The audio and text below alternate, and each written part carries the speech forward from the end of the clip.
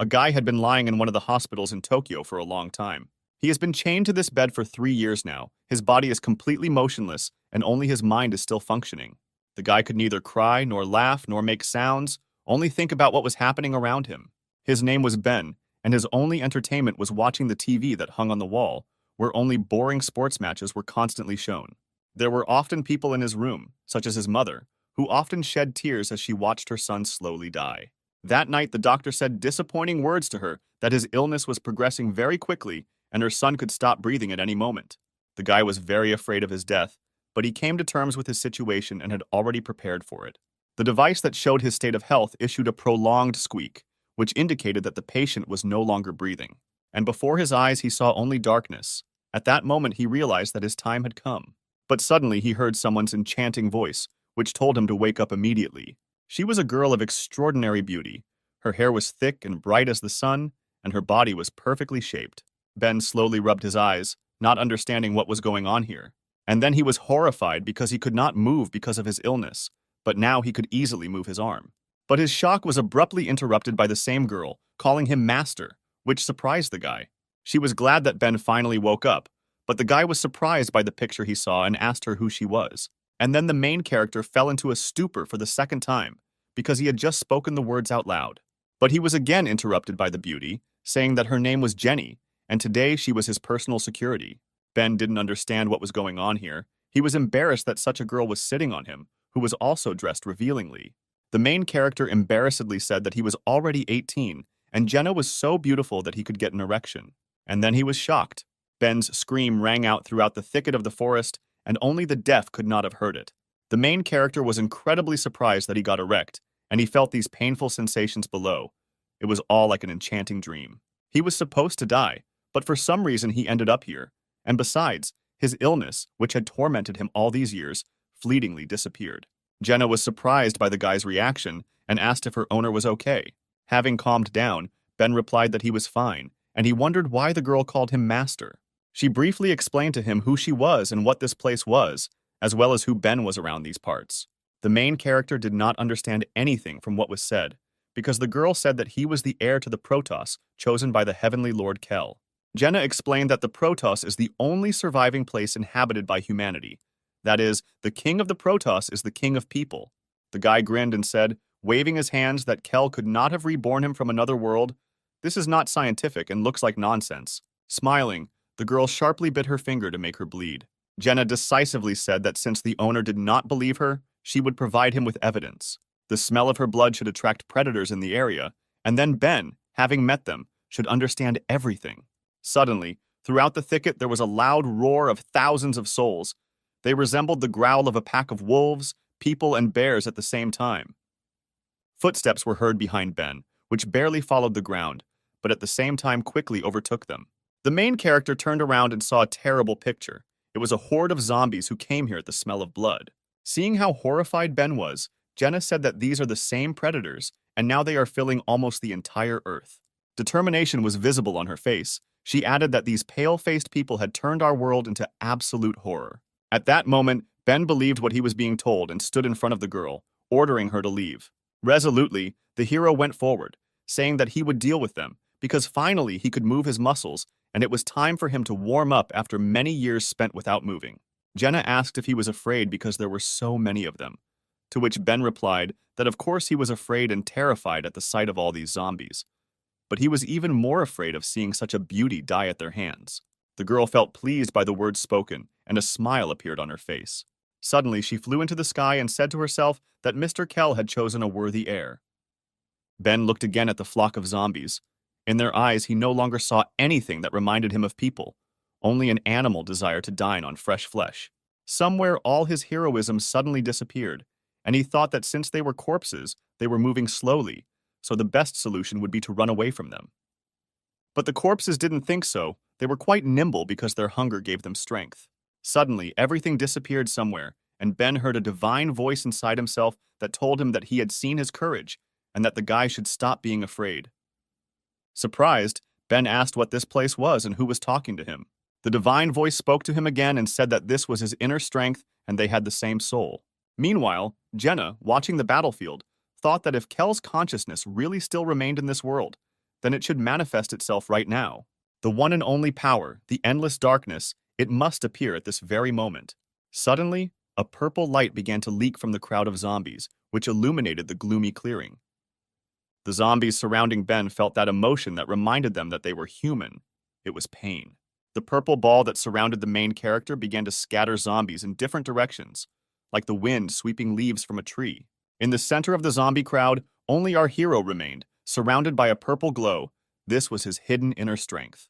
Ben looked at his hands, through which energy flowed, and thought that this was the feeling of rebirth. From the corpses that the guy scattered, only purple particles remained, which were incredibly beautiful. In an instant, they all rushed towards him, causing the main character to freeze in horror. But there was no need to be afraid, because every particle gave energy, and the guy felt a sharp surge of strength. The hero felt a feeling of warmth in his body. All this energy is now concentrated in him. Suddenly, he heard something moving towards him. These steps were already familiar to him, because it was the same girl. She shouted that there was no need to panic, because this was exactly the master's ability, namely endless darkness. Endless darkness can not only absorb energy around, but also during battle from opponents. The hero was not very happy with what Jenna said. He thought that this world has supernatural powers. Apparently, his illness was cured precisely thanks to these forces. Suddenly, the girl suddenly fell to her knees in front of the guy and shouted that the Protos would not last a day without his owner. She confidently told the hero to return to the Protos and inherit the crown. Ben thought that becoming the king of the Protos was not the happiness he wanted. After some time, the guy saw dragons in the sky, hovering over the walls of the city. Jenna asked why the owner was not very happy that he should become the king of the Protos, but she never heard an answer. Ben had a look of exhaustion on his face, and he couldn't think about anything other than food. The hero answered the girl that the most important thing they must do now is find a place where they can eat. When they approached the majestic wall, Ben asked if this was the city she told him about. They looked at a huge wall that seemed to have no end, which protected the city from predators. The guy was surprised that there was no gate in the wall and hoped that they did not need to climb such a huge structure. Jenna reassured him by saying that it was just a Protoss security system and any resident could open the gate. She put her hand to the wall, and at the same moment the wall began to tremble, triggering its internal mechanisms. The girl said that the wall is 700 meters high and 20 meters thick, which makes it possible to deter any predators. The door opened and a mechanical voice echoed down the corridor greeting Jenna. Although everything looked abandoned from the outside, inside the Protos, the inhabitants can still lead a peaceful life. The girl explained that this is thanks to the Protoss guards who guard this city. The city itself is surrounded by a huge abyss, and you can only get into it through 12 entrances guarded by guards. All guards are elite fighters who have passed multi-level selection. According to strength, they are divided into levels from strong to weak, a total of 5 levels, S, A, B, C, D. The guy was tired of this story because he was still madly hungry. Suddenly, a rude voice called the girl, telling her that she had again violated the ban on leaving the city. It was a C-rank Protoss guard named Ethan. He was indignant that Jenna did not ask him for permission to leave. The girl timidly answered him that he had misunderstood everything, and she was just looking for Mr. Kell. The residents behind the girl began to whisper among themselves that she was still looking for the master, calling her stupid. The guard just grinned at what he heard. He said that her master died 3 years ago, and his corpse has not been found for a long time. The whole crowd laughed after the leader, causing only embarrassment to the beautiful girl.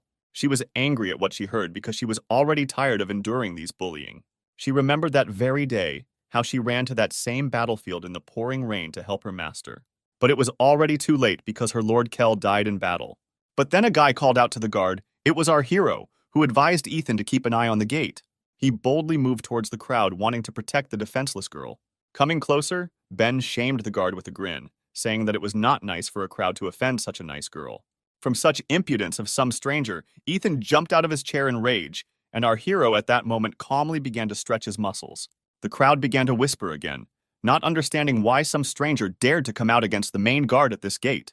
The guard sharply raised his fist, saying that the Protoss was not happy with strangers. But to his surprise, he missed, even though the blow was quite strong and fast, because our hero turned out to be faster than him. Ben just grinned in the face of the offender, and his legs sparkled from the rapid braking. The hero realized that his body had become so light due to his effect of absorbing energy from his enemies. Immediately, all the guards' minions rushed into battle to teach the impudent guy a lesson. But to their surprise, they all fell to the ground and could not move. It was Jenna. She decided to help Ben using her UR rank ability. She loudly told the guys that no one would touch Ben while she was here. Ethan was amused by this because it was the force pull ability, which creates earth gravity in a radius, and it was too weak for his strength. He abruptly rose from the ground, saying that he felt nothing and headed towards the hero. At that very second, he was already above Ben and thought that this battle had already been won. But Ben was able to hold back Ethan's blow with his palm. From the power of the blow, the ground under their feet began to crack, but the main character did not even move.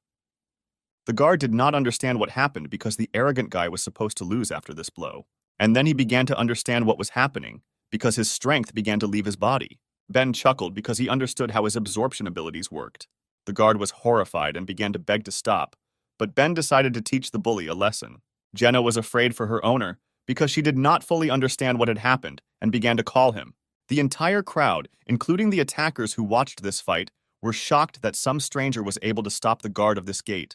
At that moment, a red aura shone around the two guys and suddenly a bang was heard. Meanwhile, somewhere in the Protos in one of the mansions, a tall man in a red velvet robe was enjoying wine on the balcony when suddenly a girl called out to him. It was an A-rank Protos guard. She asked if he felt what she felt. Count Dracula, S-rank guardian, looked at her with a tired look and said that he felt this power, the power of Kel. Ethan fell to the ground exhausted and whispered in fear that it was endless darkness, that same legendary force. The guard was exhausted and looked like a living corpse. In surprise, he asked the stranger who he was.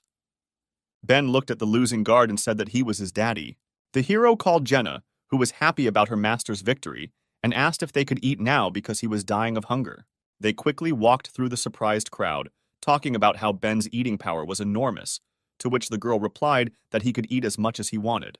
The shocked residents only whispered about who this guy was, how he defeated the guard so easily, and was using such powerful abilities. But then two girls stood in the way of our heroes, who were dressed just as beautifully as Jenna. The girl was surprised to see them, because she knew who these girls were and did not expect to see them here. The first girl was dressed in a kimono and holding a long katana in her hand. She asked if Jenna had any problems. Her name was Leia. The second girl looked more like a scientist with short green hair. Her name was Sarah. Ben was surprised that Jenna had warrior friends. The girl suddenly pressed herself close to the guy and said that there was no need to worry because her owner had already helped her, to which the guy became embarrassed and told the girl not to do that because he remembers what happened the last time she sat on him. Leia was surprised that Jenna called an unfamiliar guy master because the last time she only called her master that way, to which the girl confidently said that there could be no mistake because Kel chose this guy and he is the heir to the throne. The girls were shocked by what they heard because they, like Jenna, were also Kel's protectors, and this means that now Ben is their new master. The hero was in a stupor, because now two more girls will follow him in this world. After a long day, the newly minted team headed to Kel's residence. The girls finally fed Ben, and the bowls of noodles left one after another. Leia and Sarah were amazed at the guy's appetite. They had not seen anyone so hungry for a long time.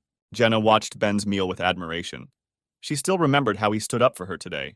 The hero put the last plate on the table and notified everyone that he was full. Ben's new defenders wondered how many years he had not eaten that he could eat so many plates of food, and Jenna asked whether the guy liked her dishes. Suddenly, Leia abruptly stood up from the table. All this time she had been thinking about the guy's abilities and wanted to talk to him about it. She didn't understand how the hero inherited the ability of endless darkness and who he was. The girl told Ben that if he really is Kel's hope, then there will be no mercy for him, and his life and training will be harsh. Sarah supported her friend and said that being the master of these girls is not as easy as it seems at first glance. After all, the guy will have to fulfill the last wish of Mr. Kel, namely to become the king of the Protos and destroy all the corpses. Ben was outraged by another reminder that he should become king because he did not want this. After dinner, the hero went to his room, thinking about what the girls had in mind today and what kind of destiny awaits him. In his room, he began training, because he had not felt what it was like to train for a long time due to his illness. After 100 push-ups, Ben began to think that everyone in this city was telling him that he should be the king of the Protos. After all, why should it concern him? Suddenly, he heard a familiar male voice behind him, who calmly told him that this concerned him directly. The guy turned to the stranger because he was sure that he was alone in this room. The picture he saw amazed him. He did not expect to see this man here. The stranger had long white hair and a robe in golden tones, similar to how nobles dress. It was the Protos King Kel, the same person everyone mentions when they see Ben. The king told the guy that he was not so stupid if he could recognize him. The hero was shocked by what he saw because Kel died long ago and should not be here. The stately man, grinning, answered the guy that this was true and his physical body had been dead for a long time. But at the same time, his soul is alive and right now it is in Ben's body. The hero realized that in this case, what was sitting in front of him now was not a physical body, but only the ghost of that very king. Kel said that this is so because now he is completely powerless and can only be in the form of a ghost, and only the hero can see the king, because he is directly connected with him. Ben was indignant at what was said, because the man brazenly pulled him out of another world, and also placed his soul into the guy's body without asking. The hero approached the king and was filled with anger. He assumed that the ghost wanted to use his body for its own purposes. Kel's calmness was amazing, because he didn't even move. He calmed the guy down by answering that he wasn't interested. Immediately, the king abruptly disappeared and appeared behind Ben, saying that he did not call him to the Protos for this. The guy saw that the man was calmly sitting on his bed, and just as calmly he said that he had called him only to make one deal. The king explained that he gave the guy the strongest ability in this world, namely endless darkness. He also allowed the hero to have the endless riches that Kel had, allowed him to have the highest status in this world, and all so that Ben could become the king of the Protos. And after he becomes one, he will need to find those who staged a palace coup 3 years ago and killed Kel. After listening to the king's touching story for a long time, the hero replied that he did not care and would not do this. The man did not expect such an answer, but he reminded the guy that he was in such a position that he could not refuse. Ben decided to have a snack and took a banana from the table, suggesting that since the king called him into this world, it means he definitely has a method to subjugate the guy's will to himself. While he was peeling a banana, he asked Kel to tell him what trump card he had to subdue the hero. The king jumped out of bed and grinned and replied that the guy was smarter than he thought. After all, the man put a seal in the hero's body that can be gotten rid of only after fulfilling his condition. Ben was not happy with what was said, and he asked what kind of seal was installed in his body. Kel explained that this seal is quite cunning, and whenever the hero becomes attracted to a woman, he will feel unbearable pain. It is better to die than to live like this. And if the hero refuses, then his life will be like an unsuitable man. These words struck the guy to the core. His body seemed to be pierced with 1,000 needles. He really didn't expect the Protos king to blackmail a pawn like this. Ben asked why Kel chose him because he is an ordinary guy, and the king could have chosen a more suitable candidate for revenge.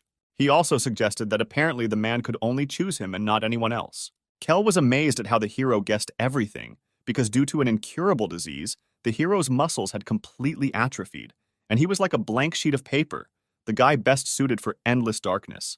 Ben continued his conversation. He said that he was very grateful that the man gave him a second life.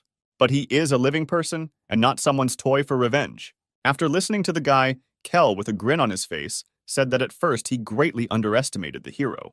Meanwhile, someone's silhouette was sitting on the roof of the house directly above Ben's room. It was Leia, who was surprised that the main character was talking to himself in the room. After talking with the ghost, Ben went to bed. He assumed that it was not a fact that the seal really existed, because then he would wake up every morning in pain. Suddenly, the door to his room opened and an unfamiliar girl appeared on the threshold, dressed in fishnet tights. She was wearing a rather revealing outfit consisting of a bright jacket, unbuttoned wide open, and a daring collar around her neck. Also, part of her outfit was a large minigun which she pointed at Ben's face. Feeling something was wrong, the guy opened his eyes slightly to see what was happening. The picture that he saw shocked him. In front of him stood an angry girl who was ready to kill our hero at that very moment. Ben understood what a sad situation he was in, so he decided to try to talk before it was too late. He asked what the girl wanted to do with him right now. An unknown beauty with pink hair asked him if he had the power of endless darkness. The hero did not understand what to do. He asked the girl to calm down and remove this huge gun, but she was against it, ordering him to shut up. It was Kel's sister Lucy, who was nicknamed the Little Demon. She said that she was not as naive as Jenny, and that the main character used some kind of sneaky trick to take over her brother's power. The guy was struck by the girl's words, and he assumed that since she was the king's sister, she should be his personal guard, like the other girls he had met before. Suddenly, shots rang out, and the hero tried to dodge them, although it was useless in such a situation. The pillow Ben was lying on now looked like a sieve. From the adrenaline in his body, the guy began to shout at the girl because she could have just killed him. But the girl did not slow down. She demanded to tell her how he got her brother's power. Otherwise, Ben would end up just like this pillow. The guy briefly told the whole story of how he arrived in this world and how he received that legendary power. What Lucy heard made her cry because she thought her brother was dead, and now she finds out that his soul is still alive in the body of this guy. Ben hissed like a snake and told the girl to be quiet, because if anyone found out that Kel's soul was in his body, the king's enemies would kill the guy. Out of overwhelming emotions, Lucy threw herself into the arms of the hero, calling him her new brother. But her sudden outburst of love was stopped by the guy's hand, which confused the girl. But the girl did not stop and tried to hug Ben, to which the guy told her that he was not her brother and there was no need to cuddle up to him. If Lucy really wants to help the hero, then tomorrow she must take him to one place. Surprised by Ben's answer, Lucy asked what this place was. The next day, the girl sat outside the establishment, which was emitting pink neon light, and told all visitors not to enter if they still wanted to live. It was clear on her face that she was very embarrassed to be here. She promised herself that if the hero dared to order such a thing again, she would turn him into a sieve. Inside the establishment, there were very beautiful girls who asked the guy if it was his first time coming here. One of the girls, slowly eating the fruit, suggested that Ben relax and give free rein to his desires. The hero was surrounded by a crowd of beautiful girls who wanted the guy to pay attention to them, but judging by the expression on his face, he was very restrained. He restrained himself because he assumed that if he did not give in to the attraction of girls, then Kel's seal would disappear. He prayed to survive this test, but the girls around him did not slow down.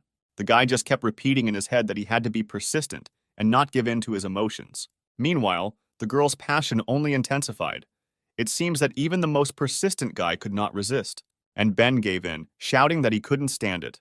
A heartbreaking scream was heard from the establishment, filled with pain and despair. The door swung open and Lucy saw Ben quickly leaving. She grinned and sarcastically told the hero that he was a dirty pervert for losing heart in front of the girls. There was only despair on the guy's face. He cursed Kel for putting such a painful mark on him.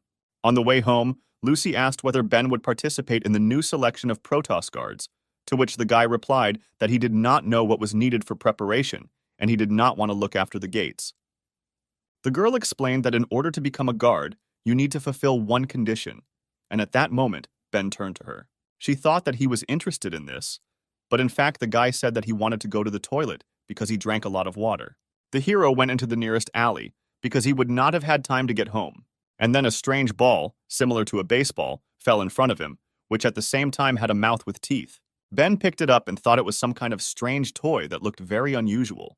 Suddenly, the same ball fell next to him, but of a gigantic size, which scattered all the trash cans in the area.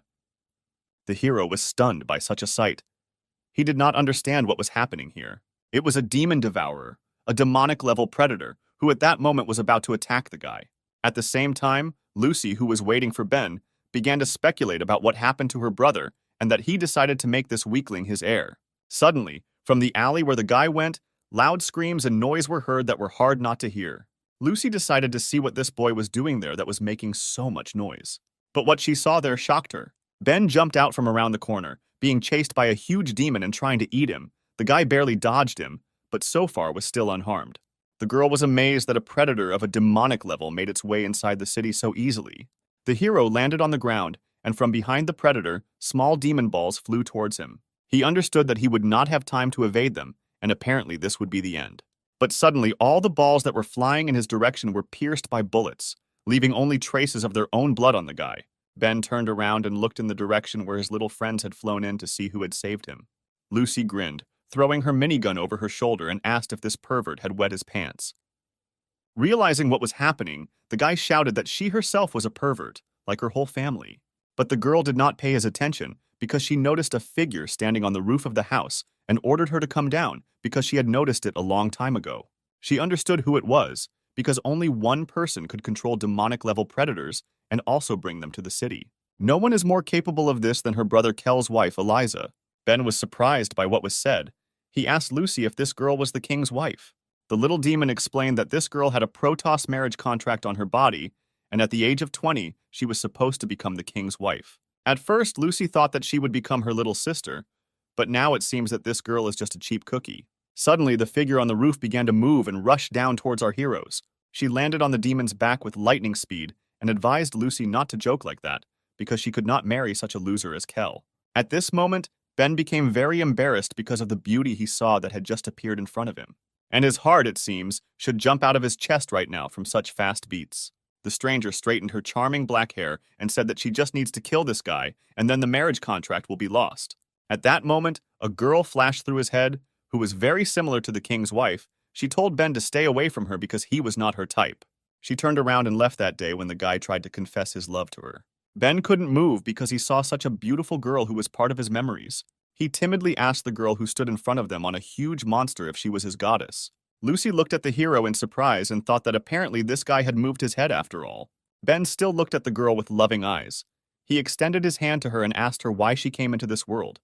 Was it really for him? At the same moment, the hero receives a strong blow to the face from Eliza, who was perplexed by the fact that he calls her a goddess. The guy made several turns before slamming into the wall, because the girl's blow was quite powerful. Lucy was furious that some girl hit her brother. She began to shout at her not to be arrogant, that she was a bride and could think that she was allowed whatever she wanted. To which Eliza replied that she could not marry someone who seeks entertainment in brothels. This did not calm Lucy. She shouted that the guy's life was her brother's last will, and if Eliza wanted to kill him, she would have to deal with her. Suddenly, a huge mouth of a monster appeared in front of the little demon, which everyone had forgotten about. The girl would not have time to react to how quickly he approached her. She only managed to notice him right in front of her, and it seems she understood how it would end. The demon instantly swallowed her, biting her minigun in half. Eliza told her that she would kill the guy before Lucy was digested in the demon's stomach. The girl was sure that after such a blow, the guy must have suffered greatly, and she hurried towards him to finish him off. Suddenly, from the smoke raised from Ben's landing, a hand reached out to the king's wife. She almost grabbed her by the hair, but the girl managed to quickly dodge by jumping back. Eliza couldn't believe that after such a blow, the guy still had the strength to answer her. A voice was heard from the thick smoke. It was Ben, who regretted that he could not catch her, although he was quite close to it. The girl quickly realized that he used endless darkness to repel the attack, but she was surprised that in just 2 days the guy was able to fully master this technique.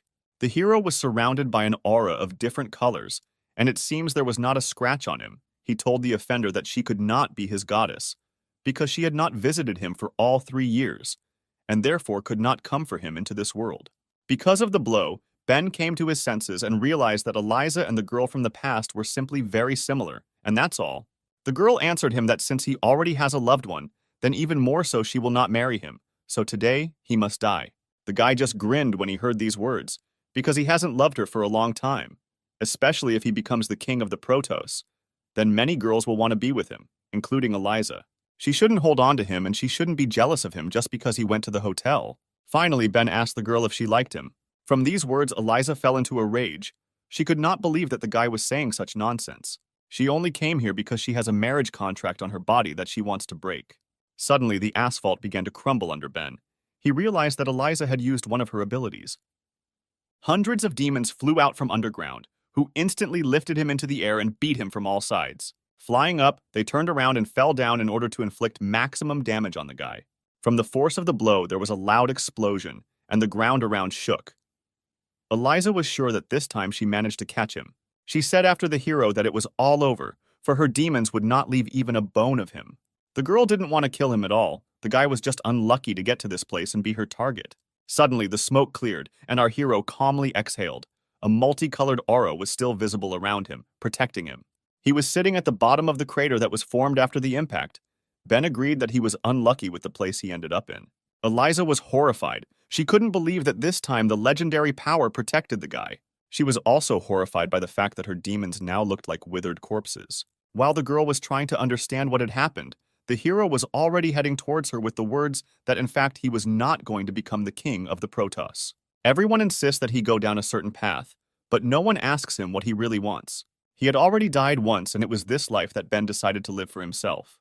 The hero's words surprised Eliza, but at that moment some noise was heard next to her.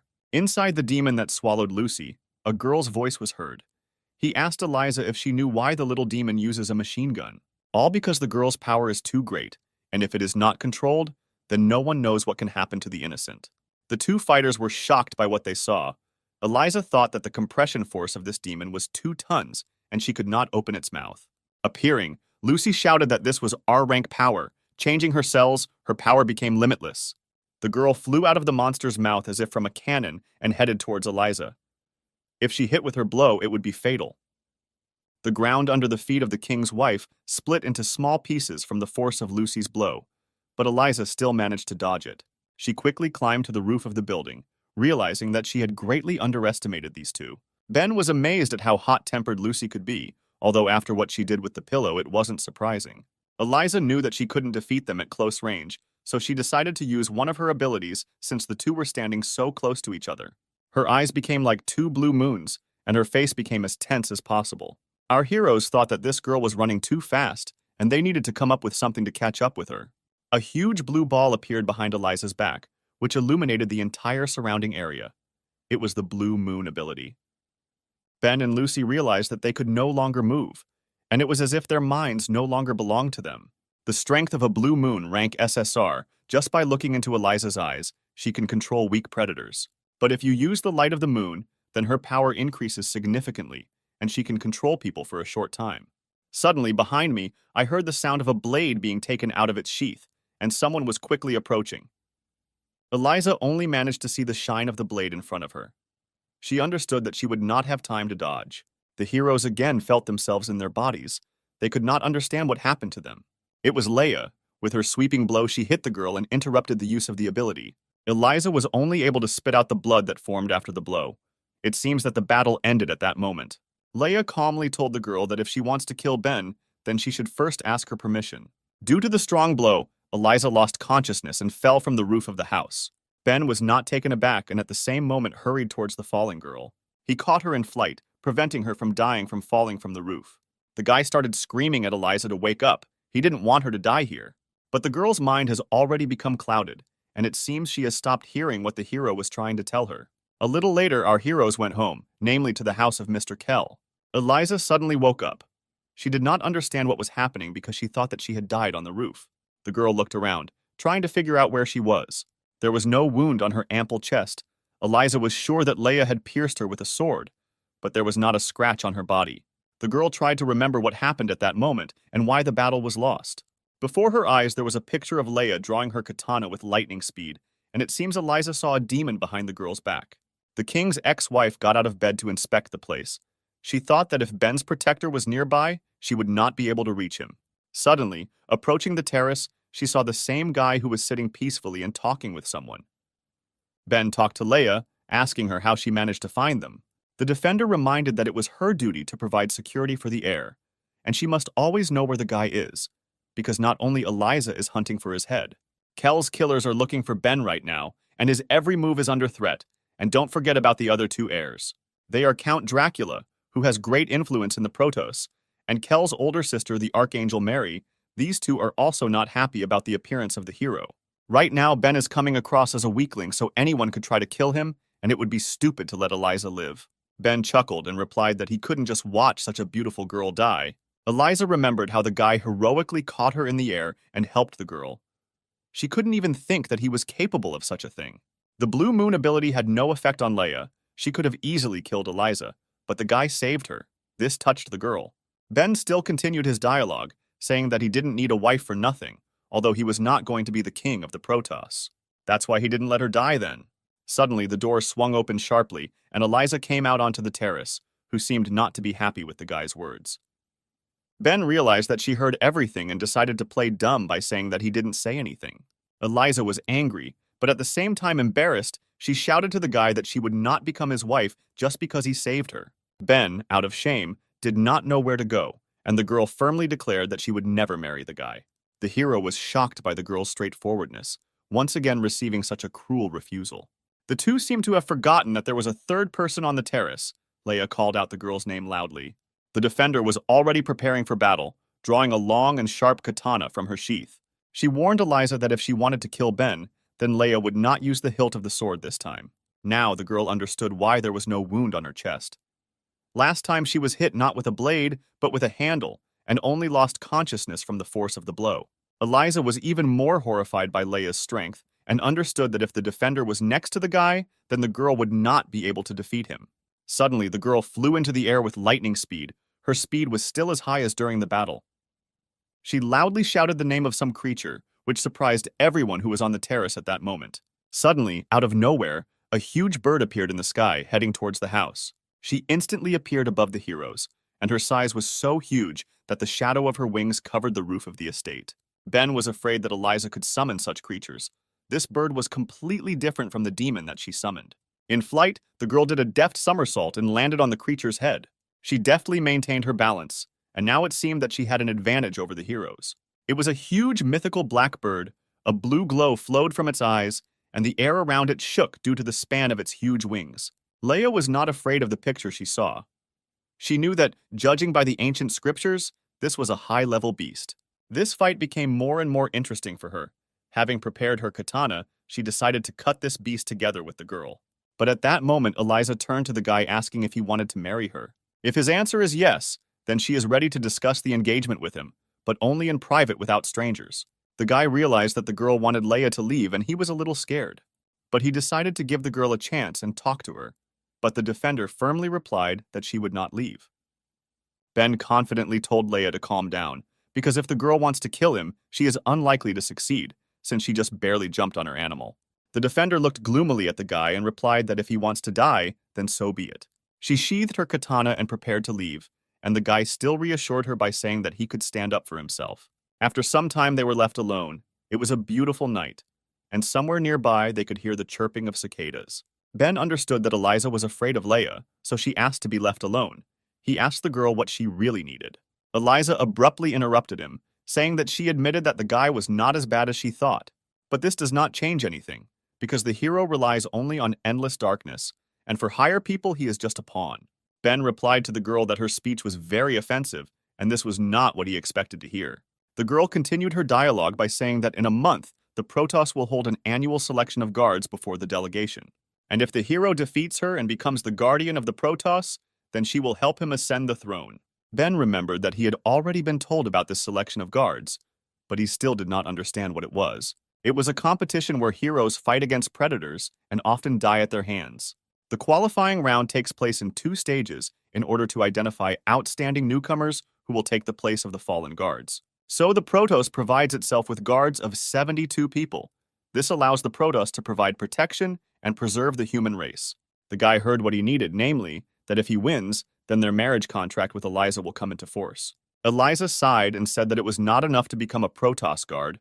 One of the conditions was to ascend to the throne, and only then could she marry him. She can only marry a guard of the highest rank, a hero whom all Protoss rely on. Eliza became confused remembering Kel, saying that he was a very handsome and strong man, and could Ben be the same? The guy trembled at what he heard, and quietly said that Eliza really loved him. The girl abruptly interrupted him with screams. She did not want Ben to say these words out loud. The hero was very indignant. Not understanding how the girl fell in love with such a gray-haired deceiver, he has a face like a weakling. Eliza decided to abruptly change the topic, saying that the guy must remember that if he does not pass the first round, then the competition will end for him, and this means defeat. And defeat for Ben will mean that he will never be able to ascend the throne and marry Eliza. After the story, the girl was sure that the hero would refuse. But the guy was not going to give up. He said that he would willingly join her in these competitions. The days flew by and the hero trained, and now a month has passed since their conversation. An unknown guy slowly moved towards a crowd of people who were standing near a large building reminiscent of the Colosseum. It was a young fighter with a naked torso and red hair. On his hands hung bracelets around which a purple glow emanated. When he saw the venue for the competition, he was delighted. This place is perfect for the birth of guardians. At the entrance to the selection arena, the guy saw a huge number of applicants who were heading inside. This turned the fighter on more, because all these people looked very strong, and he would finally be able to test his strength. The blood of hell in his body was boiling. The guy's name was Adam, and he was from a small village that was not far from the Protoss. Walking along the corridor, Adam entered the arena, which caused him even more delight.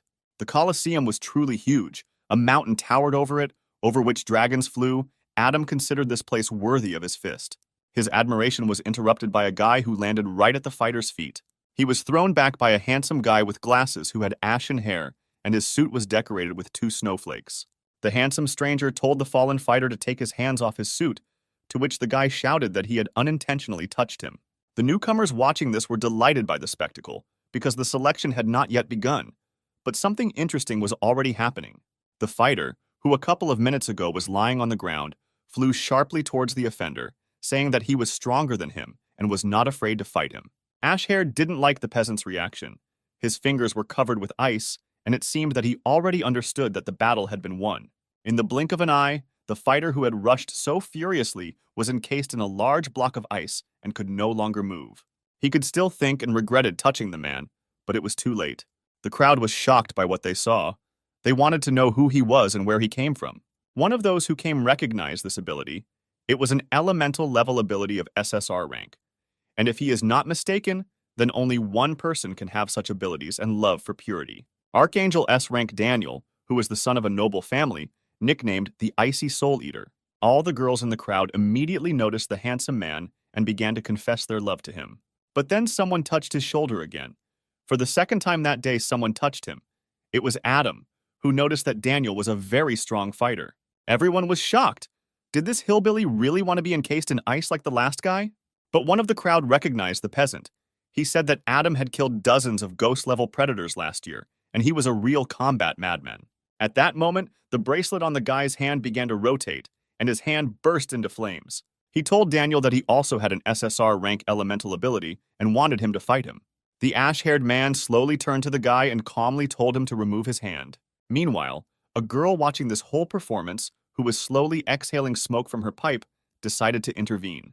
She shouted that apparently all the fighters were full of energy and were eager to fight, but it was too early to start the game because the selection had not yet begun. It was the school judge who guarded the place, a beautiful girl with a magnificent open bust dressed in furs. Adam realized that it was better not to start ahead of time and said that he just decided to say hello to a friend. Daniel no longer thought about the impudent man. He was only worried about whether the same guy who inherited endless darkness would be there today. The crowd lost their spirit. Seeing two SSR rank abilities of the newcomers, they understood that they could not cope with this. Night fell, and it was time to announce the start of the qualifiers. The director said it was time to start. She was looking forward to the start of the competition. Daniel quietly asked to wait a little longer. It seemed he was waiting for someone. Suddenly, a hand rose from the crowd, and someone in a sweet voice shouted to the director not to start the competition. It was Eliza. She said that there was another player who did not have time to appear in the arena. The man recognized the girl. He assumed that she also came to look at the guy with the legendary ability, and perhaps because of her marriage contract. The director understood who she was talking about, because within a month, rumors about a hero with a legendary ability had spread throughout the city. She agreed that she would wait for such a valuable player, but only 5 minutes. 5 minutes passed, and the crowd started a hubbub. They were talking about how the hero was scared of the competition, and that he definitely wouldn't come. The director agreed that the time had already run out, and it was time to start the competition. Daniel's face showed disappointment. He couldn't believe that a hero with such abilities wouldn't really come. Eliza was also upset. She did not want to believe that Ben had deceived her. Suddenly, steps were heard in the distance from the crowd, slowly heading towards the center of the arena. The girl immediately became prettier when she saw the familiar figure. After all, he kept his promise. It was Ben, surrounded by his girls as guards, and he was dressed like a true king in a black robe covered with fur. He stated with confidence that all these guys did not look very friendly. The whole crowd was furious that he had appeared in the arena. Some were furious that everyone was waiting for the guy, some were afraid of his strength, and only Adam thought that it must be hot in such furs. This was not the reaction Ben expected. He promised the crowd that he would deal with anyone who stood in his way. Eliza seemed to like how the hero had changed over this month. He looked like such a confident man. The roar of the crowd was stopped by a loud kick. It was the director who told everyone to shut up. Now that everyone was assembled, she decided to declare the Guardian Selection Conference open. Swinging her pipe, she quickly hit somewhere in the air. In this place, everything sparkled, and it seemed that space began to tear apart. A huge portal formed at the site of the impact, announcing that the competition had begun. The crowd was shocked, because before there were no space portals at the qualifiers, they did not understand what it was needed for. The director stated that the selection is divided into 2 rounds. In the first, newcomers should go through the portal, which will send them out of town. All they need to do is stay in the designated area, and the fighters must live in these places for 5 days. Only those who survived have the right to participate in the second round of selection. The crowd began to panic because it was impossible to live for 5 days outside the city, and it was unknown where this portal would send them, perhaps straight to the lair of the monsters. The director stated that it is the duty of the guards to protect the city, and if newcomers are afraid, they can refrain from participating and try next year. Hands immediately reached out from the crowd. Many did not want to take part in this and decided to try next time. Some time passed before there were anyone interested in the arena. Many left the place without trying. Now that only the brave remained, the director asked who would decide to go first. Ben, without thinking twice, said that he would go first. Apparently, he had some kind of plan. Eliza and Daniel were surprised by what was said. The girl understood that the guy was up to something. Ben really had a plan. He decided that if he went first, he would have time to explore the area. This would give him an advantage over others, and he should not miss it. Suddenly, someone grabbed his black robe, wanting to attract attention. It was Jenna. She was worried about the guy and told him that she had a bad feeling and he shouldn't go first. Ben hastened to calm the girl down and told her that he would meet with them after the first stage. After these words, the hero quickly walked towards the mystical portal. Without hesitation, he entered the portal, which will take him to who knows where. Coming out of the portal, in his eyes there was only horror from what he saw. In front of him was a huge, three-eyed monster that resembled an octopus. And at that moment, Ben realized that he was not very lucky after all. It was a ghostly predator who flew into a rage because some person had invaded his lair. His size was so huge that it seemed he could break through a building with one tentacle. The monster directed one of these tentacles at the hero in order to punish the insolent person with one blow. Ben did not have time to dodge. The ground under him scattered from the blow in different directions, and it seemed that no one could survive from such damage. But the guy was protected by endless darkness. He easily raised his tentacle and said that he was incredibly lucky that he teleported immediately to such an enemy. It's a pity he doesn't have time for this battle because he had an appointment. In rage, the predator sent 3 more of its tentacles towards the guy to finish what he started. But Ben deftly dodged the blow, even though the attack was quite fast. He landed on one of the tentacles to quickly get to the enemy's weak spot. While Ben was running along the tentacle, the monster thought that the hero had pretty good abilities for an ordinary person. But the guy had already approached the enemy's weak point. He understood that he needed to finish off the predator quickly, otherwise other fighters could discover his location. Meanwhile, in the arena everything was peaceful and calm, and no one knew what was happening on the other side of the portal. The little demon was worried that Ben might not be able to cope because the rules had been changed, and now no one could guarantee that nothing would happen to him. But Leia decided to cheer up the girl by saying that the guy is not as simple as he seems. From the first day he entered the Star Spirit Garden, he was extremely disciplined. He went to bed at 10 p.m. and got up at 7 a.m., keeping a perfect schedule. Every day the hero did 100 push-ups, squats, pumped up his abs, and there wasn't a single day when he missed a workout. And at the end of a long run of 10 kilometers, he never stopped despite the wind and rain. There is always energy in his body, and if he cannot move, he will die because of it. That is why he is like Leia. He has a fighting instinct, and she understands that such people will not die so easily. Ben's crushing blow made the predator's eyes pop out. It was impossible to defend against such a blow. Violet sparks began to pierce the monster's entire body, causing colossal damage. Suddenly, purple energy began to be released from the monster, which the guy had already seen before when he fought against corpses. He immediately realized that this was the energy that was left from the squid, and now he would absorb it. Suddenly, the corpse's hand came out of the tentacle, which seemed impossible because the predator was defeated. Following the hand, a zombie appeared and gradually crawled out. When it came halfway out of his mouth and eyes, green smoke began to come out, which gradually scattered. This fog began to spread throughout the area. The hero was sure that he had defeated the squid, but now he did not understand what was happening. And then he thought that probably the predator was making a signal and attracting other monsters to itself. Suddenly, everything around began to sparkle, and the air became cold as if winter had come. The predator's body was instantly covered with ice from beginning to end. Now in front of Ben, there was only an ice block that looked like a large mountain.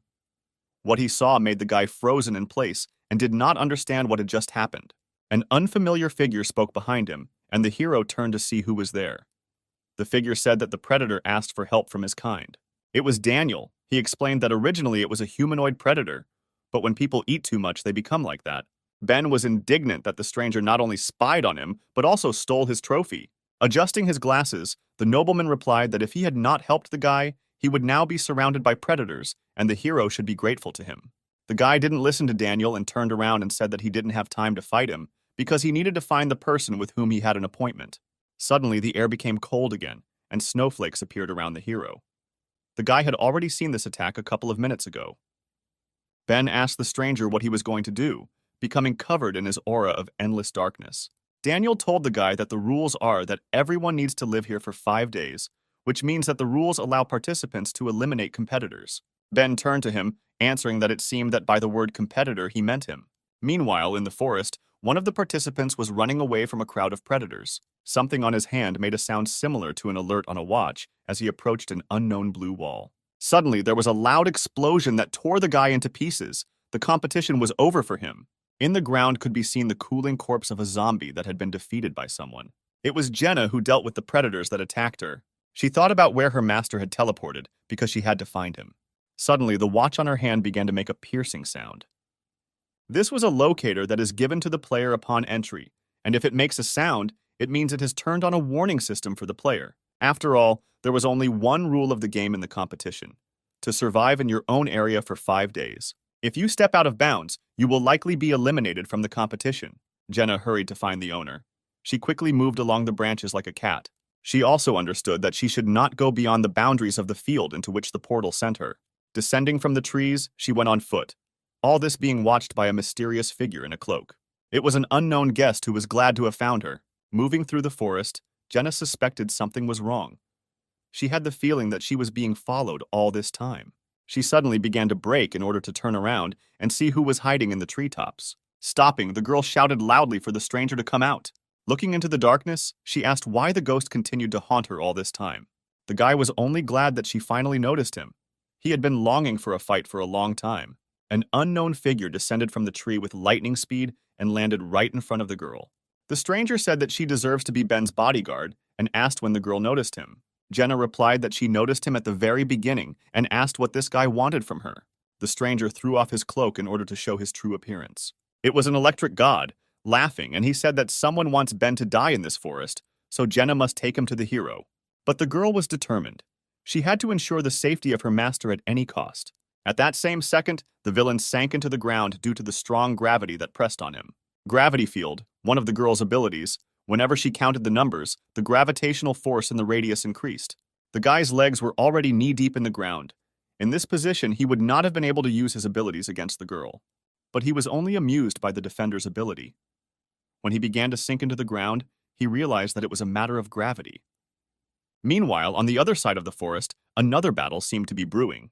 Daniel told Ben that just because the guy wasn't threatening him now, he wouldn't fight him. The hero did not understand what was happening. He wanted to find out what this ash-haired man wanted. The nobleman assured the guy that there was no need to be nervous, because he came here to tell the guy one thing. Approaching Ben, he asked him to stay alive in this forest by any means possible. After that, Daniel headed forward into the thicket of the forest. The hero did not understand what he meant and asked why the stranger said that. The nobleman turned around and explained that someone simply wants the guy to die and not pass the first round.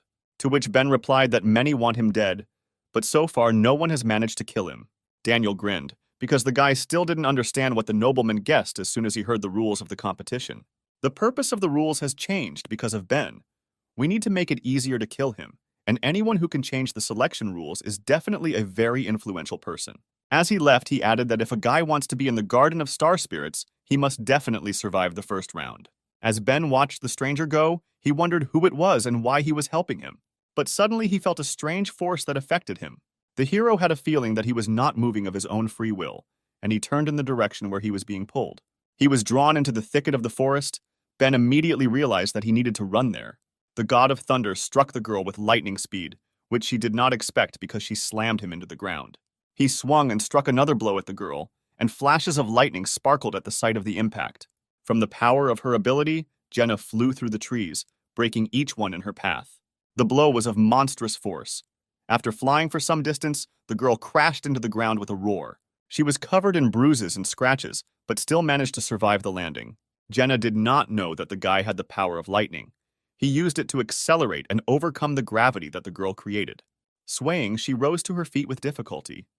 She understood that he was too dangerous, and under no circumstances should he approach her master. At that same second, the guy was near the girl. She didn't even notice how he had covered such a long distance in a second. His speed was truly amazing. From behind his back, he began to take out a knife, which was also filled with lightning, like its owner. Laughing, he said that if Jenna did not lead him to Ben, he would find him himself along with the girl's corpse on his shoulder. But the defender did not lose her confidence. She replied that the stranger would not dare to touch a hair on her master's head. At the same time, on the other side of the forest, someone was running forward at such a speed that you could only see the dust from his tracks. 3 guys noticed the runner and realized that this was the same guy everyone was talking about. They were teleported together, which means the 3 of them can cope against one warrior. But then one of the fighters was surprised that the runner did not stop, but ran at great speed straight towards them. Ben ran so fast that he didn't even notice the three newcomers and demolished them like bowling pins. He didn't stop, because he had a feeling that Jenna was in danger. The girl was completely beaten and could barely stand on her feet. She had wounds all over her body. She only told herself that she was here to help her master and should not give up. The Thunder God only scoffed that such a beautiful girl should die because of such a short-lived master. He raised his blade above the girl's head to deal her the final blow. Suddenly, he felt something tremble behind him and move towards him. A lightning-quick elbow strike hit the guy's neck. He couldn't even figure out what happened. From the force of the blow, the offender flew forward with great speed. On his way, there was a stone into which the God of Thunder crashed with such force that the entire thicket shook at that moment. Jenna turned around in surprise because she had already prepared herself for the fact that she was about to die. Her owner stood near the stone where the offender crashed, who arrived just in time. Ben stood near the stone where his opponent crashed. The force of the blow was so great that a crater formed in the place where the God of Thunder flew. The guy was hit in the neck, so he no longer showed signs of life. The hero was glad that he was on time, because if he had been late even for a minute, then Jenna would have come to an end. After some time, the heroes were sitting in a clearing. The guy apologized to the girl for the fact that because of him, she went to these competitions. Jenna reassured the guy she was sorry that she, as a guard, could not protect her master, and he himself had to protect her. She was also surprised how he could find her in such a large forest. Ben said that he felt that the girl was in danger and even sensed where she was. The girl was amazed that her master had such an ability. Although he did not have such an ability, it was just sensations. Meanwhile, in the place where the battle ended, strange things began to happen. The DNA in the body of the defeated warrior began to rearrange itself, and by some miracle he began to come to life. The body, dead a minute ago, began to move little by little, trying to come to its senses. A strong wind blew and Jenna began to cough. Her wounds were very deep. The guy, without thinking twice, took off his robe and gave it to the girl so that she would not freeze under the tree. He told the defender to put it on and rest well after the fight, while he would look after her. The hero added that the girl took care of and looked after the guy for the last month. Now it's his turn to take care of her. These words touched her very much, and despite the severe wounds, a sweet smile shone on her face. It got dark outside. The girl fell asleep recovering from the battle, and the guy, as promised, sat and guarded her. Not far from their small camp, strange tentacles began to stir. They stuck into the ground in order to attack our heroes unnoticed. Emerging behind Ben, they headed straight towards him in order to kill him before he understood anything. But with a quick movement of his hand, the hero grabbed the tentacles and tore them apart, stopping the enemy's attack. He had long realized that the God of Thunder was pretending to be dead, because if he died, Ben would begin to absorb his life energy. The guy explained that he would really be dead from such a blow to the neck, but he was injected with a drug that turns him into a predator, so it is not so easy to kill him. The attacker also thought that the hero had absorbed the power of the gate guard he had fought with earlier, and he had been training hard for the last month. Perhaps Ben could reach level B. Suddenly, the God of Thunder began to curl up, and an ominous aura mixed with lightning discharges began to emanate around him. A bunch of other tentacles that were on his arms suddenly burst out from his back, and his skin color changed to the gray of corpses. Ben didn't expect to see such a spectacle. He also didn't understand what was happening to this guy and who he was starting to turn into. It was the highest form of a thunder god, the strong body of a predator, and SSR rank lightning. He laughed hysterically, shouting that the hero was about to die because the predator was at the top of Class B.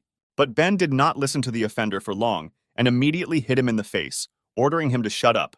From the force of the blow, the God of Thunder flew towards the forest, but Ben moved to where the guy was flying in order to finish him off. He slammed him into the ground with all his might, holding his face with his hand. Due to the speed of the impact, the ground under the guy broke, forming another crater.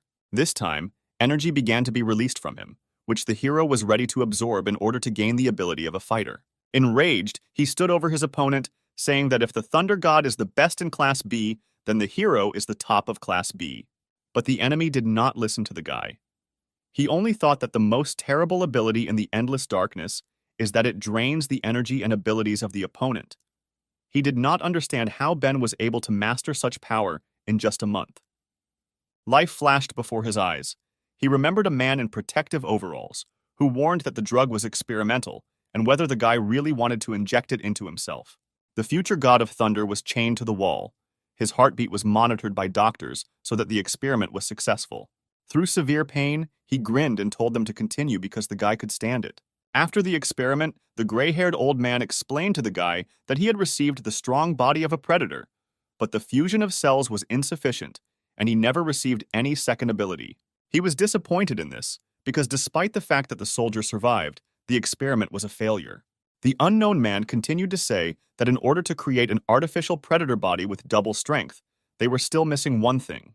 This is Ben's body, the Dark Infinity Crystal. Preparing for the blow and concentrating energy in his hand, the hero asked the enemy how he managed to take the form of a predator and remain sane.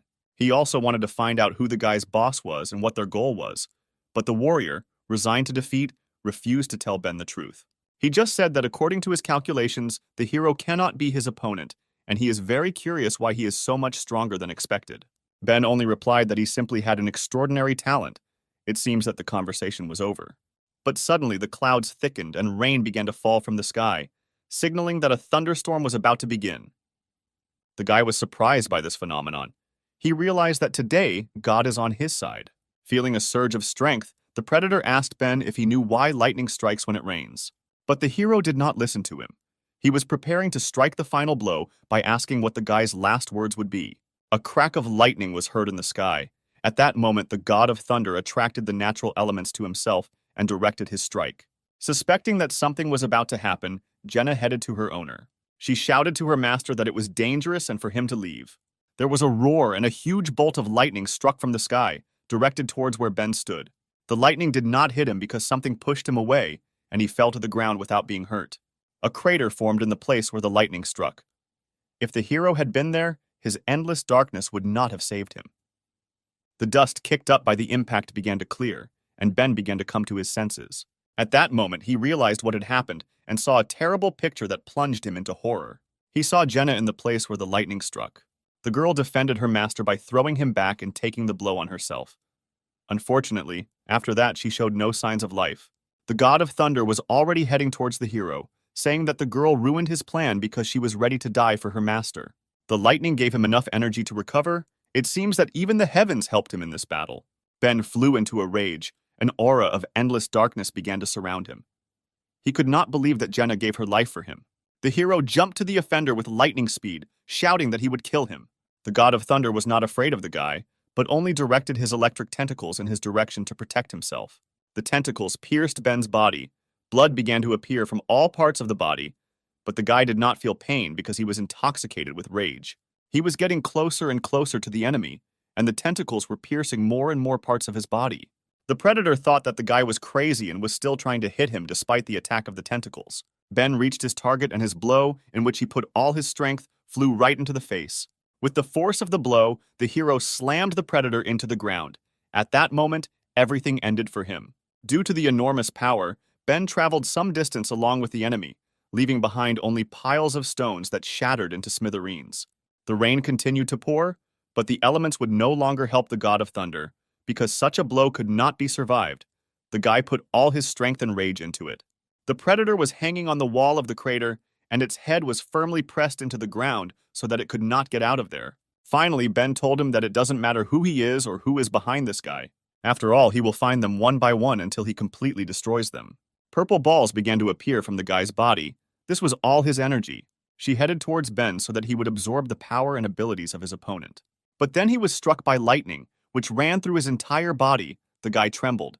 He did not expect such an effect from the energy of the thunder god. His whole body was permeated with wild pain. It felt like 1,000 needles were piercing his body from the inside. From such force, Ben could not stand it and lost consciousness, remaining lying with Jenna in the rain in a dangerous forest. The girl handed a bottle of water to the guy, offering him to freshen up. This was one of the hero's memories. She asked him if he really wanted to take part in competitions, because they could be quite dangerous. Ben was surprised by this question, because everyone was always talking about how he needed to become king. As a guard, Jenna wanted him to be sympathetic, but as a friend, she didn't want him to get hurt. The guy was shocked by the girl's confession, because he thought that everyone considered him a tool for Kel's revenge. He did not know that Jenna cared about him with all her heart. The girl stood up from the bench and stated that since she was not a Protos guard, she could also apply to participate in the competition. And so Jenna will go with the owner, so she won't have to worry about him. Meanwhile, on the other side of the Protos, two people were discussing something among themselves. The girl in the red velvet kimono said that their operation had failed, and the signal had disappeared. She thought that with the power that the thunder god had, it was impossible to lose. if it was possible that they had the wrong information about Ben's power. The gray-haired old man slowly said that perhaps they were missing something. Most likely someone else went with the guy and is helping him in this competition. The girl was surprised because she thought that only 4 bodyguards were with him. The old man, angry at the failure, said that they shouldn't think about it now because there were 4 days left before the start of the selection, so the girl should go after the corpse of a predator who lost in battle. Suddenly, the girl's figure found 2 heroes who were lying at the bottom of the crater, exhausted. It was Eliza. She understood that while the hero was unconscious, this was an excellent chance to kill him and terminate the marriage contract. She slowly approached the wounded body of the guy. He still did not move and could not defend himself. Eliza prepared to attack to finish off the guy, but at that moment, she for some reason began to hesitate. It seemed to her that the guy was blaming her for what she was trying to do now. The girl struck and blood poured out in all directions. She pierced the abdominal cavity and grabbed the heart with her hand, which she then tore out. But not from Ben's chest, but from the chest of a zombie who snuck up on her from behind. At the smell of the blood of the heroes, a crowd of dead people came, eager to feast on fresh flesh. She turned to the guy and said that she was helping him only because he himself was not able to fight. Eliza began to fight the monsters. She killed the zombies one by one. They were not her rivals, so it was easy. After Eliza dealt with all the opponents, she said that it doesn't matter how many there are because they are too weak. But suddenly the ground shook under the girl's feet. It felt like an earthquake had started. A huge monster, the size of a 5-story building, emerged from the ground. On his head, he had a helmet that looked like a knight's, and he was emitting steam from his mouth. Eliza was shocked by the size of the creature. She wondered who it was. It was a demon-level predator called the Arbiter, and he was furious that the girl dared to attack his minions. He quickly raised his hand above his head, condemning the girl to death. The referee's hands fell on Eliza like a meteorite falling to the ground. Everything around shook from such a colossal force of the blow. But the girl was fast. As always, she managed to dodge the attack. Jumping towards the tree, Eliza sharply pushed off from it to fly towards the referee. She was faster than the giant, so she was sure that he would not have time to evade her attack. But the referee managed to put his hand in front of him, and the girl crashed into it. He threw her to the ground. It seems that the enemy was not so simple, and defeating him would be more difficult than a crowd of zombies. The arbitrator shouted so that the girl did not contradict him. She landed next to the crater where the heroes lay, but was not seriously injured. There were only a couple of bruises and scratches on her. Eliza thought about the fact that the level of a predator depends on how many people it ate. After eating 100, it will receive a ghost level, but this one was many times stronger than such predators.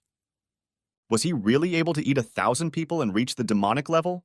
The monster did not wait and rushed to attack. Attacking, he constantly repeated that he was condemning her to death. And then the girl realized that the attack was not directed in her direction. The Arbiter attacks the unconscious Jenna and Ben. A hail of blows, called divine punishment, rained down from the sky. The force was so great that the earth literally rose into the air, and the stones crumbled like cookies. The arbitrator shouted that no one could escape his justice and was preparing for a new attack. His rage knew no bounds. He struck for the last time at the place where our heroes were. That's all. The battlefield looked like a field after a meteor shower, and the referee was confident that he had won.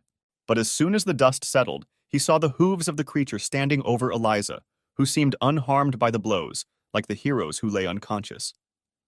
The creature exhaled steam, and the Arbiter was surprised that he was able to stop its attack. This was a macho rhinoceros, a ghost-level predator, and he took pleasure in receiving fierce and strong blows.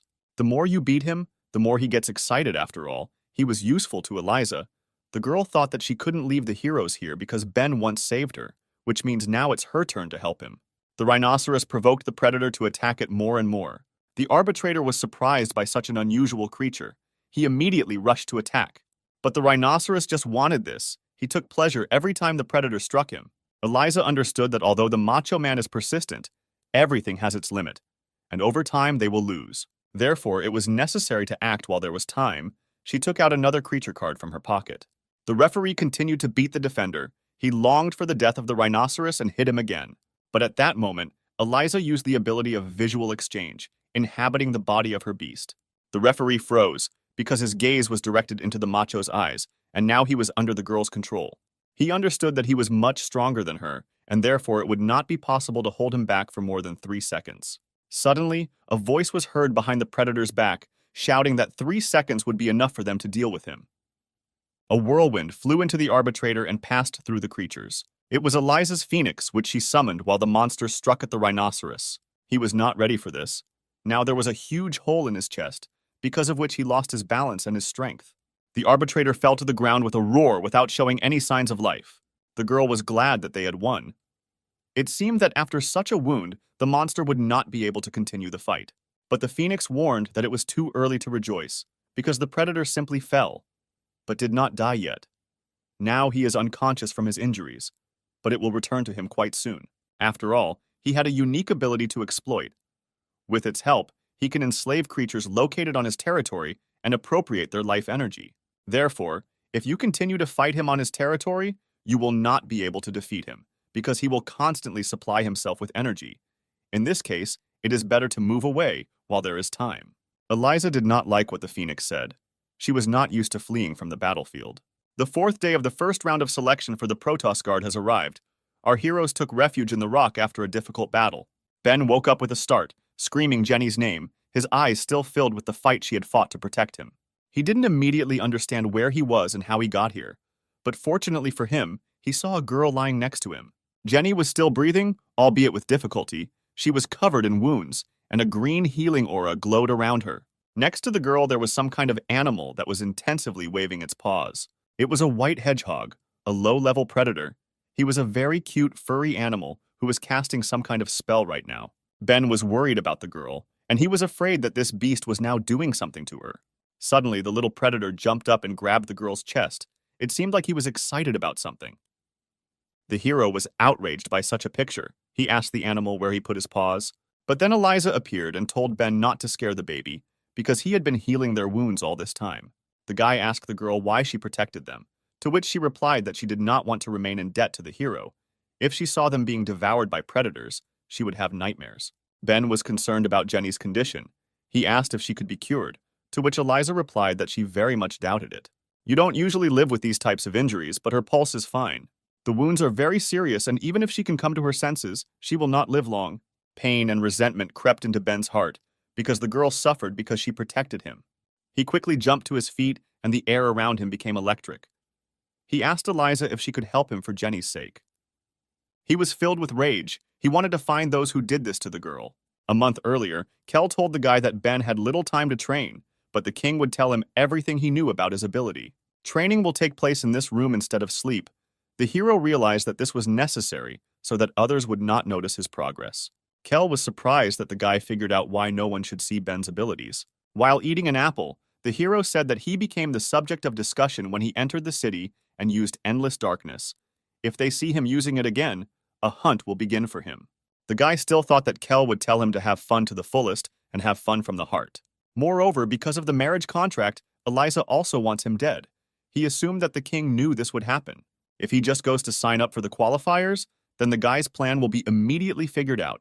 Otherwise, the hero may not live to see the start of the qualifiers. He also added that Kel most likely expected that the guy would take part for the sake of a beautiful girl.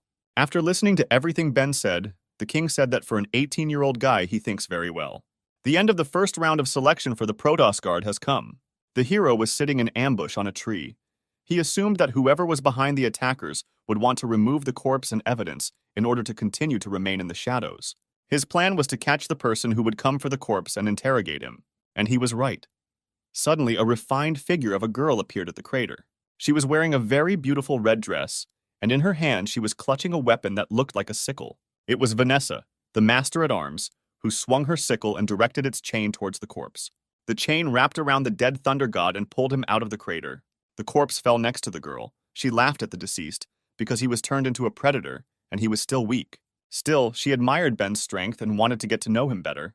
Suddenly, the air became electrified, and a bolt of lightning was moving towards the girl. Ben tried to concentrate and release energy from his finger for the first time. It turned out to be not so difficult. The guy completely mastered the power of the last defeated enemy. When the dust began to clear, he saw a strange shield from which the remnants of lightning were emanating. Behind him was a girl who said that she could change the type of her weapon at will. This is her SR rank ability. She appreciated Ben's resourcefulness in ambushing whoever came for the corpse. The guy was filled with rage. At that moment, an electric aura appeared around him, which tore his shirt to shreds. He demanded that the girl immediately tell him who was behind her. Ben's power was so high that the released lightning struck the sky and all nearby creatures could hear the thunder. Vanessa realized that she had underestimated the guy because he was able to master the ability of her former ally in just a few days and release such a powerful electrical charge. This time she decided to more thoroughly test the hero's abilities, rushing into the attack. Her weapon turned into a dragon crescent. The girl shouted that if Ben wants to find out who she works for, he must force her. Swinging her spear, she delivered her first blow, which seemed to be intended to hit the unarmed guy. But Ben stopped the attack by creating a sword made of electricity. He shouted that since the girl uses weapons, he will use them too. Vanessa was surprised that the guy was able to create a weapon from lightning. Suddenly, the battlefield was surrounded by smoke. The girl turned her spear into a smoke bomb. The smoke cleared, and the hero stood all alone holding two lightning swords in his hands. He looked around in search of the enemy, but could not find him anywhere. The guy wondered where the girl who had just attacked him had disappeared. In the distance, he glimpsed the sight of a sniper rifle aimed at him. It was the Sky Seeker, the rifle Vanessa had transformed her weapon into. The girl was an assassin with incredible accuracy, and right now she was aiming for Ben's head. Vanessa acts without fear and without hesitation, and her smile hides her intentions. And as soon as her opponents relax, she will immediately shoot them in the head. A loud shot rang out, and the bullet headed towards the hero with great speed. Ben stood motionless, and suddenly he kicked the ground, lifting a small pebble into the air. The bullet bounced off the stone, and the hero was again covered in an electric field, because he realized where his enemy was hiding. The girl was shocked that he changed the trajectory of the bullet with a pebble. It seemed impossible to her. The guy combined his two swords into one and said that he knows how to stand against a sniper, and now it's his turn to attack. He swung his electric harpoon and threw it towards Vanessa with great force. The heavenly spear immediately overtook the stunned girl. Its power was so high that it plowed the ground behind it. She was taken by surprise. She realized that Ben was much stronger than last time, and all that could protect her was the sacred shield. There was an explosion, the noise of which spread throughout the entire area along with the sound of lightning. Vanessa was sitting on the ground. She was able to take cover with her ability, but her shield was broken, and there were no more weapons left. She trembled and experienced a new feeling that she had never experienced before. It was a feeling of humiliation. The girl thought that the guy was stronger than her, and at the same time Ben was slowly approaching his opponent. Suddenly he began to unfasten his belt. Vanessa did not expect this from the guy. She asked him what he was going to do right now. With a grin on his face, the hero replied that since she did not want to tell who she was working for and death would be an easy way out for her, then he would do something else. The girl trembled. Was Ben really going to do what she thought? He took off his belt and threw it on the ground, saying that they were alone here, and the girl was too charming. If he did something wrong, she would not be offended. Vanessa, embarrassed, began to crawl away from the guy, and he continued to say that his bodyguards say that he is the best of men, and the girls of the brothel cannot get enough of it when he comes. Various vulgar thoughts flashed through the girl's head about what was about to happen. Vanessa thought that today she would not only be offended by her defeat, but would also be defamed. She was very embarrassed. The picture she presented did not make her happy. The girl screamed when Ben began to unbutton his pants. Out of despair, she agreed to tell who she was working for, as long as the hero did not approach. She works for a mysterious old man, the Dean of the Academy of Sciences, Mr. Herbert. The guy was surprised by the answer, because the Protos throne should not worry the old man. Why then does he want to kill Ben? The embarrassed girl explained that it was not the throne, but the hero's ability. It's all about the origin of the ability Endless Darkness. The abilities of the Guardians and Predators originate from a meteorite, which is stored in the Academy of Sciences. The Dean used it to turn guards into predators and create powerful warriors. But the experiment failed. They acquired the bodies of predators, but also adopted their bloodthirstiness, which means the transformation effect was unstable. Ben realized that one of these was sent to kill him. Now it is not surprising that he lost. The girl replied that the experiment was unsuccessful, not because of this, but because the power of the meteorite was imperfect, and the guards could not gain abilities. The hero assumed that since the Dean was hunting him, it meant that Ben's ability could make the force perfect. Vanessa confirmed his guess. The Dean found two cores in the meteorite, a core of light and darkness. The ability of light is radiation, and the ability of darkness is absorption, and if they are combined, the meteorite will gain full power. The endless darkness that is in Ben is the core of darkness. With this core, Dean will be able to create an artificial predator with a strong ability. Ben asked why all this was needed. The girl replied that in order to strengthen the Protos Guard and resist the many predators outside the city. The guy did not expect to hear such nonsense. He could not believe that the girl believed this lie. After listening to the story, Benet stood up and buttoned up his pants. He said that he had a friend at the academy, and he had to make sure of Vanessa's words. The girl was surprised that the hero simply leaves and is not going to kill her, despite the fact that she is a witness. The hero noticed Vanessa's look and asked why she was against his leaving. Did she really expect Ben to finish what he started? Vulgar thoughts flew through her head, and she sheepishly replied that she didn't expect anything. Suddenly, a huge fist flew towards the guy, which Vanessa noticed, shouting at Ben to turn around. The guy turned around sharply and stopped the attack with one hand, as if he had been expecting it. It was the Arbiter who regained his strength after the battle with Eliza. He was surprised that the guy repelled the attack so easily, but Ben calmed him down by answering that the point was not that the Arbiter was slow, but that the hero was too strong. A purple aura concentrated around Ben, indicating that the guy had begun to use his ability to absorb the enemy's forces. The monster felt his strength leaving him. He hoped that his ability to restore energy would save him. But nothing could help him. He began to dissolve in the air, and his helmet fell from his head, showing us the true face of the predator. Vanessa was surprised that the monster couldn't even hit the guy. Now she saw how endless darkness works. And not only the predator is weakening, all the plants around began to emit violet energy and die at the same time.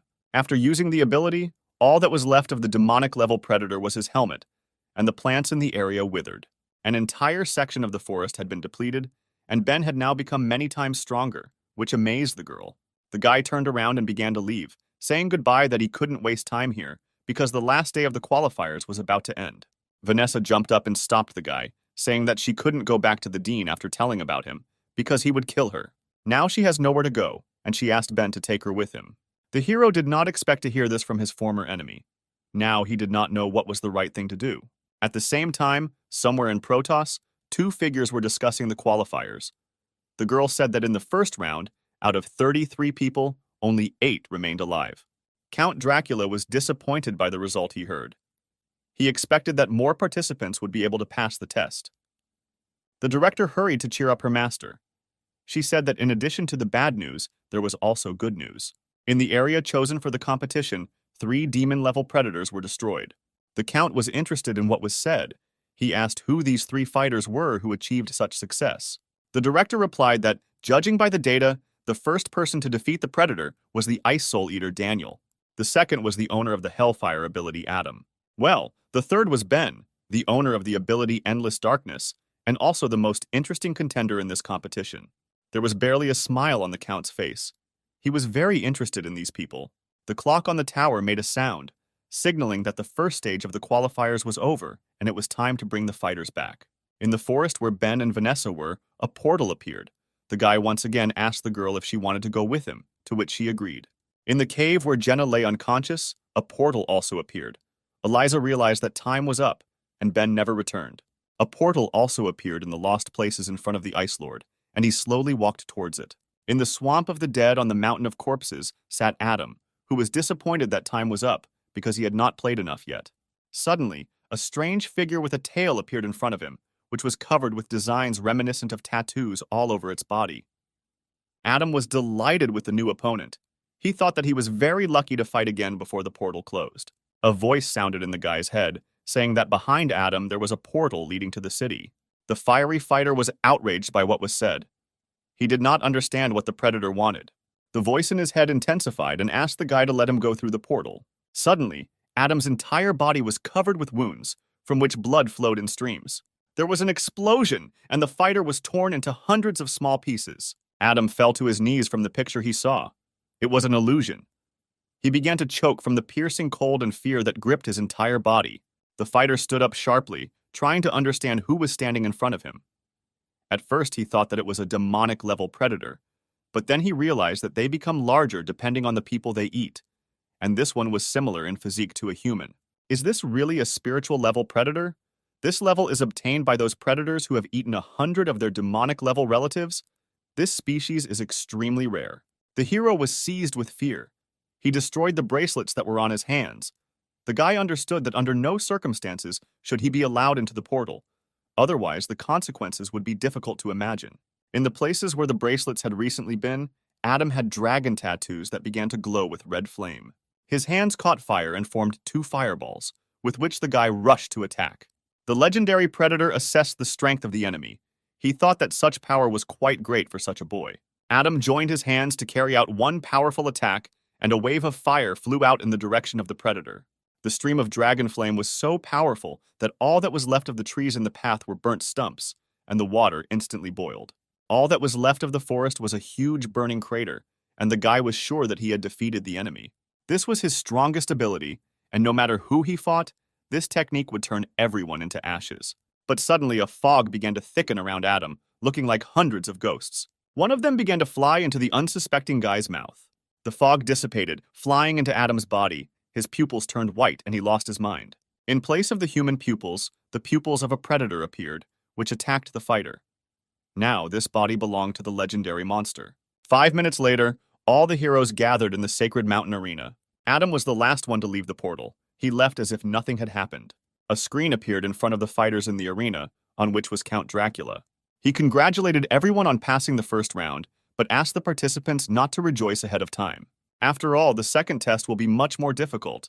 The remaining 8 people will take part in a knockout competition, and only 2 of the participants will become Protos guards. All fighters will be given 1 month to rest, and when the time comes, the whole city will gather to watch the fight of the candidates. Ben thought that Jenny would not have time to recover in a month, and Vanessa looked enviously at the girl who was hanging on the guy's neck. Count Dracula also added that the fighters had already been assigned to pairs and wished everyone good luck. The participants were surprised that they would not draw lots, and the organizers themselves chose who they would fight against. Everyone came to the screen to watch their opponents. Eliza saw that her opponent was Jenna. She was upset because victory over a wounded opponent would not do her honor. But in the semifinals, she will be able to fight with Ben.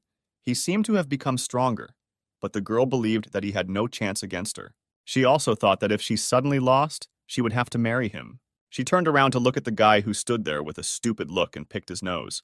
Eliza turned away sharply, saying that the hero was watching her, but Ben did not understand why she was angry with him. Daniel also looked at the board. His opponent was Adam. Looking towards the guy, he thought that he had a strong opponent, however. The fighter's energy is now not the same as before. The predator in Adam's body turned around, sensing a strange aura that came from the far corner of the building. This scent was calling to him, and the source of this aura was far beyond the arena. Adam went outside. The monster inside him thought that he had been wandering for exactly 10 years. He traveled to every corner of the continent, but this aura was nowhere to be found. The only place where the predator has not been is Protos, the surviving city which he could not get into due to a huge wall and defenders. The predator felt that he was really here, the source of the origin of his brothers and all abilities. A gift of light, a meteorite that fell to Earth long ago and is now in the Academy of Sciences. If the monster can obtain it, then he will finally surpass the spiritual level. He will achieve perfection and then the whole world will obey him. After several days of completing the qualifiers, a scandal was brewing at the Protos Central Hospital. The doctor fearfully stated that they had done everything possible, but Jenny's health was not improving and the doctors could do nothing more to help. In front of him stood angry heroes who asked if the doctor had done everything, because they doubted it. Suddenly, Sarah appeared behind the robbers, who saved the doctor by ordering the guys to calm down. She said that there is one person who can help Jenna. The little demon immediately asked who he was. She wanted to bring him to the girl, but Sarah replied that this was impossible. Leia immediately clarified how strong this man was. They were already ready to move out. Lucy was disappointed that some doctor could be stronger than her. Sarah explained that this person is not a doctor. He is an S-rank guard and also the strongest person in the Protoss at the moment. The power of his mind is perfect, and if he agrees to cure Jenny, she will surely be healed. It's just a pity that he retired many years ago and disappeared without a trace. They tried to find him, but to no avail. Vanessa interrupted the crowd's conversation, saying that he was a master of mind flow control. His age was 56 years old, and his height was 188 centimeters. His ability is the most common N rank, but he perfected it and became a master. After Kel's death, he could control the Protoss, but he was never interested in power. He voluntarily gave up the right to rule the city, so the right to rule passed to Count Dracula, the next most powerful guard. Now he lives on the top of a snowy mountain away from everyone. Sarah was surprised by this information. How could the girl know it? But the little demon looked at Vanessa incredulously, because recently they had been enemies. The girl replied that the dean has his own secret informants, so he knows everything about the guards, and now Vanessa is in Ben's squad, so there is no point in lying to her. She also added that the guard has a strange character and it is unclear whether he will agree to save Jenny. Suddenly, Ben spoke up. He said that he would find him and take the girl to the mountains. The guy promised that for her sake, he would seize any opportunity to keep her alive. After some time, the hero went to the top of the sacred mountain. He climbed the snowy slope for a long time. On his back was Jenna, whom he wrapped in his robe. After some time, the heroes finally found the guard's house. They were exhausted and frozen from the cold. Suddenly, Ben saw a familiar animal, peacefully building a snowman near the house. The animal also noticed the guy and was not particularly happy to meet him. At that very second, he forgot about his hobby and rushed into the house to escape from the one who once scared him in the cave. But suddenly a snowball fell in front of him, which scared the baby. It was Ben. He immediately blocked the little healer's path, saying that it seemed they had already met before. The hero asked why Eliza's pet was here, because this is the home of the master of mind flow control. The kid trembled with fear. He could not do anything with such a formidable opponent. But then the figure of a man appeared from behind the house, who said that the guy not only broke into his house without an invitation, but also hurt his pet. The figure came completely around the corner, and Ben was surprised to see the snow underneath it instantly evaporate. It was an S-rank Protos guard, master of mind flow control, Kevin. He was not happy with our hero and said that the guy did not belong here. Ben, at that moment, was amazed at the strength of the guard. He felt this aura, under which the snow was melting. It was as if the man was surrounded by a protective mantle, which if you touched, you would immediately dissolve. Suddenly, a girl appeared from around the corner and asked her father who he was talking to and who had come to visit them. It was Eliza, who was surprised that Ben came to her house. The hero was even more amazed that this was the girl's house, and this strongest guard was her father. Sometime later, Ben and Jenny were in the man's house. The guy persuaded the guard to help the girl because only he was capable of this. But Eliza watched this whole performance. She could not believe that Ben had come all this way for Jenny. The guy firmly stated that he would pay any price to save his girlfriend. Tired of listening to the hero's story, Kevin calmly replied that he refused to help him. Eliza chuckled. She didn't expect to hear a different answer from her father. Ben did not stop. He wanted to know the reason for the refusal. The guy suggested that perhaps it was because the guard's power would suffer if he helped the girl. Kevin replied that in fact, saving her was as easy as shelling pears.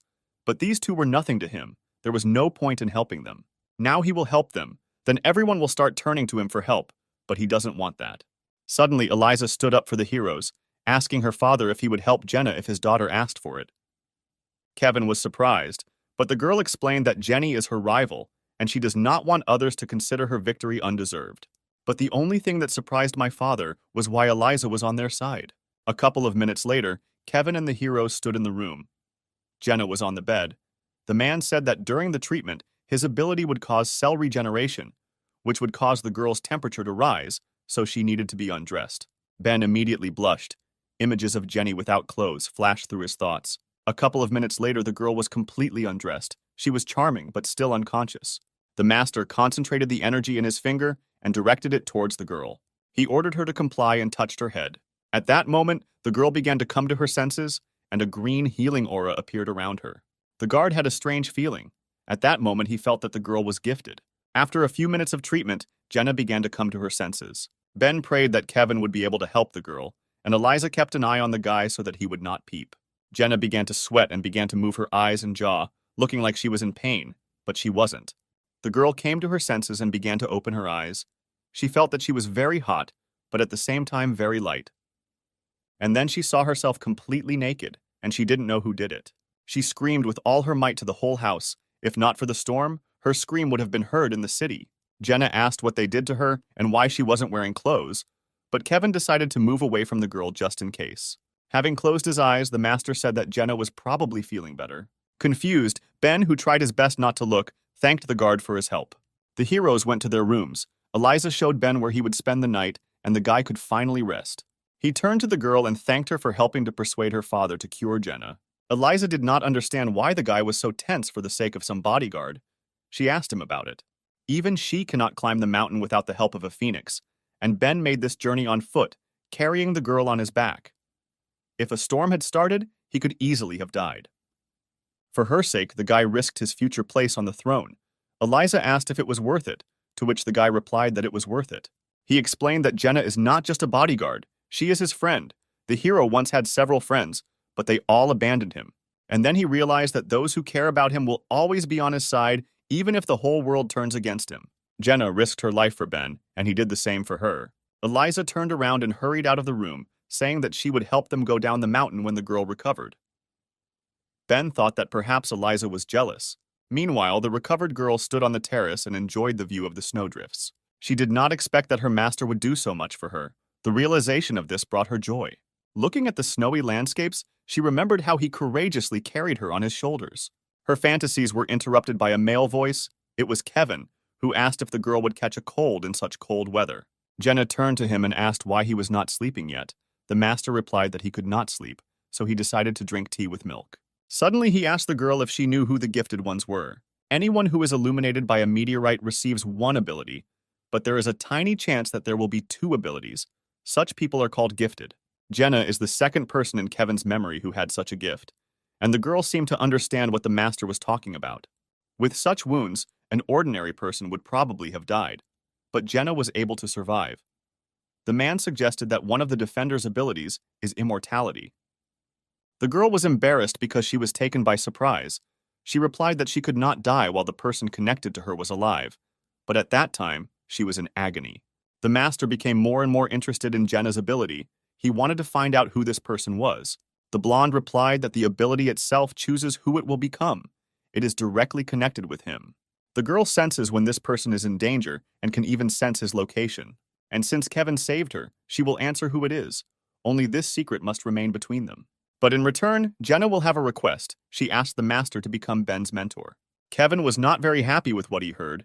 He replied that he was tired of teaching people and was too busy. Jenna looked away and quietly apologized. She didn't think before asking the master about such a thing. Kevin sternly said that he did not want to teach him, but taking into account the path the guy had come here, he would do him one favor. The next day, a phoenix soared in the sky and, despite a strong storm, flew somewhere quickly. Ben sat on the bird with the master. He asked where they were flying. Kevin pretended not to hear and asked if the guy received the ability from the meteorite. In Protos, there are many people with abilities that are often similar to each other. Based on their rarity, they are divided into ranks. There are only 5 of them, namely N, R, SR, SSR, UR. Ben has 2 abilities. UR rank Endless Darkness and SSR rank Thunderclap, but they are not the guy's innate abilities. Therefore, today the hero will gain his own ability. Ben realized that they were heading to the Academy of Sciences right now, just in time to find out more about the dean. After some time, the hero and Kevin flew to the doors of the Academy of Sciences. But then they were met by security, who ordered them to stop and say for what purpose they wanted to visit this place. The master sighed and said that he had not been in society for a long time, since people no longer recognized him. One of the guards shouted that if the 2 men did not need anything, then they should get out of here. The academy was not a place for ordinary walks. Suddenly, he left the ground and flew into the air. The guard could not understand what had happened to him. Their body did not obey, and the entire squad began to levitate in the air as if there was no gravity under them. Their minds were with them, but their bodies were not. One of the guards was surprised that the man did nothing to lift them into the air. He just looked at them and didn't move. Ben was also amazed by this skill because Kevin did not use any skills, but just stood there. But the guy understood what was going on. He felt the aura that he saw when he first came to the master's house. The power of the mind seemed to fill the space alive. It is not surprising that the snow did not touch it. Suddenly, an old man appeared on the threshold, who recognized this unique aura because it can only belong to one person. It was the dean, who was surprised to see Kevin here because the man had not been interested in anything related to the city for a long time. The master replied to the old man that his friend had not yet awakened his ability, and he thought that the dean could help with this. Kevin looked at Ben and ordered him to say hello to the dean of the Academy of Sciences. The old man was surprised that the hero, a friend of the strongest Protos guard, wondered how he could find him if the master lived far from everyone. The blind man understood that the boy killed the god of thunder and kidnapped Vanessa. He probably knew that the dean was pursuing him because of the core of darkness. He also noted that it would not be easy to deal with Ben if Kevin supported him. The hero came closer and said that he heard that there was a meteorite in the academy that could awaken abilities. He would like to see it. The dean coughed and firmly stated that he could not show it, because every use of the meteorite must be agreed with Count Dracula, and the gray-haired man had no personal right to dispose of it. And since Ben is a friend of Mr. Kevin, the old man could put in a good word with the Count. Endless darkness began to thicken around the guy. He decided to solve the problem in a bad way, since nothing worked out in a good way. But suddenly the wind barely blew next to him, and he saw the master who was already standing near the dean. The old man was amazed by the man's speed and was afraid of what would happen next. Kevin looked at the dean with a gloomy look and in a sepulchral voice ordered them to let them through, because the old man would not contradict him. The dean's mind suggested that it was better not to resist this man. The blind old man smiled sweetly and asked the guests to follow him. The trio walked along the long corridors of the academy. Ben had already begun to doubt that they were going in the right direction, but the dean reassured him by saying that, although he was blind, he knew the academy like the back of his hand. The hero thought about the fact that the security system here is impressive, because they had already passed 4 posts, and before each one the presence of the dean was required. If not for him, they would hardly have passed. In addition, the closer they are to the meteorite, the stronger the endless darkness reacts to it. The old man stopped. The meteorite was behind this door. He asked the heroes to listen to his instructions when they went inside. The metal door slowly opened, and the heroes entered the room where the legendary artifact was located. In appearance, it resembled an ordinary stone to which various cables were connected. This was the first time Kevin had seen a meteorite with his own eyes, so he asked the dean if this was really the same artifact in front of them. Ben calmly said that in appearance, it was an ordinary stone that did not represent anything.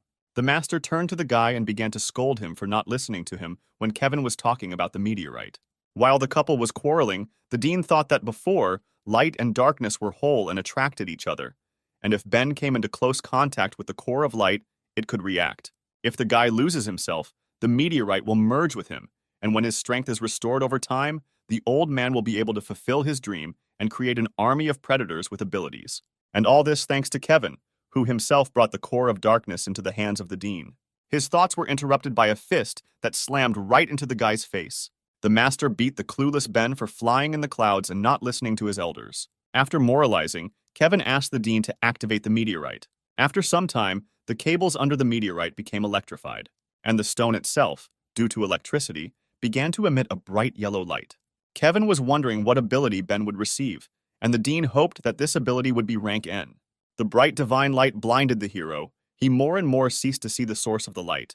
After the meteorite was turned off, Kevin asked Ben if he felt any changes in his body. The guy replied that apart from the fact that his eyes hurt from the bright light, everything was the same as before, and he didn't feel any abilities. He turned to the old man, saying that apparently the dean did not want the hero to receive a new ability, and therefore led them to a fake meteorite. The blind man was stunned by the boy's impudence. He shouted that it was not his fault, and if Ben uses the meteorite once, this does not guarantee that he will receive new abilities. The guy still pretended to be a fool and said that he still didn't feel anything, and apparently the stone was still a fake. The old man was not as stupid as it seemed at first glance. It was not for nothing that he was the dean of the Academy of Sciences. He assumed that Ben probably had a rare ability, so he did not want to show it. The guy said that they were leaving. He suggested that the mentor go to a place nearby where they make excellent tea with milk. These words pleasantly surprised the master. He replied that he only drinks tea with sugar. Ben also added that they would order coconut pudding. The old man was furious at the hero's impudence. He wanted to kill him right now, despite the fact that the guy was accompanied by the best guard. When the heroes turned their backs to the old man, he pulled a hidden blade from his cane. The dean thought that Kevin would not have time to react if he struck right now. He pulled the sword from his cane and swung it to kill the unsuspecting guy. But suddenly he froze in place and could no longer move. Kevin asked the old man if he had forgotten what it was like to cross the path of a master. Realizing that he had lost, the dean trembled with fear. He knew that the guard was very strong, but he didn't think that much. Having apologized, the old man put his sword back in its sheath and decided not to detain the guests any longer. Ben was horrified by how much rage he saw in Kevin's eyes. He understood that if the dean had not retreated, he would now be dead. Kevin looks harmless, but he hides a huge amount of power. So this is what he is, the strongest Protos man. After the incident at the academy, our heroes were heading home on a huge phoenix. Kevin drank his favorite milk tea, which Ben promised him. The guy was surprised how the master drank a whole glass of tea in one gulp. After all, he really loves this drink. The guard turned to the hero and said that now they were alone, and Ben could show the ability that the meteorite had endowed him with. Kevin quickly saw through the guy. The hero did not want to show his new ability in front of the dean, so he fooled him. The ability had just awakened, and Ben didn't know if he would be able to show it, because he had never used it before and he didn't know what it did. Kevin waved his fingers and told the guy to stand still and not move. He decided to penetrate his mind and see for himself what kind of ability the boy had. The master concentrated to find the place where it was hidden. Inside the guy's mind, he saw hundreds of demonic eyes that were watching him. Kevin suggested that the place where Ben's ability was hidden was connected to an evil spirit. The ability to control evil spirits is extremely rare, but what rank it is depends only on the rank of the spirit. Suddenly, he noticed an ominous creature that was watching him. The master turned around and saw that the monster was huge. The man demanded that the spirit tell him his name and show himself to him. The monster was of colossal size. Its voice echoed throughout the entire space, and its name was Asur. Ben was already tired of standing in one place and not moving. He was looking forward to the master finishing his ritual. Opening his eyes, Kevin said that the boy was very lucky. Ben was delighted at these words and suggested that the meteorite had given him the ability to the gift of light. The master just grinned, because this ability is the treasure of the Protos. But the guy's ability is also extremely rare. It is not only strong, but also associated with evil spirits. So Kevin lingered in the guy's mind and taught the demon a lesson. This ability is SSR rank and is called Asura Spirit.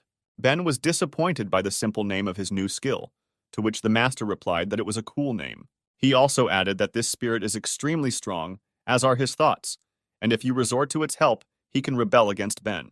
Therefore, unless absolutely necessary, the master advised the guy not to use it. A month has passed since Ben awakened his new ability, and today, all the Protos residents climb the sacred mountain to get to the arena. After all, this is the most important day of the year, but not only because of the final competitions. What is more important is that in addition to the contenders themselves and the spectacular fights, they will also be here. S-rank Protos guards will be present in the arena. 2 guards had already arrived at the performance. It was Count Dracula and the director of the competition. The audience was happy to see such people live, because before that they had only seen them on TV. The director asked why the Count arrived so early. After all, he is the most important person in the Protos, and it is common for him to be a little late. The Lord drank blood-colored wine, the same as his robe. He answered the girl that he did not like to wait. It reminded him of waiting for the moon to appear from the clouds. Suddenly, the Count heard something move above him. He immediately realized that someone was sitting on top, because it is difficult to remain motionless while sitting on a canopy. The fabric began to boil like boiling blood, and the Count's crown appeared from it. Going upstairs, he noticed Kevin and said that he expected to see him here, despite the fact that such events were not interesting to the old master. The Count suggested that this was probably due to the fact that his daughter was taking part in competitions. Kevin was still calm and answered the bishop that this was not entirely true. There's just a tea discount today, and they also have a giant pearl milk tea. The man suggested that the Count try it, but he refrained, answering that sugar accelerates aging. Kevin was indignant and advised to live for today, because the Count and the master were the same age. But the ruler looks younger because he takes care of his appearance. Suddenly, the men heard the clicking of heels. It seemed that someone was approaching the arena. It was a woman dressed in a red dress with a large neckline, and pearls sparkled around her neck. Coming closer, she asked what her old comrades were chatting about, and it seemed the headmistress was not happy about the lady's appearance. It was the leader of the Milky Way faction, Archangel Mary, and she was wondering if the warriors were discussing who, besides her son, would become the new protector of the Protos. Smiling evilly, Director May asked if the woman was confident in her son, because it was unknown how her presence would affect him. Mary said that she was his mother, and her presence would not harm her son, to which May sarcastically replied that she had once abandoned him with his father, and he was unlikely to be happy to see her. The Count and Kevin, watching the spectacle, simultaneously wondered why these women always quarrel. Mary was seriously angry and ordered the headmistress to keep her mouth shut. After all, May is no one to her, and she doesn't dare judge her. The girls exchanged gloomy glances that showed hatred for each other, after which May replied that she simply decided to remind her of what she had done. They raised a cry to the entire Colosseum. One said that the director had so much to do that he couldn't get a promotion to S rank. The second asked what was wrong with this, and was Mary really proud of her rank. The men just listened peacefully to these cries, and were silent. One of the spectators asked her friend why these two were arguing, to which she replied that she only knew the rumors that were circulating about Mary. They say that she abandoned her child and seriously ill husband to become the leader of some faction. Many in the city call her corrupt. Besides, she doesn't seem to have any abilities, and she got S rank with the help of Kel. The girl felt sorry for Daniel because he is so handsome, but has such a cruel mother. Suddenly, the voice of a guy was heard from behind them, who only heard the word beautiful in their conversation. It was Michael, an S rank guard, the personification of the 7 sins. He asked the girls if they were talking about him. Suddenly, the girl was hit in the head by a heart that came from the handsome man. At the same moment, she felt her heart beat faster and she became hotter. She was overcome by passion, and unnecessary thoughts began to arise in her head, which made the girl feel awkward. The girl's friend did not understand what was happening, and it seems that the spectators sitting nearby also noticed that something strange was happening. And the guy just smiled, thinking that the girl was still very lustful. Suddenly, a woman's voice behind him told him to stop bullying the girl. He turned around, seeing his old friend, and asked if she wanted to feel real pleasure. The heart that made the previous girl beat in agony crashed into the face of an unknown woman and broke without having any effect. It was Kathleen, a guard paladin of S rank, a sweet girl with purple hair. She held a sword in her hands and was dressed in knight's armor. She told the guy that his charms wouldn't work on her. Yet again he tries, but still doesn't understand it. Disappointed, the guy turned around and snapped his fingers, canceling the effect of his love spell to free the girl. He also reasoned why his spell did not work on the paladin. The charming girl menacingly asked what the guy was whispering. He awkwardly turned around and said that he simply admired the beauty of the girl. Kathleen got a little embarrassed and told Michael to shut up. The guy also noticed the girl's slight embarrassment and smiled sweetly back at her. An hour later, May asked for a minute of attention in order to make a ceremonial speech. She announced the start of the qualifying competitions. The crowd screamed enthusiastically at the same moment, and the entire Coliseum began to roar. The headmistress asked the participants to enter the arena, and 8 contenders appeared on the battlefield. The crowd rejoiced because an unforgettable sight awaited them ahead. All participants slowly entered the arena. Many were waiting for this fight, and some wanted to finish the competition as soon as possible. Ben was supported from the stands by the girls who were on his team. The guy wanted to wave at him, but then the little demon shouted that if he loses, he might not return home. This phrase confused the hero. He was not expecting such support. Ben asked Jenna where Sarah was now because she was not in the stands next to everyone. The girl replied that she could not come because she was on duty at the academy. The guy thought that most likely the dean deliberately detained her at work because he knew that the girl was his friend. Not only did they come to cheer for Ben, Daniel's mother saw her son and thought about how much she missed him. They locked gazes, the cold gaze of the son and the enthusiastic gaze of the mother. The woman was glad that her son looked at her. They had not seen each other for a very long time, and perhaps he had already forgiven her. But Daniel turned away as if he didn't see anything, and his mother chanted from the stands that he would succeed because she loved him. May began to explain the rules to the participants. Firstly, the opponent must either lose consciousness or be immobilized for 10 seconds, and secondly, he must admit defeat. If there is a threat to the life of a participant, the headmistress will interrupt the fight. Ben began to yawn while listening to the rules. He asked if he could start the fight already. He had had enough of showing his abilities. Jenna was worried because the guy looked tired. Maybe he didn't get enough sleep. Kevin was also worried, but for a different reason. He assumed that the hero was tired because he did not listen to the master's advice. The headmistress announced the first battle between the owner of the Endless Darkness technique and the Protos warrior James. The contenders entered the arena and prepared for battle. A gong sounded, announcing the start of the fight. A little boy on the podium asked his mother if the uncle in the raincoat was strong, to which the woman replied that he was a frequent guest at the qualifiers, and among ordinary people he was the strongest. The warrior in armor, warming up, said that he had been taking part for exactly 5 years, and every time he encountered a very strong newcomer as an opponent. He thought that this time he would be defeated by the new prodigy Daniel, but oddly enough, the gods sent Ben as his opponent. The hero fell asleep as he walked, and the warrior speaking to him declared that his ability would overcome endless darkness. At that moment, Ben's eyes glowed purple, and he replied that he would not use infinite darkness this time. James was indignant at the guy's impudence and replied that he was not afraid of being absorbed, and besides, Ben's hero ability was quite recent.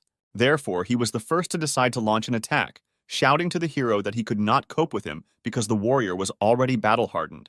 And suddenly James disappeared. He moved so fast that he was invisible. Some spectators were amazed, while others had already seen this ability. It was called Flying Dragon. The guy ran around Ben at such a speed that it was impossible for a normal eye to follow him. There are 2 ways to absorb energy into endless darkness, either when the enemy is dead or unconscious, or he needs to be caught. But James was so fast that it seemed impossible to catch him, so he was sure that victory would be his. Ben didn't even watch his opponent. He just stood and yawned in the middle of the arena. James stopped behind the guy and realized that this was the best moment to attack. Suddenly, the hero turned around, and 1,000 eyes appeared around him, looking straight into the warrior's soul. The guy jumped away without striking. From the outside, it seemed that he simply retreated. His whole body was covered with sweat. It was an animal fear of the abyss that he saw with his own eyes. The spectators were shocked. They did not understand why the battle-hardened warrior retreated and succumbed to the newcomer. There was only fear in James's eyes. He saw something that filled him with only horror. For just a moment, he was surrounded by 1,000 eyes that pierced right through him. The guy thought that he was imagining it. The hero looked weak, and therefore the warrior did not understand why he had such fear of his strength. Ben grinned and asked why he gave up. The crowd started howling. They began to shout that the warrior should not be afraid, and most of them came here to see how he would become a guard. James knew that if he gave up, his image as a brave man would be destroyed and all his fans would turn against him. So he decided to take a chance and use his trump card. He wanted to leave it for Daniel, but first he had to win this fight. Ben was tired of waiting. He realized that he was much stronger than his opponent. All this time the guy was provoking the enemy to attack. James got angry and only replied that the hero would not even have time to blink an eye before the warrior would defeat him. He moved from his place with such speed that only jumps were visible in the arena. This ability was called supersonic bounces. The downside of this skill was that the stones began to crumble if you overdid it, but the technique was excellent. He aimed his blow towards the hero and was sure that now he would not be able to dodge. Ben turned around and stopped the enemy's attack with one blow, telling him that he was tired of waiting for the warrior to jump. Broken to dust, James only thought that this was the 6th time he had lost to a newcomer. Stunned spectators looked at the spectacle and did not understand what had happened. Ben defeated the warrior with one blow and did not even use endless darkness. This battle seemed to be won without a chance. Flashing his smile, the hero said that it was all because he reached B rank last month. The director declared Ben the winner, and he, yawning, headed towards the exit of the arena. Kevin watched the guy and realized that although the hero doesn't show it, he is very depressed. This is an indicator that Asura will soon rebel. Still, the guy could not resist the temptation to show off his new ability. A few minutes later, the arena was empty. The little demon was reading the schedule of future fights. The next fight was between Jenna and the owner's fiancée, Eliza. Two of the contenders watched the beautiful girls from the stands and chatted with each other. The warrior with the sword asked his opponent who he thought had the best chance of winning. To which the guy with the mohawk replied that it's hard to say, but both girls have equal chances. Eliza told her opponent not to cut her any slack just because her father helped Jenna. The girl agreed and replied that now she would fight at full strength. After all, she is the guard of the future king, but often she did not give it her all. She looked at the stands, where Ben was supporting the girl with a smile on his face and wishing her luck in the fight. Jenna reminded herself that the hero always bravely rushed into battle when they were in danger, helped her when she was in trouble, defended her when the girl could not fend for herself, and was the one who carried her to the top of the mountain when she needed there was help. Therefore, Jenna wants to prove to her master that she is worthy of being his bodyguard. Eliza smiled and asked the girl to show all her strength in order to find out which of them is stronger. The fight began, and the king's guard, without waiting for his opponent, raised his hand up. Suddenly, a huge piece of earth began to rise from the ground, which scared Eliza. The spectators also did not expect to see such a spectacle. They looked in surprise at the slowly rising stone from the ground. The king's bride was dumbfounded that Jenna could do such a thing. The girl lifted almost all the earth from the arena into the sky. Ben was worried about his guard, because lifting such a huge piece of earth was beyond her capabilities, and most likely she would not be able to cope with it. Kevin calmly sipped his tea and thought about Jenna's strength.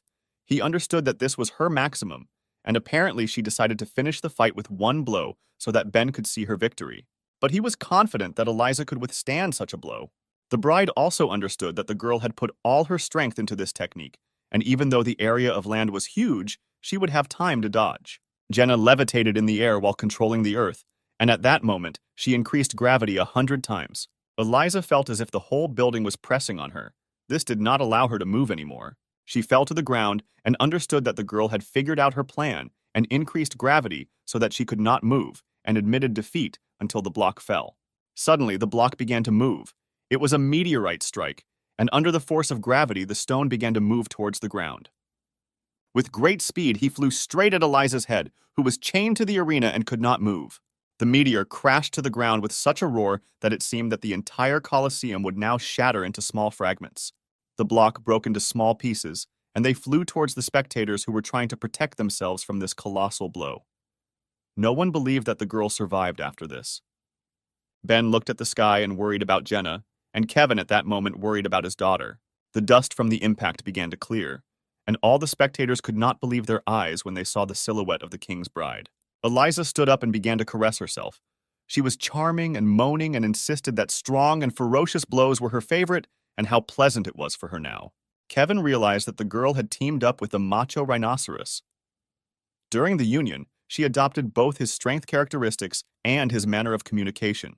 Eliza continued to get turned on and begged Jenna to hit her again. All the guys in the stands liked this spectacle from the warrior. She not only survived, but also provoked her rival. Eliza regained her consciousness and noticed that she was unharmed. The girl did not expect to see such a stunning blow. She also did not expect that gravity would return to normal right before the impact. Otherwise, the rhinoceros would not have saved her. The girl thought that Jenna saw that the bride was not going to give up and allowed her to dodge.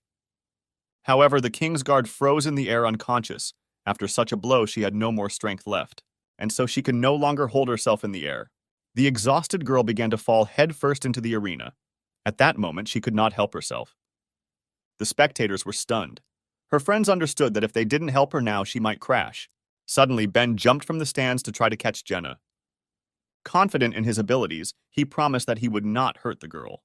He barely managed to catch her, telling her not to risk her life for the sake of some kind of competition. Together, they landed near the crater left by the meteorite, and the audience breathed a sigh of relief. The director stated that since Jenna could no longer fight, the result of the round was obvious. The girl's friends were upset because she had been training for so long and was very close to winning, but still lost. May began to announce the winner, but at that moment Eliza interrupted her. To the surprise of everyone, she raised her hand and said that she was giving up, and Jenna won this round. She added that if the defender had not weakened gravity, the bride would not have been able to cope and would have lost. Kevin smiled. He was proud of his daughter and what she did. Ben looked at Eliza and thought that she preferred loss to an easy victory. Apparently, she was very proud. But suddenly, at that moment, the hero felt that someone was pulling him by the collar. It was Jenna, who was completely exhausted, wondering if she had won. The hero smiled sweetly at the girl and replied that she won, and he was very proud of her. To celebrate, Jenna grabbed the guy and hugged him tightly. She thanked him for his support, and Ben was very embarrassed by what was happening. Eliza, watching the cute couple, trembled with envy overwhelming her. It seems that this hurt her feelings. She got angry and screamed for these two to come and control themselves. Jenna's friends grinned and realized that the girl was jealous of him, and Vanessa was jealous of such a warm hug because it was probably very nice. The director declared Jenna the winner and announced a break for an hour in order to carry out work to restore the arena after the fight. After some time, Ben sat with the girls and discussed their fight. They bought a cool soda to catch their breath. The guy told the warriors that they shouldn't quarrel over some kind of competition. Eliza was upset by her defeat. She apologized to the hero for dropping out so early and not being able to fight him. The girl realized long ago that she was no match for him and would not defeat him. Therefore, she was not against Ben taking the throne, and Eliza also began to talk about the engagement. But at that moment, an old man appeared behind the heroes. It was the dean, who noticed that the guy was very successful with women. Ben was not happy to see his enemy. He told the old man that he would not believe him if he came to congratulate him on his victory. The blind man told him that the hero shouldn't talk nonsense. He still remembers how the guy humiliated him several times, and he just won't leave it like that. This time Kevin is not around, because the dean checked that he went to buy tea, so no one else can interfere with their fight. The old man took his sword out of his cane and pointed it towards Ben. He was sure that this time no one would protect the guy. The warriors got angry because of Dean Lee's impudence. Eliza began to say that the old man allowed himself too much. According to the contract, she was Ben's fiancée and would not let him be offended. Jenna supported her. Our hero noticed that the dean had chosen a bad place for the battle, because if he were killed in front of the audience, Lee would disgrace the Protos guards. He asked if the blind man was confident in his decision, because Count Dracula would bring him to justice. To which the old man replied that the Count is not the king of Protos. He is just a deputy, and it is not for him to judge him. Suddenly, Lee's energy changed. At that moment, the guy realized that the old man had decided to go on the attack. Pointing his sword at the enemy, the dean shouted that the guy was too young to teach him. Lee tried to attack, but at that second, the heroes heard the sound of crossed swords. Something prevented him from doing so. The vile old man was surprised that someone put a block. At first, he thought it was Kathleen's paladin, but then he remembered that he was not inferior to her in fencing, and she also had no reason to stop him. Of all the Protoss swordsmen besides Kathleen, Dean couldn't think of anyone who could stop his attack. It was Leia. She made it just in time, drawing her katana halfway out of its sheath and blocking the old man's attack. Lee knew this girl because he studied information about her, but he did not think that she was so strong.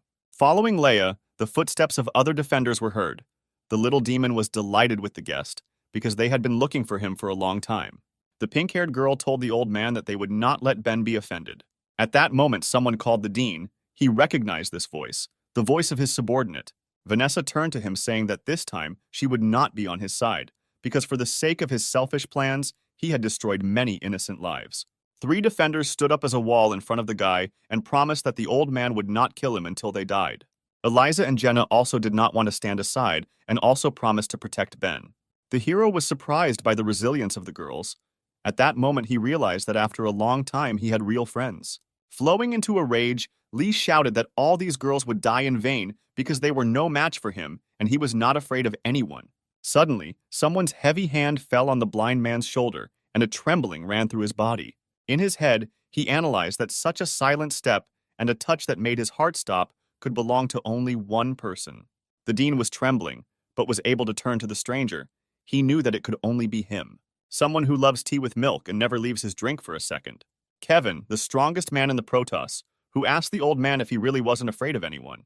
He looked at Lee with a menacing look and advised him to watch his words. Meanwhile, in a small forest outside the arena, a little boy was calling out to his brother.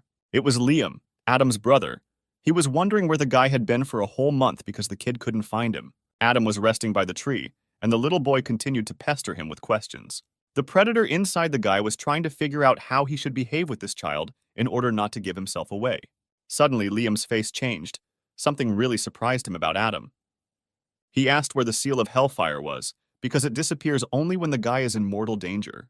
Because Adam's ability is too strong, his mentor was worried about the guy's lack of control, which is why he found the best blacksmith who can seal the warrior's skills. The predator was distracted from his rest because he was already tired of listening to the child. But the boy continued to talk without stopping. Suddenly he froze and the monster's mind became clouded, losing control of his body. For a second, the eye of the real Adam appeared from behind the monster's eye. The guy screamed as loud as he could for Liam to run, because the predator in his body was dangerous. Adam immediately took hold of his eye, and it seemed that he was coming to his senses. The predator locked the guy in his own body again. Now control belonged to him. The child was scared. He realized that this was not his brother, whom he knew. Liam asked who was now in Adam's body.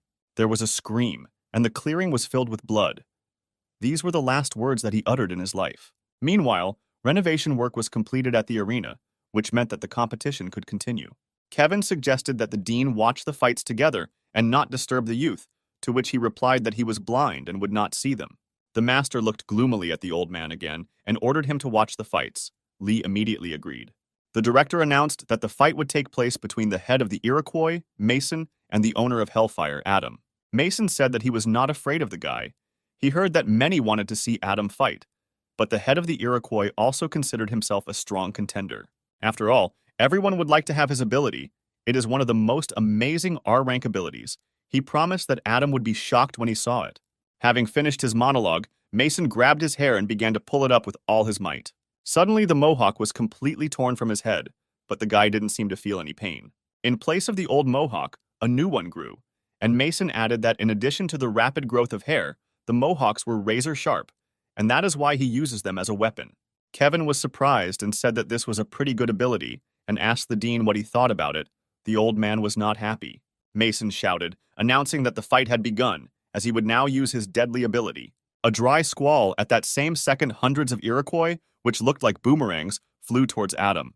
Suddenly, the arena became hotter. The predator directed a barrage of fire towards the enemy. The leader of the Iroquois was covered in burns, and his unique ability burned away along with his victory. Adam looked at his enemy and calmly answered him that he was talking too much. Mason raised his hand and declared that he was giving up, his mohawk now resembling a scraggly bush. The spectators were shocked. This year the fights were very spectacular. Almost all of them ended with one blow. The director declared the owner of Hellfire, Adam, the winner of this competition. The next battle will take place between the Soul Eater Daniel and the owner of the Windsword William. After the announcement of the next fighters, May glanced at the stands. She was surprised that Mary was nowhere to be found, and her son was about to fight. With the sweetest smile, the woman suggested that her son go out to dinner after the competition, because they had not spent time together for so long, and besides, she had already booked a table in one good establishment. Mary exhaled. She was rehearsing her speech, which she did not like. The woman knew that Daniel was entering the arena right now, and this was a good opportunity to talk to him. She was still worried that he was angry with her, but Mary did not know that the guy was standing nearby behind the wall. He silently clutched a piece of paper in his hand, which he stared at intently, and the woman was still worried because her son was about to appear. All this time, Daniel was looking at the photograph where he was depicted as a child, sitting on his father's neck, and next to him was his smiling mother. Looking into the corridor, the guy decided to come up and just say hello, because it's not very difficult. Suddenly, someone slapped Mary on the butt, and she jumped up in surprise. The woman blushed with excitement and embarrassment. She thought that her son had done it. An unfamiliar man began to lecture Mary that she only thinks about the ungrateful child, because he does not want to pay attention to her, and she does not need to spend so much time on him. It was the eldest son of the head of the Milky Way faction, Benjamin. The woman was furious at the guy's impudence and replied that he was still too young and had no right to talk to her like that. Mary turned to the impudent man and whispered like a snake that even though Benjamin's father was her boss, this did not make her a guy's toy. The boss's son was not even afraid, but only slowly puffed on his cigar. Exhaling smoke, he said that in just a couple of years, his old man would die, and the woman should be more polite to him if she did not want to lose her job. Mary understood that this was so. She turned around and told him that he was a vile scoundrel. Suddenly, the corridor began to get colder, and small snowflakes appeared in the air. The son of the head of the campaign was surprised that there was snow here, but Mary knew what was happening. Daniel appeared in the corridor, pointed his hand towards the impudent guy, and used the freezing hurricane ability. Benjamin recognized the fighter and began to threaten him to stop the attack. But before he could finish speaking, an icy stream of wind lifted him into the air and carried him towards the arena. There was an explosion, and the impudent man flew out of the entrance to the arena, landing right in the center of the Colosseum. He fell in front of the feet of Daniel's opponent, who had already waited for his opponent. William did not recognize the man at first, but then realized that he was the son of the faction that controls all energy sources in the Protos. Benjamin no longer looked so impudent. Now he looked like a pathetic coward who had been beaten a little. Daniel slowly walked towards the entrance to the arena, and at that moment Mary called him. Embarrassed, she told her son that she didn't expect him to stand up for her, which means he still loves his mother. The guy was silent for a while and replied that this was not true. Benjamin just stopped him from passing. After these words, the guy continued on his way. He entered the arena, where the audience was already waiting for him. The audience shouted his name. The handsome man was the son of an S-rank guard and the nephew of the former king. Everyone was already waiting for his fight. The girls in the stands wanted to see him most of all because they thought the guy was very handsome and many were in love with him. William thought that Daniel was popular with the ladies. He was strong and handsome, but still infuriated the swordsman, who had already figured out how to defeat his opponent. William raised his hand and told the judge that he had a complaint. The guy pointed at Benjamin and accused Daniel of beating an innocent spectator. Such behavior is a violation of the principles of the guards who protect their people. Therefore, he demanded that the judges disqualify Daniel due to a violation of the rules. The girls in the stands were furious. They considered the swordsman unscrupulous because he decided to cheat instead of fighting honestly. William grinned. It didn't matter to him what the public was shouting, because half of the costs of maintaining the internship were covered by Benjamin's campaign. And Count Dracula would not dare turn a blind eye to this for the sake of some fighter. The viceroy bowed his head and said that he did not see Daniel beating the guy. He also asked the director if she saw anything. May confirmed that nothing had happened, so it was decided to take Benjamin to the hospital and continue the competition. William was deeply disappointed.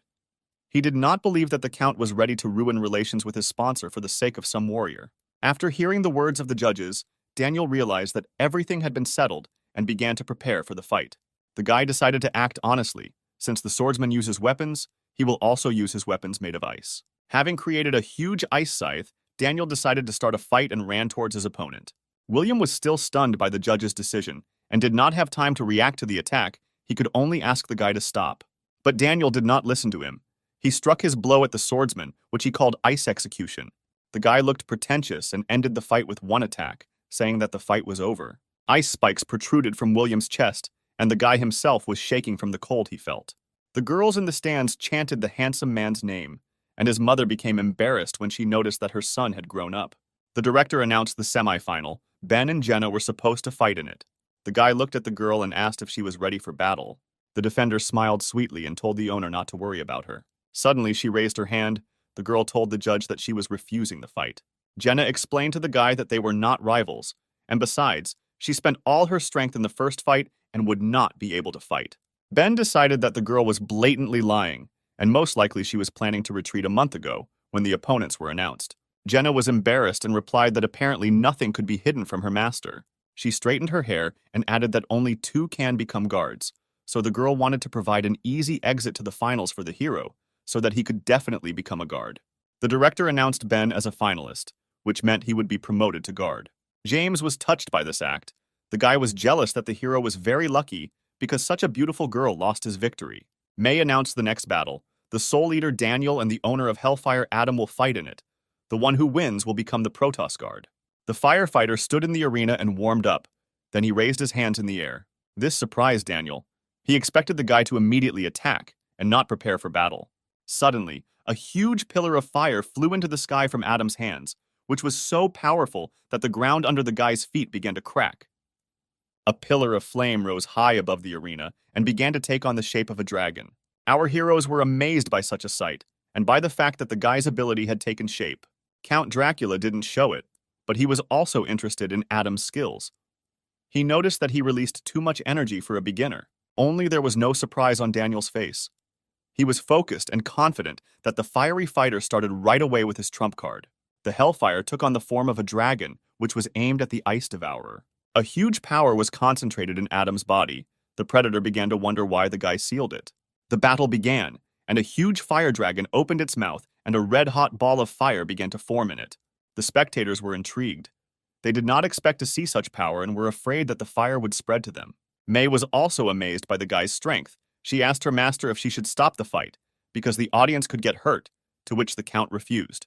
From the mouth of the fire dragon, a column of flame burst out, which was supposed to burn Daniel. The guy was not afraid of Adam's power, because he knew that he himself was quite strong. The Ice Eater raised his hand, and at that same second a high ice barrier rose in front of him. Two opposing elements collided. The dragon's flame crashed into the ice wall. From such a powerful, hellish flame, the barrier began to melt until it completely disappeared. The Predator in Adam's body grinned. He knew that such a wall would not stop his attack. There was a monstrous explosion. The Colosseum shook, and flames covered the entire field. Frightened spectators tried to protect themselves from the flames that flew towards them. After the attack, the smoke cleared. Daniel coughed, but was still alive, which surprised the Predator. All the clothes on the guy's body were burned. The nobleman said that such a blow could not cope with his barrier. But besides this, Adam did not take into account two more things. Firstly, because of the barrier, the firefighter could not see everything that was happening on the field. Adam was surprised. It seems that he began to guess that this was not the real Daniel in front of him. And secondly, thanks to the barrier, the nobleman was able to reach the enemy. Daniel launched a sweeping blow with his scythe, but the Predator dodged, saying that he had underestimated his opponent. His fist was hot and he was ready to attack. This time the handsome man would not leave. Adam shouted that this would all end and dealt a fiery blow to Daniel. The guy managed to dodge and land on the arena without much harm. Daniel spat out blood. A burn was visible on his face, yet the fiery fighter was able to slightly wound the enemy. Seeing this picture, Mary realized that things were bad because her son was very proud and the fact that he was hit was unthinkable for him. Now Daniel was furious. His vision clouded and he was preparing for a new attack. Steam was coming out of the guy's mouth. He only quietly whispered that Adam wouldn't just leave here now. The noble swung his weapon and struck a chilling blow from a distance. A huge blade-like block was moving across the entire earth in the direction of Adam. But for the Predator, it was nothing. He caught the blade with his own hands right when it was supposed to hit him. From the fire that was concentrated in the guy's hands, the blade cracked and burst. Daniel was in shock. He did not believe that someone could stop his scythe with their bare hands. The noble knew that only an S-rank guard could do this. But the Predator was worried about something completely different. He understood that right now he was using his own powers to stop the attack. He needed to be more careful because there were guards everywhere and they might notice something was wrong. Kevin watched the fight with interest. He wanted to find out more about Adam. The monster was preparing to attack, thinking that he had not entered the Protos in order to win the competition. He specifically chose Adam's body because he considered him the strongest participant. Daniel, blinded by rage, began to unwind his scythe in preparation for his ice attack. But the Predator was seriously angry because his plans did not include losing to some newcomer. The attacks of opposing elements again collided with each other, deciding which of them was stronger. Lucy at that moment was more afraid for Ben. She saw how strong both of his opponents were and was no longer sure whether the guy would win. Kathleen was also impressed by both participants in the semifinals. She believed that the two of them deserved to win. After the attack, both fighters were already exhausted. The Predator did not expect such an outcome, but thought that it would be even better. After all, he will no longer be able to squeeze anything out of Adam's body. And if he gives up, then no one will suspect anything, and the monster can calmly go about his business. After all, his relatives could not attack the Protos before because of his guards, which include the strongest S-rank guards, of which there are only 10. 6 of them are here now besides Kel, who died. 3 more are missing. And since they are not present at such an important event, something must have happened. The gift of light is now barely guarded. The Predator can only give up and hide unnoticed in order to get it. Such a chance must not be missed. Adam turned to the judges and began to raise his hand. Daniel couldn't believe his eyes. The guy said that he had no more strength left, and he was giving up. The words he heard shocked Daniel. He did not believe that after all the powerful attacks, Adam had just given up so easily. The nobleman began to shout at the guy. He asked to show his trump card, and did not believe that he could do nothing more. In response to this, the Predator only grinned, and said that since Daniel survived the last attack, victory would not shine for Adam. Something was wrong here, and the Ice Devourer realized this, because a battle-mad fighter cannot just give up. The monster inside Adam thought about the fact that people do not understand that there is no point in trying if it is obvious that there is no chance. He turned around and walked towards the exit of the arena, telling Daniel that he got off easy, so he was lucky and should be happy about it. The nobleman was not satisfied with this situation. He thought about how suspicious the guy was behaving now, because in the first round, he thought completely differently. His thoughts were interrupted by May announcing the end of the battle. Daniel won, which meant that he was now a guardian. The next battle will be the final, in which 2 new guards, Ben and Daniel, will fight. At this moment, the hero was interested in why the nobleman helped him in the first round. Perhaps it was because of his relationship with Kel. After the fight, the Predator in the body of Adam descended from the mountain. He was no longer interested in the fight because he had a different goal. At that second, he noticed that someone was following him from the arena itself. The guy turned around and asked what the unknown pursuer needed from him. In front of him stood a tall man with a bag on his shoulder. He had overgrown hair and torn clothes. The unknown firmly said that it was not Adam in front of him now, and asked who was now in his body. There was no longer any point in hiding. The Predator asked how the stranger realized that he was not Adam. Everything was quite simple. It was the guy's mentor, S-rank guard Joseph. The Predator was surprised why the man did not expose him in the arena, because there were more guards there, and he would have been in danger. But Joseph is only here alone. Apparently he came to die. Suddenly, the monster received a powerful blow to the face. He did not expect such an answer from the man. Due to the force of the blow, Adam flew away and began to fall from the cliff. Joseph, after his blow, ordered him to shut up. Falling down, the Predator was surprised that the mentor was hitting his student with all his might. Joseph jumped with great speed towards the guy, forgetting about his bag, which he was carrying on his shoulder. With a rush, he kicked his opponent in the stomach, saying that he and Adam had been through a lot. The force of the blow was so strong that the monster flew down the cliff like a bullet. He powerfully crashed into the ground, crushing all the stones that were under him. A mentor landed nearby, and it seemed like he didn't care about height. Joseph was so fast that he landed faster than his bag, which was falling from the cliff. In flight, he grabbed it, as if it was all intended. The man ordered the Predator to leave the body of his student. He took the guy by the leg and added that if the monster continued to hide in Adam's body, he would kill him. The Predator was shocked by the words spoken. He replied that Joseph had gone crazy. The man barely chuckled, saying that it was not the first time he had heard these words. Apparently, Adam often said this during training. The monster began to concentrate power in its fist, around which a green aura appeared. He directed the attack at his mentor, ordering him to let him go. Suddenly, the man disappeared, and Adam fell to the ground, the danger to the Predator having passed. All beaten up, the guy began to get up. He didn't understand who attacked him, but that didn't matter anymore. After all, he will remain forever in his prison, where the souls of the people he once devoured will gradually suck all his strength out of him. Having risen to his feet, the monster thought that it was time to hurry for the gift of light before the final of the competition came to an end. Meanwhile, the main fight began in the arena. Daniel told Ben that he was already a guard, which means he was one step closer to the throne, but it was too early to rejoice, because Kel was a teacher and close person to the Ice Eater. Therefore, he wants to help him, but first the hero must show what he is capable of himself. Ben understood why Daniel helped him in the first round.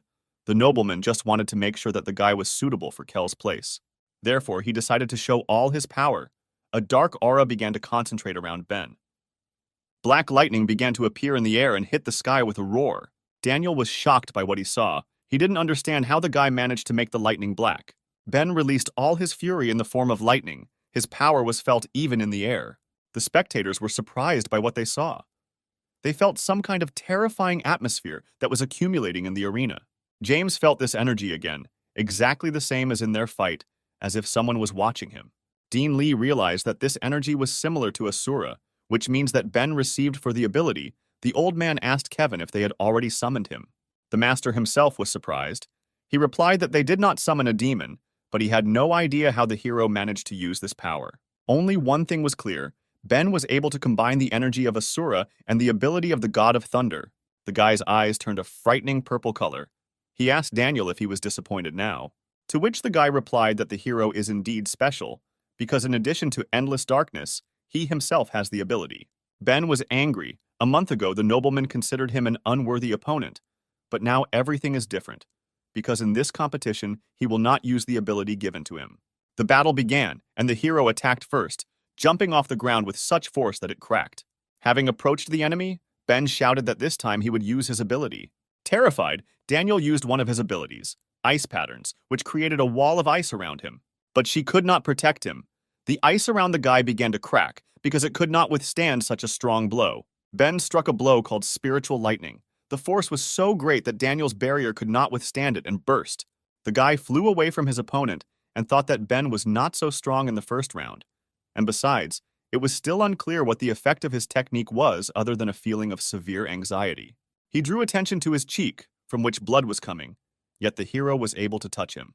Suddenly, at the sight of his wound, Daniel felt a strange sensation as if he was being pulled inside. 1,000 eyes appeared around him. He did not understand what was happening because he was consumed by fear. Vanessa asked why Ben stopped, because now was a great moment to attack, and Leia noticed that he was not the only one who stopped. Both opponents froze on the battlefield. Suddenly, Daniel heard a voice saying that his feelings were under control, and there was no point in continuing the fight. Opposite him appeared Ben, who was of colossal size. He advised the nobleman to surrender because he could not win. May suggested that causing fear and controlling the enemy's senses is the ability of Asura, the Count confirmed her words. But she didn't understand why Ben didn't summon a demon, because spirits are usually used for summoning. The Count stood up so that he could see better and said that Asur is an unusual spirit. The hero does not have enough strength to tame him. Moreover, if he summons him, then Asur can rebel against his master. Instilling fear is a passive ability of the demon. Therefore, the risk is minimal. Combining it with lightning, he strengthened the attack. One small wound is enough to ensure victory. The Count was impressed that with minimal effort, the guy got such a result. He also realized that Ben was far from stupid, even though he seemed so. The hero was already tired of waiting. He did not understand what was the point of continuing to fight if the enemy could not budge. Daniel asked why, having taken control of his body, Ben would not take advantage and surrender for him. He also added that if the hero loses right now, it will be only because of his softness. Ben was surprised. He didn't understand how he could lose in such a situation. It seemed like the enemy was up to something. Suddenly his legs were covered in ice and immobilized him. But not only his legs, but also the entire arena was covered in ice. This was an icing technique. Ben looked around and saw that he was surrounded by walls of ice. He exhaled and called Daniel stubborn, because the hero gave him a chance to just give up, and he is making everything difficult. The guy didn't expect it to come to a fight, but Daniel froze the entire arena just to immobilize him. The nobleman did not react in any way to his words, but simply stood in place motionless. The hero remembered that Daniel could not hear anything, because he took control of his senses. Suddenly, the Ice Eater said that Ben was the first, not counting Kel, who could resist him. He recognizes his talent. But the hero missed something. Ice, Daniel's sixth sense. The guy froze the arena to know Ben's location, not to immobilize him. Therefore, the hero needs to prepare, because the nobleman begins to attack again even without his senses. His hand shot into the sky and the ice began to accumulate into one object. This was Daniel's deadliest attack. The ice gathered together to form a sword. It was the ice sword Excalibur. Mary was worried because her son had already received the position of guard. Why then take the risk and use this ability? Jenna was also worried, but for her owner she was afraid that the guy would get hurt. The spectators were delighted to see the legendary sword. It was enormous in size, and its cold chilled to the bones, lowering the temperature throughout the Colosseum. Ben was happy with what he saw. He underestimated Daniel, and it seems everything was only getting more interesting. The ice around the hero's feet burst. Such an attack could not hold him back for long, because he was still covered in black lightning. Ben stated that since the nobleman fights at full strength, he will not give in and began to form a black ball in his hand. After some time, the ball increased in size and looked like a huge black clot of energy that was ready to explode. Without thinking twice, Ben launched the ball at his opponent to check which of them was stronger. Daniel also did not stand aside and aimed Excalibur at the hero.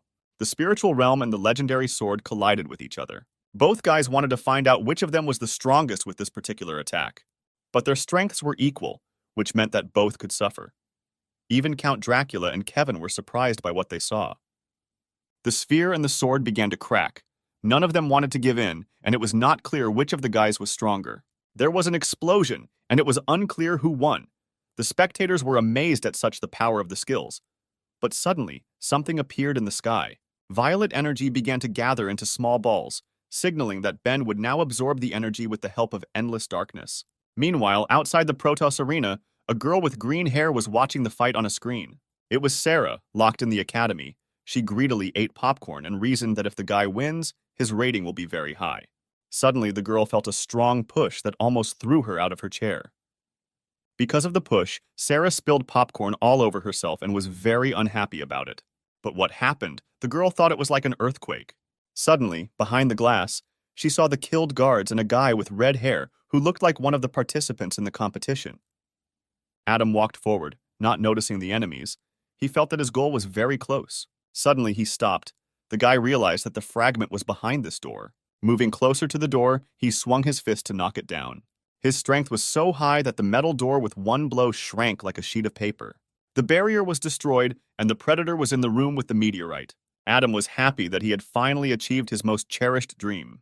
His goal is the gift of light. With its help, the predator will finally be able to surpass the spiritual level and become the crown of evolution. Suddenly, the footsteps of some stranger were heard behind the guy's back. It was one of the B-rank Protos guards who attacked Adam, saying that he was denied access to this room. The predator saw the blade of the sword that appeared in front of his face. He was surprised by the man's impudence. Adam instantly grabbed the man by the face and slammed him into the wall. He was infuriated that this weakling was distracting him at such an exciting moment. The power of the blow was such that the mark of the guy's hand remained forever on the face of the dead defender. Sarah watched all this through the cameras. She was horrified that the fighter killed the B-rank defender with one blow. She understood that the unknown person came for the meteorite. Even the commander-in-chief could not stop him, which means the girl should not try. Sarah only got a job here to get Ben to the dean, and she didn't want to risk her life for the old man's business. She was scared, so she decided to hide and pretend she didn't see anything. Meanwhile, in the arena, the warriors began to recover from the explosion of the sphere and sword. Daniel felt his senses return, but he didn't know why, because the fight time had run out, or because Ben had let go of control. But then he saw a familiar aura in the sky, which he had seen before. He got angry and accused Ben of using endless darkness, even though he promised to fight without it. The hero was ashamed. He explained that this ability is passive, and he himself can barely restrain it. So, as compensation, he returned Daniel's feelings to keep things fair. Mary decided to leave the arena. She was angry at Ben's invincible power. The woman understood that after the destruction of the sword, her son no longer had a chance to win. She knew that endless darkness does not obey the will of the owner and absorbs energy on its own. So the hero not only won the fight, but also became stronger, and Daniel weakened. At this point, she considered the fight over and left because she did not want to see her son lose. Suddenly, the heroes heard a strange sound that was like a roar. It could be heard throughout the city. Count Dracula and Director May were shocked. They seemed to understand what had happened. The dean asked Kevin in a trembling voice where the sound came from. Kevin replied that it sounded like the sound was coming from the old man's academy. A huge pillar of light was coming out of the roof of the academy, and it seemed like right now everything was going according to the Predator's plan. He understood that S-rank guards were about to arrive, but unfortunately it would be too late. After all, what he was looking for was in his hands. The gift of light, the greatest treasure of the Protos, which the monster had been looking for 10 years.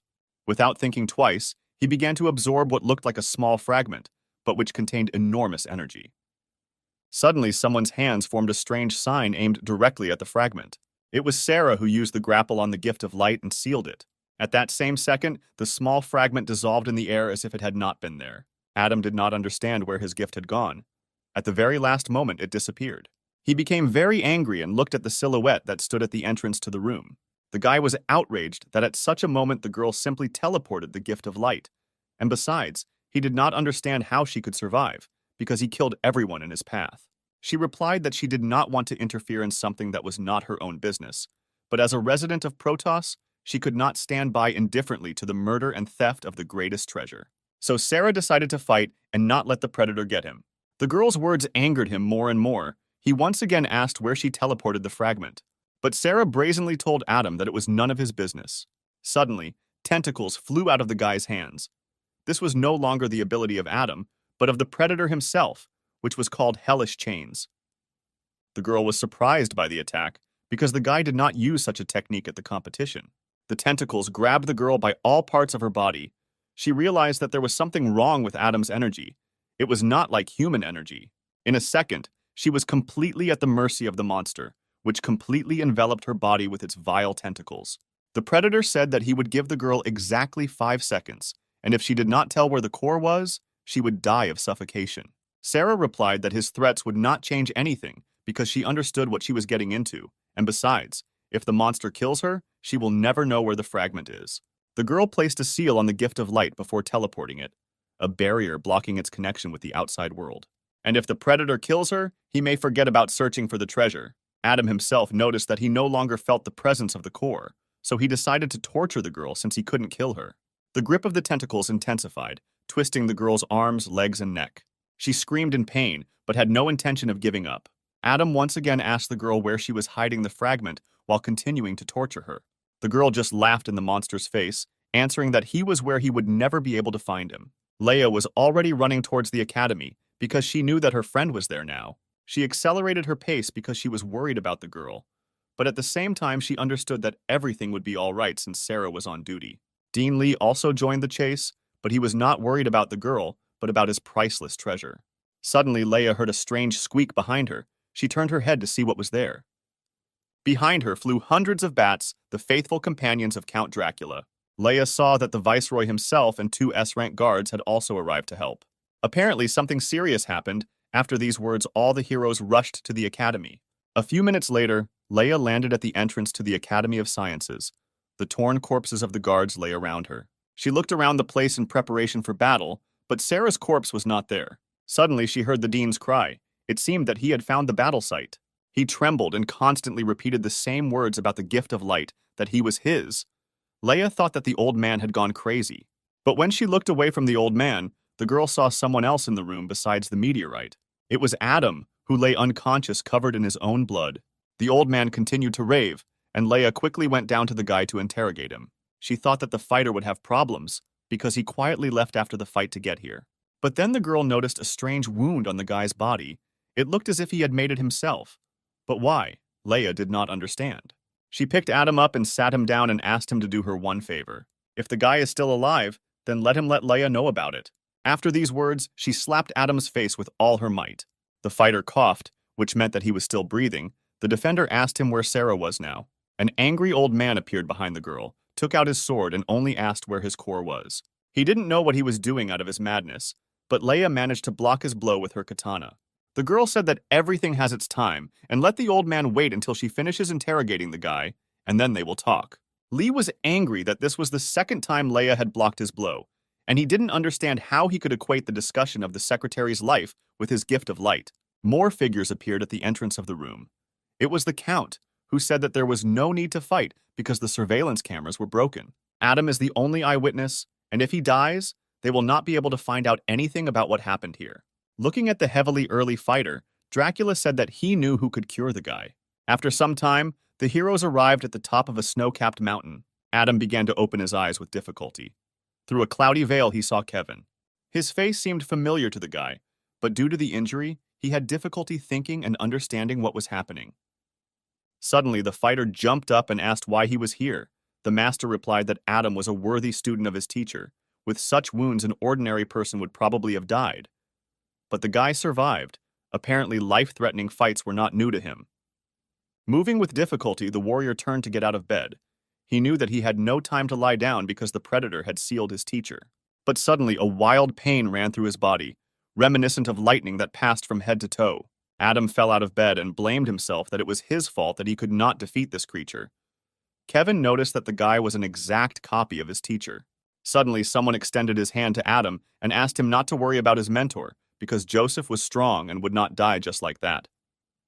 The guy was surprised because in front of him he saw one of the strongest Protos people. It was Count Dracula, who asked to tell everything that the guy knew, and he would take care of everything himself. Meanwhile, somewhere in the forest outside the city, a meeting took place. Sarah stood in the clearing and told someone that it was time to leave, because if they hesitate, the guards will grab them. A sweet, sexy voice answered her and said that apparently the plan had failed since the guy was annoyed. The girl turned around and was surprised that he changed his body. It was a predator of a spiritual level, the sorceress Jessica. She was interested in why the guy possessed the girl, because he could choose her body. Spiritual level predator, Dark King Steve replied that this body is the only one who knows the location of the gift of light, so she could not be left there. Steve turned around and ordered the sorceress to leave, because they had very little time left. Suddenly, some rustling was heard in the bushes. Someone called the monsters and asked him to wait. The hairy hand of a creature appeared from behind the tree, hurrying to meet him. It was a Way ghost-level predator. The monster was worried that his allies decided to abandon him, and then he would get lost and not find them. Meanwhile, in Kevin's hut, the heroes discussed the incident at the Academy of Sciences. Adam told Count Dracula all about a ghost-level predator that can inhabit other bodies. The governor had not met one for a long time, but unfortunately, he could not leave the city because power was now in his hands. Therefore, he entrusted the task of rescuing Sarah to the paladin Kathleen and the S-rank guard Michael. The count ordered the girl to be returned safe and sound, and the predator to be killed. The paladin jumped up and swore with her life that she would complete this task. Michael finished reading his book, and with a grin on his face said that he understood the assignment. Suddenly, the door to the room swung open and Ben appeared in the doorway.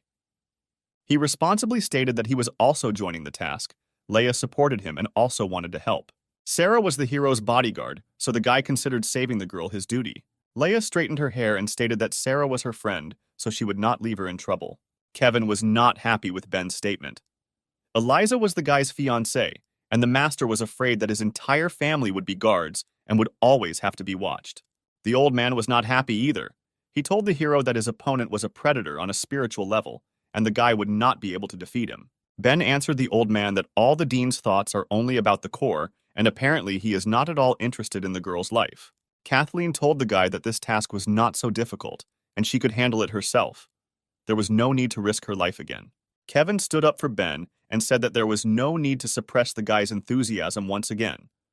Besides, the hero had become a guard, and such an outing would be training for him.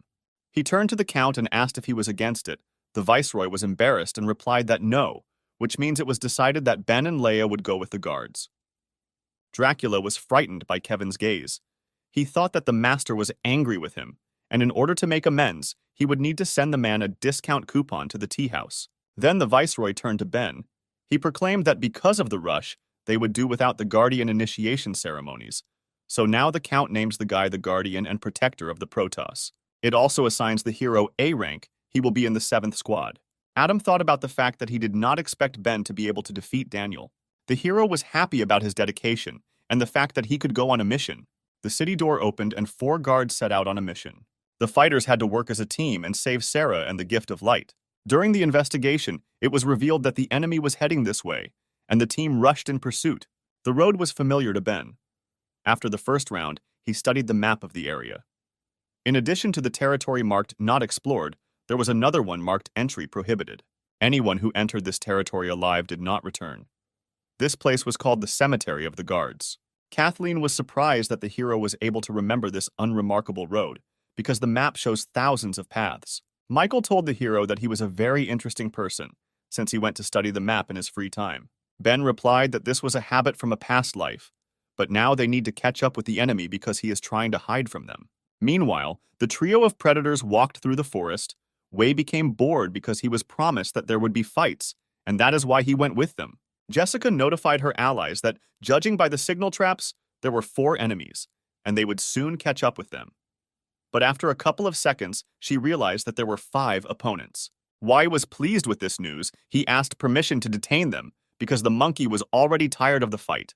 Steve turned around and replied that Jessica would take care of the enemies. That's all, because the predator will have another more important task for Wei. After some time, the monkey listened to his master, and he did not like the plan. Why got angry when he heard the suggestion and said that Steve was just using him. The Dark King replied that he needed to quickly find out information about the location of the Gift of Light, so the monkey would have to carry it so that he could concentrate his energy on the search. They walked forward. Steve told Wei that when they get to the guard's cemetery, they will be safe. Meanwhile, the pursuing heroes stopped because Ben noticed something. It was an ambush, and right now a huge boulder was flying towards the hero. Leia was already running to help the guy, saying that she would deal with the obstacle. The girl delivered 30 blows with her blade in a few seconds. The stone shattered into fragments and did not cause any damage to the heroes. Leia ordered the offender not to hide and come out. Someone jumped from the tree and landed right in front of the girl. It was the charming Jessica who just wanted to say hello to the guards. She raised her green eyes and declared that in order to pass, the guards must pay with their lives. The girls did not like Jessica's impudence, and they said that she would pay with her life for interfering. Ben stepped forward so that the girls would not fuss, because the predator just wants to detain them, and she probably has more traps hidden.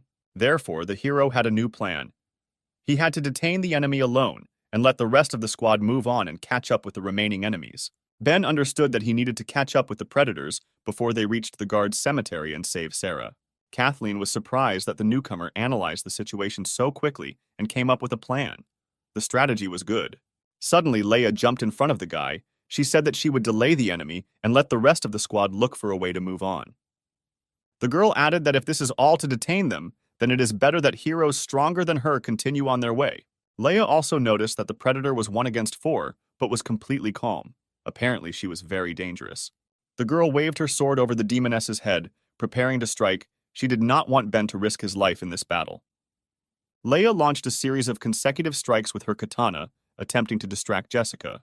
The predator was not the least bit afraid. She calmly sent her hair to attack the girl. The two heroines collided with each other. No one wanted to give in, but it was unclear whether Leia would be able to hold off such a strong opponent for a long time. The rest of the squad did not stand and watch the battle for long. They decided to pass by the succubus while they had the opportunity. But Jessica was not going to give up. She decided to detain the entire squad and not let anyone leave. Her hair instantly rushed down into the ground. She could fight several opponents at once. Ben immediately realized that the predator was using an attack from a distance, and they needed to be careful. The ground in front of the heroes began to rise, and the succubus's hair flew like blades, blocking the path. Kathleen's sword began to glow yellow, rushing forward and shouting that she would deal with the obstacle. A huge divine ray of light hit the hair from the sword, tearing the hair into shreds. Jessica did not expect such strength. She could not believe that the girl was able to cope with her bonds. At that moment, the heroes jumped over the demon and found themselves behind her. Ben landed and realized that they had managed to break through. The squad headed forward, leaving Jessica and Leia behind to fight. The hero promised that he would under no circumstances die and would return Sarah and Leia home. The succubus was upset that the heroes tore her hair, but she was more infuriated that the 3 of them were able to escape. She pointed at Leia and shouted that if she lost Steve's love because of this, it would be the Protector's fault. Suddenly, the ground shook, and green footsteps could barely be seen on the surface. Someone very quickly rushed past the girls, leaving them behind.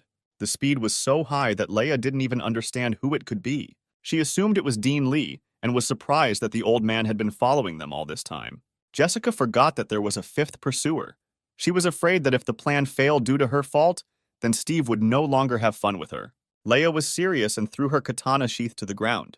Holding her sword tightly in her hands, she said that although Jessica is a spiritual-level predator, her thoughts are still just as mundane.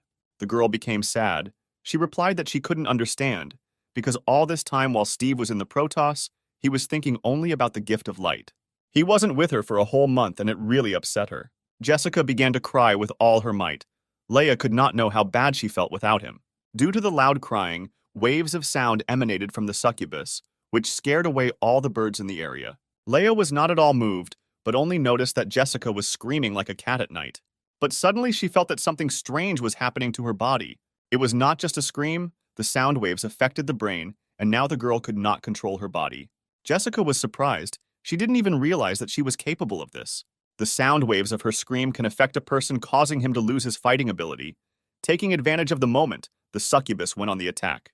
She pointed her hair at Leia, telling her to feel how love stabs her heart. Hundreds of hairs flew towards the girl, which at the base looked like sharpened swords. Leia couldn't believe that she would die here on her knees. There was a scream and the clearing was filled with blood. Meanwhile, the hero and team were close to catching up with the enemy. The silhouette of Wei appeared in front of them, who knew that Jessica could not be relied upon. She had missed the three. He was sitting on a tree stump. In his hands was a huge club. The monkey was sure that he could deal with everyone with one blow. Michael grinned and said that his favorite animal was the monkey, so he would fight with it. Suddenly, another primate appeared behind him, preparing to attack. The guy realized that there were several monkeys. The predator's club crashed into the ground. It was unclear whether the guard had time to evade. Wei rejoiced at his victory. He could clone himself many times, and his copies had the same strength as the original. Suddenly, his joyful look changed to surprise, because he did not expect what he saw. Michael held his staff with one hand. He ordered the remaining members of the squad to leave, because he could hurt them. His eyes turned red inside the guy. One of the 7 deadly sins woke up. Michael's face changed. From a smiling guy, he turned into an angry man. It was a sin of anger. Michael's body released such powerful energy that the trees around him rose into the air. The monkeys were shocked by what they saw. Their anger was awakened, and they were ready to fight. The guy said that he would deal with the predators himself and then catch up with the team. Ben was shocked, because Michael seemed to have become a different person. Kathleen explained that 7 personalities live in the guy's body, so this is not surprising. Wei was even a little scared. The guard had extraordinary strength despite the fact that he was human. The second monkey told Michael that his breath stank and that he should not open it. At the same moment, the guy began to float in the air as if gravity was not affecting him. Michael stopped in front of the monkey's face, who told him that he didn't scare her at all. In response, the guard slapped the predator in the face, saying that Wei was talking too much. The monkey was indignant, because even Steve had never hit him in the face, but some man dared to do it. But Michael continued to strike, saying that the predator would not do anything to him, even if he struck 1,000 more blows. Wei received blows from all sides that he could not dodge. Suddenly, a second monkey appeared behind the guy's back, which reminded the guard that he had not one opponent, but several. He tried to hit the guy with his club, but to his surprise, it didn't work. Michael disappeared, and it seemed that he simply disappeared into thin air. But in fact, the predators simply could not keep up with the guy's speed. The guard stood on the very club with which they tried to hit him. It seemed that the opponents were not equal in strength. Wei was surprised that the guard had such great speed, but the guy replied that in addition to him, the Protos had at least 6 more equally strong people. He jumped and kicked the enemy, noticing that the 6 guards would even be faster than him. From the force of the blow, Wei landed on the ground and let go of his weapon. The strongest sin told the vanquished that he, like a domestic animal, would become docile with one blow. Meanwhile, the sun began to rise over the forest. The night was ending and a new day began. The original Wei ran as fast as he could to the guard's cemetery. He asked Steve if he had found the gift of light, because their pursuers were very strong. He felt the pain of his clones and added that if the guards caught up with them, he could not cope with them alone. The monkey wanted the master to quickly finish his ritual and find out where the core was, after which they could finish off Sarah. Steve didn't listen to him. Right now, he was focused on finding his artifact. In Sarah's mind, the girl was beaten and exhausted. She sat on the ground completely exhausted. Sarah prayed for someone to save her. She didn't want to die in this place just like that. Suddenly, one of the zombies appeared from behind the wall and was already walking towards her soul. But just as quickly as he appeared, he was pierced through with a sword. It was Leia who arrived in time and saved Sarah from certain death. The swordswoman looked at the exhausted girl and said that if she wanted to live, she should go with her. Steve noticed that the girl with the sword seemed familiar to him because he had seen her in the audience at the competition, and she often appears in the depths of Sarah's memories. He seemed to begin to understand something, and by concentrating even more, he found the answer. In the depths of his memories, he saw the very artifact he had been hunting for all this time. The gift of light was in the chest of a lovely girl, Sarah's savior and loved one. Meanwhile, the sun had already risen high, and its rays began to break through the crowns of the trees. Leia was hanging bloody from Jessica's hair. She was unable to dodge the previous blow, and all this time the demon was beating her.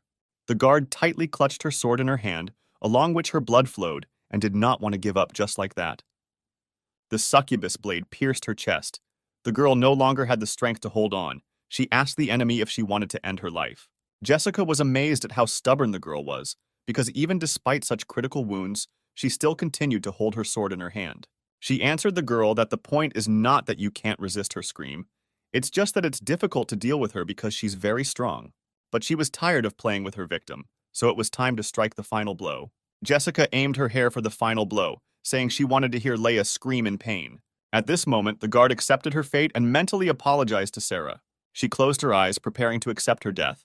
This time she was unable to save her friend. Suddenly, a bright yellow light illuminated the entire clearing. There was a powerful explosion that scattered all of Jessica's hair like small torn threads. The epicenter of the impact began to narrow, forming a small yellow ball. In the center of this ball stood Leia. She was completely protected by this unknown force. Jessica was surprised by the power of the skill. She was sure that the enemy was without strength. The succubus did not understand where the girl had such a strong ability. The predator looked at Leia, who was surrounded by divine light. It instantly healed all her wounds, from which blood came out. All the power was concentrated in the guard's chest. It came from a small yellow fragment. Hidden inside Leia was the gift of light, which now gave her new abilities and strength to defeat her rival. Jessica couldn't believe her eyes. She was frozen in surprise at the picture she saw. The succubus realized that all this time the gift of light was in Leia. The predator trembled as if she was afraid of what fate awaited her. Leia noticed this and asked the succubus not to be afraid, because her blade was fast. Apparently, the heavens favored her today. But it seems that Jessica was not afraid. She was filled with joy, and she was trembling with delight, not fear. After all, the path to the happiness of her entire life is now right in front of her. If she can get the gift of light, she will receive Steve's love, so it was in the girl's imagination. At the same moment, Leia's blade began to glow with divine colors. Her power increased significantly, and now she had a much greater chance of victory. She told the demon that she would not allow this to happen, preparing to attack. With a quick blow of her sword, she attacked Jessica, who, in her excitement, forgot about the fight. There was an explosion. The force of the sword's impact was so high that all the trees behind the succubus were destroyed at the moment of impact. The fight was over with one blow, and the loser, Jessica, fell to the hard ground. She couldn't believe that she had lost, because the gift of light was so close. What a pity. Now the girl won't earn Steve's favor. Leia looked at this picture of unrequited love, and at the last moment she even sympathized with her rival. As she died, Jessica said that she still longed for Steve and wanted to get back to him. A few years earlier in someone's abandoned house, Jessica held her t-shirt, which barely covered her chest. She was in tears. At that time, she was 18 years old. The unknown man put on his pants and told the girl not to cry and to keep everything that happened a secret. He adjusted his glasses and added that if anyone found out about this, he would turn Jessica's life into a living nightmare. The girl began to scream hysterically that there was not a drop of humanity in the guy. In response to this, the man hit her in the face with such force that she began to bleed. There was rage on his face. The guy said that Jessica needed to understand something. If he had not sheltered her, then she and her mother would have become food for predators by morning. The man spent a lot of money to support Jessica, and she should remember his kindness. Therefore, the girl must pay off her debt with her body. It was raining outside. Loud rumbles of thunder were visible from the sky. At this time, it is good to stay at home and not go out anywhere. But in this weather, Jessica stood on the roof of a multi-story building. All her feelings and emotions disappeared, and even the cold rain was not a hindrance for her. She wanted to end her torment. In her head, the voice of an exhausted girl told her to take a step into the abyss. Just one step and it will all be over. She will no longer have to endure bullying. The beauty stood up on her tiptoes and had no doubt about her choice. She spread her arms to the sides and began to say goodbye to this unhappy world. Jessica thought that if there was an afterlife, then she hoped that at least she would be treated well there. Suddenly, just before the jump, someone spoke behind the girl. An unknown person said that death is not a solution. It was Steve who said that only power can change something. The girl was scared when she saw the predator, but she had nothing to lose. Steve asked the girl to come up and become his subordinate. If she decides to be with him, then the Dark King will grant her a power that is unknown to ordinary mortals. At that moment, he bit the young girl's innocent neck, giving her some of his powers. Sometime later, in the same house where the girl felt only pain and suffering, a man sat on the floor and trembled with fear. Jessica looked at him with contempt and said that didn't the guy want the girl to pay him back? Now is a great chance to repay the debt. The man was scared as a kitten and begged not to take his words seriously. He grabbed Jessica's leg and insisted that he knew that he was wrong. He begged her not to kill him because the guy could find other younger people for the girl to eat. But unfortunately for him, the newly made predator did not like human flesh. For the first time, she used her hair in the form of blades, pointing them at the offender. There was a piercing scream filled with pain, and the man's blood splashed onto the wall. He died without immediately even feeling the pain that Jessica felt all this time. She didn't feel sorry for him, but only that for the sake of someone like him, the girl gave up her human essence. As Jessica staggered towards the exit, she wondered if it was worth it. Having finished the fight, Leia turned around and decided to catch up with her friends. But suddenly, the hair of the defeated rival began to envelop her legs, trying to stop her. Leia turned around and was surprised that Jessica did not die after such a powerful blow, but simply sat there and thought. The succubus turned to the swordsman. She said that she felt bad, as if all her memories had been erased. Therefore, the girl asked Leia to help her. The guard did not expect to hear such words from a former enemy. It was unclear whether it was true or the demon lied to take revenge. Meanwhile, in another part of the forest, two predators continued their path to shelter. Wai wondered what kind of power the gift of light had since Steve was persistently trying to get it. Exhaling, the predator replied that the monkey would not understand him until he himself reached the limit of his strength. Steve went through a lot to reach the peak of his spiritual level, and now he feels so lonely from the realization that there is nothing left to strive for. It seemed to him that there was no one stronger than him in the world. But he was wrong. Once he managed to lose to one opponent, a young guy from the human race. Wai was shocked by the story. He did not believe that his master could lose to someone. Steve replied that it was true, this man was a real genius in battles. And then a few days later he founded Protos, which was Kel. If it weren't for the endless darkness that the guy possessed, the predator would never have lost to him. When Kel died, Steve found his remains, but there was no endless darkness with him. This became a big problem for the predator, and therefore, if he can obtain the gift of light, he will change beyond recognition. With its help, Steve will be able to resist the power of endless darkness, go beyond his limits, and finally overcome the spiritual level. Wai listened to this story and began to understand a little of his master's desire. If Steve can get the gift of light, he will become the strongest in the whole world. After some time, the team of predators came to the border of the guards' cemetery. It was right in front of them, yet they managed to make it before the guards appeared. Wai said that they need to leave a note for Jessica so that she knows where to look for them. Steve jumped off his comrade's shoulder and replied that there was no need to do this, because Jessica will not come. When Steve asked her to detain the guards, he understood that the girl would not be able to resist them. Wai was shocked by what he heard. He didn't expect that his master was planning to leave her from the very beginning, because Jessica said that the three of them were family. Steve only coldly replied that if in exchange for her he received the gift of light, then her sacrifice was not in vain. In addition, family is a word from the human world, and predators do not need families. Having finished the dialogue, he turned and ordered to follow him. After they entered this part of the forest, the pursuers would not be able to find them. Suddenly, a huge arc shot came from the sky towards the predators. The team noticed the attack. At that moment, they realized that they would not be able to leave without a fight. Wai managed to dodge the attack by crouching, and only slightly the arc was able to touch his head. A line of light fell right in front of them, cutting down all the trees in the way. The monkey thought that he was lucky to evade, because a little more and he would have been left without a head. The sudden attack left behind a huge ditch that went deep into the ground. Steve was impressed by such strength. Not everyone could cut such a chasm in the ground with just one blow of a sword. Now he understood why Jessica could not detain her pursuers. In the sky, they saw Kathleen, who told the predators that whoever crossed the border would die without the right to pardon. Steve replied that it was quite arrogant to threaten him, since he was much stronger than an S-rank guard. He simply turned around and jumped over the gap, ordering his companion to follow him. Kathleen, seeing the impudence of the enemy, only said that he asked for it. She flew at lightning speed towards the predator to hit him. Wai was scared. The girl was so fast that it was impossible to follow her with her eyes. Kathleen attacked Steve with her sword, but he successfully blocked the attack by creating an impenetrable shield around himself. He turned to the girl and said that she did not lie, despite the fact that the predator was in their friend's body. But as he had already said, she could not defeat him. Steve had already fought with one of the guards, and after that he created a shield based on the strength of his blow, so the girl is unlikely to be able to break through it. Kathleen replied that she has no equal in Protos when it comes to dealing the maximum possible damage. The shield began to crack, and the sword began to penetrate deeper and deeper into the barrier. Steve realized that the shield would not be able to withstand her attack, because the cracks were becoming more and more, and the sword was going deeper. The predator did not count on such power at all. He realized that it was time to dodge.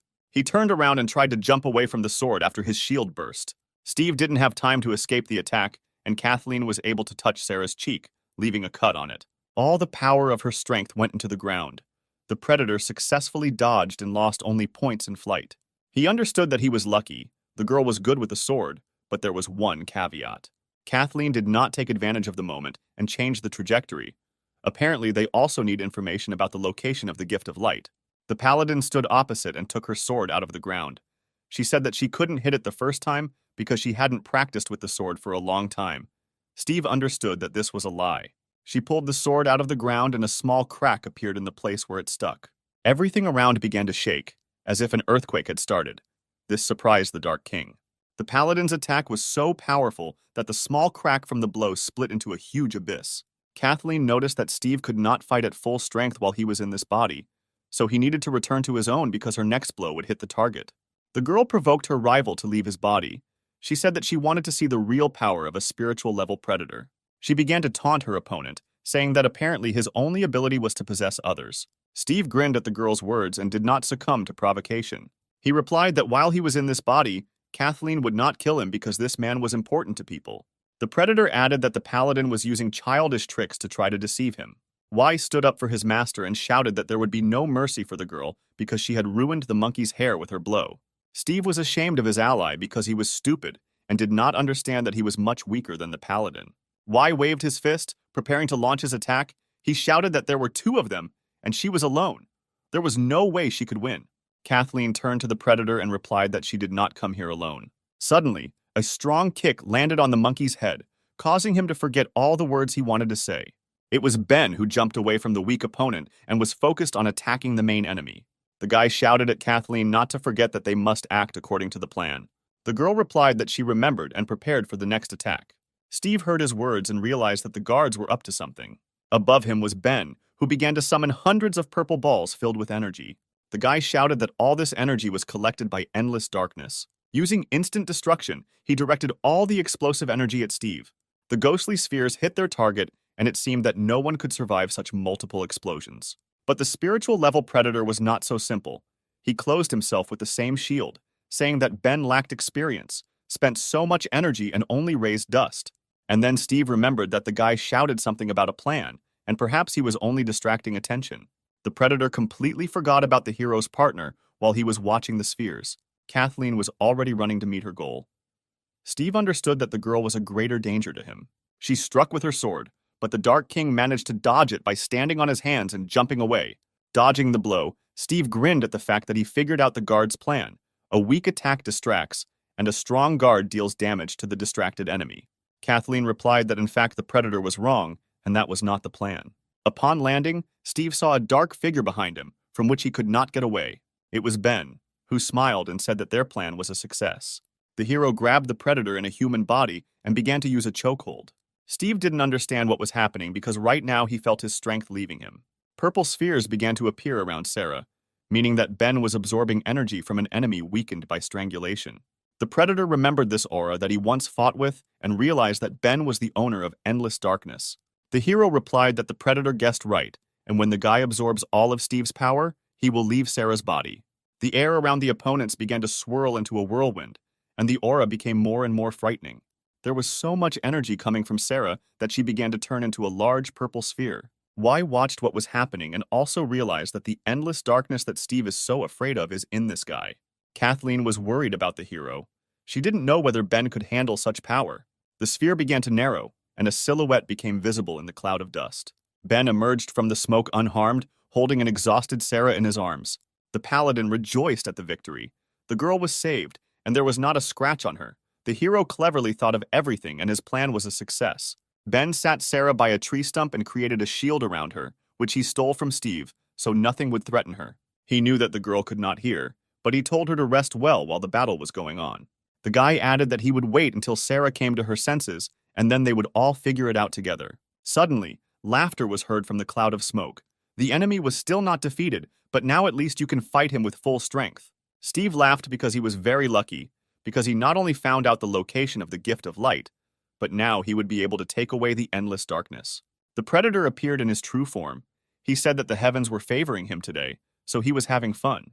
The Dark King raised his hands into the sky as if calling on God and shouted that he was the chosen one. Ben replied that he was rejoicing early because at least half of the predator's power had been absorbed. Therefore, it is not a fact that the second half will be enough for Steve to take away the endless darkness. The predator replied that he does not lose the same ability twice, and it does not matter how much power the hero managed to absorb. He turned to his ally and asked Wei to tell him what his master's real appearance was. The monkey smiled and replied that Steve is the lord of the underworld, and therefore he can control the souls of the Kingdom of Shadows. In fact, they did not come here to escape persecution. The Guardian's Cemetery is Steve's underworld prison. Many souls are enslaved here, and they are the source of his replenished strength. That is why in this place the Predator becomes invincible. Kathleen noted that they had underestimated their enemy, but Ben was not frightened by these words. He said that since this happened, they had only one thing left to do: deal with the Predator and complete their mission. Meanwhile, somewhere in the depths of the guard's cemetery, Joseph walked leisurely through the forest holding his bag on his shoulder. Passing by a tree, he touched it a little. The tree instantly came off like a small branch due to the mentor's terrifying aura. But Joseph didn't seem to notice this. He walked forward, and in front of him lay a huge stone. But the power of his aura was so high that it cut through the stone while it slowly walked forward. The man had made a huge hole in the stone and was approaching the exit. When he came out, the obstacle shattered into pieces. But Joseph did not react to this either. Apparently, this was a common thing for him. He was only worried about the place where he ended up. The man walked forward all night, but never came out anywhere. Suddenly, he saw hundreds of souls flying in some direction. Joseph was surprised by this because he had already dealt with them before. He thought and said that apparently the educational process was not in vain for them, and now they decided to help him get out. Thousands of spirits responded to Steve's call and headed to him to feed him with energy. Ben was shocked by how many spirits he saw. Apparently, the Predator had killed a huge number of people. Kathleen understood that they could not allow the Dark King to devour them, because then they would not win. But it was too late. Steve began to absorb all his souls in order to continue living with them. The number of people he killed was so great that he began to increase in size from absorption. The heroes could not stand and just watch, so they decided to launch an attack on their enemy. Y stood in their way. He wanted to delay the team so that his master could make a rebirth. The paladin was not frightened by the monkey's menacing attitude. She only replied that he asked for it. Y didn't expect her speed to be so fast. Kathleen delivered a blow that killed the demon-level Predator in an instant. The monkey was too slow compared to the girl, so this fight was over for him. The heroes headed towards Steve, and the once former ally of the Predator fell to the ground, swaying. But our heroes saw that it was already too late. After all, the monkey managed to detain them, albeit not for long. The Dark King absorbed every soul, and from the amount of energy he became very fat. All these souls filled him, and Steve now looked like a huge ball hanging in the air. The ball grew larger and began to crack. The Predator felt the boundless power that filled it. Suddenly, it burst from the number of souls it had absorbed, and a blue cloud of smoke filled the clearing. Ben was shocked by the picture he saw. He did not expect that the Predator would simply blow itself up. Kathleen told the guy not to relax because the explosion was not fatal. Steve appeared before them, a spiritual-level Predator in the guise of a soul absorber. He did not hesitate and immediately directed his attack towards our heroes. Ben managed to react and use the shield that he had recently stolen. He ordered Kathleen to hide behind it. An explosion occurred. The force of the released energy was crushing and formed a blue sphere in the place where the team stood. The explosion left a huge crater in the center of which was a shield sphere, one of Ben's abilities. The guy realized that if it weren't for the shield, then there would be no trace of them. With one wave of his hand, Steve released a huge amount of energy. Was this really his full power? The shield began to crack, and the hero noticed that his ability was at its limit, just a little more, and he would not have been able to stand it. The guy told the paladin that he would have to dodge the next attack. But Kathleen thought that Ben had recently become a guard, but had already rushed to protect her. You can't say that he is reliable, but at decisive moments you could rely on him. Steve was floating in the air and was disappointed that his attack did not hit the heroes. The Dark King felt that this was not the limit of his capabilities, but only 70% of them. But he did not understand why this happened. Suddenly, the Predator remembered Joseph, whom he had sealed in his prison. He assumed that most likely it was his doing. There was a noise behind Steve. It was the sound of trees breaking like thin branches because someone was approaching. Joseph came out of the thicket of the forest and declared that he was tired of walking in the dark and finally got out. Steve was surprised that the guard was able to survive. He asked the man if he was the same ignoramus who attacked him recently.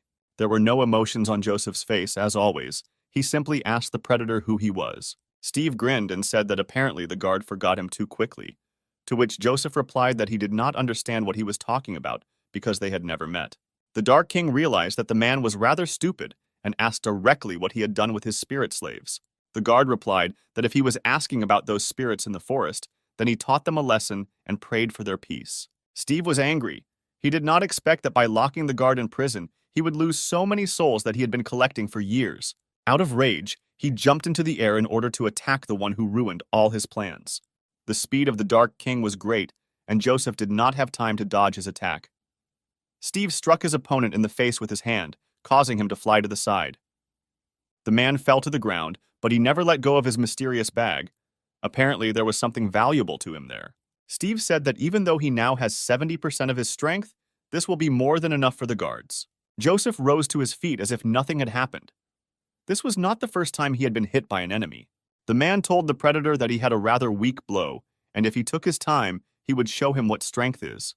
But alas, maybe another time they will fight, because now Joseph was in a hurry to the Protos to reveal the identity of the one who harmed his student.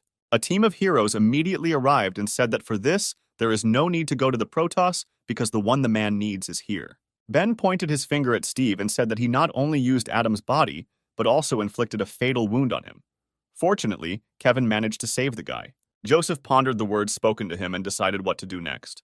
He turned to Steve and asked if they had met outside the arena. The predator replied that it was so, although the man did not immediately understand who he was. The Dark King grinned, noting that it was not surprising that Joseph did not understand anything, because his head was empty.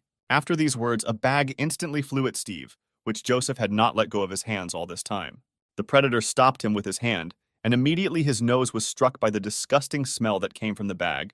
He asked the man what was lying there. Joseph delivered a powerful blow to Steve's stomach and replied that the bag contained his change of underwear. Then he hit the predator again, but this time with his foot in the face. The force of the blow sent the Dark King flying into the air. While flying, he thought about how a person could have such a crushing force of blows. Joseph began to become covered in a crimson fog. He stood and concentrated in order to awaken his strength.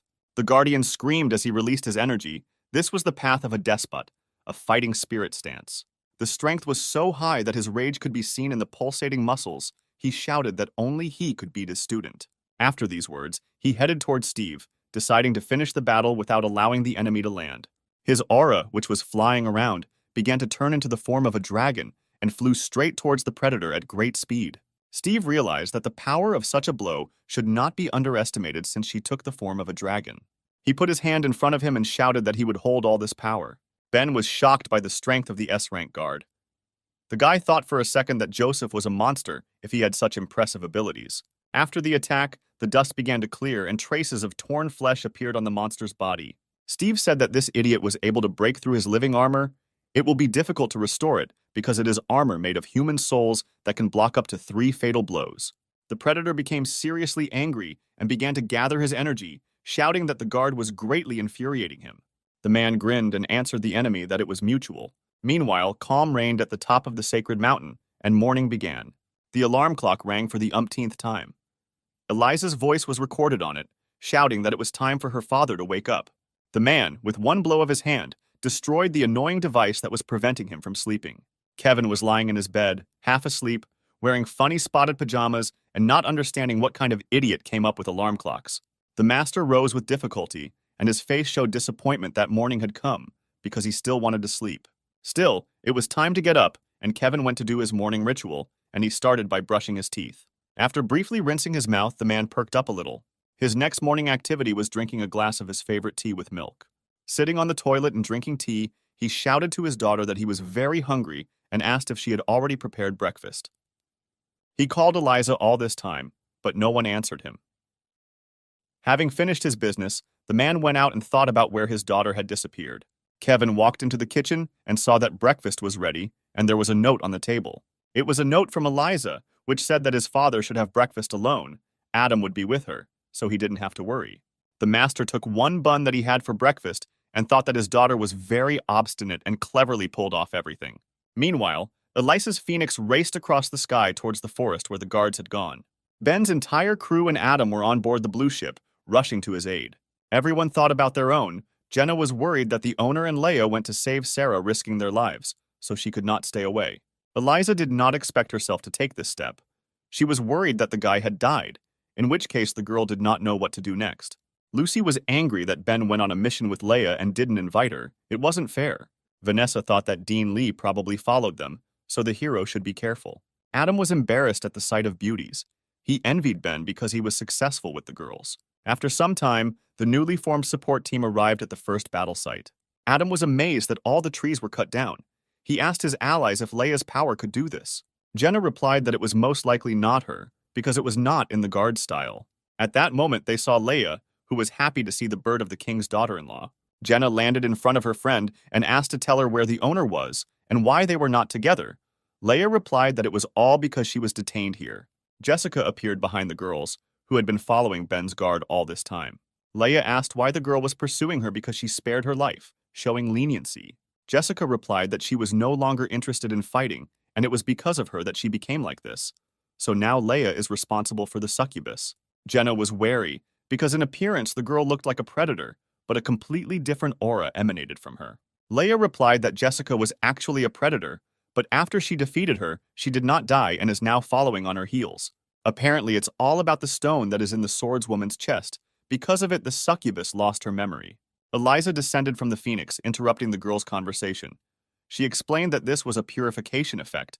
The bride heard her father talk about it. Such is the ability of the gift of light.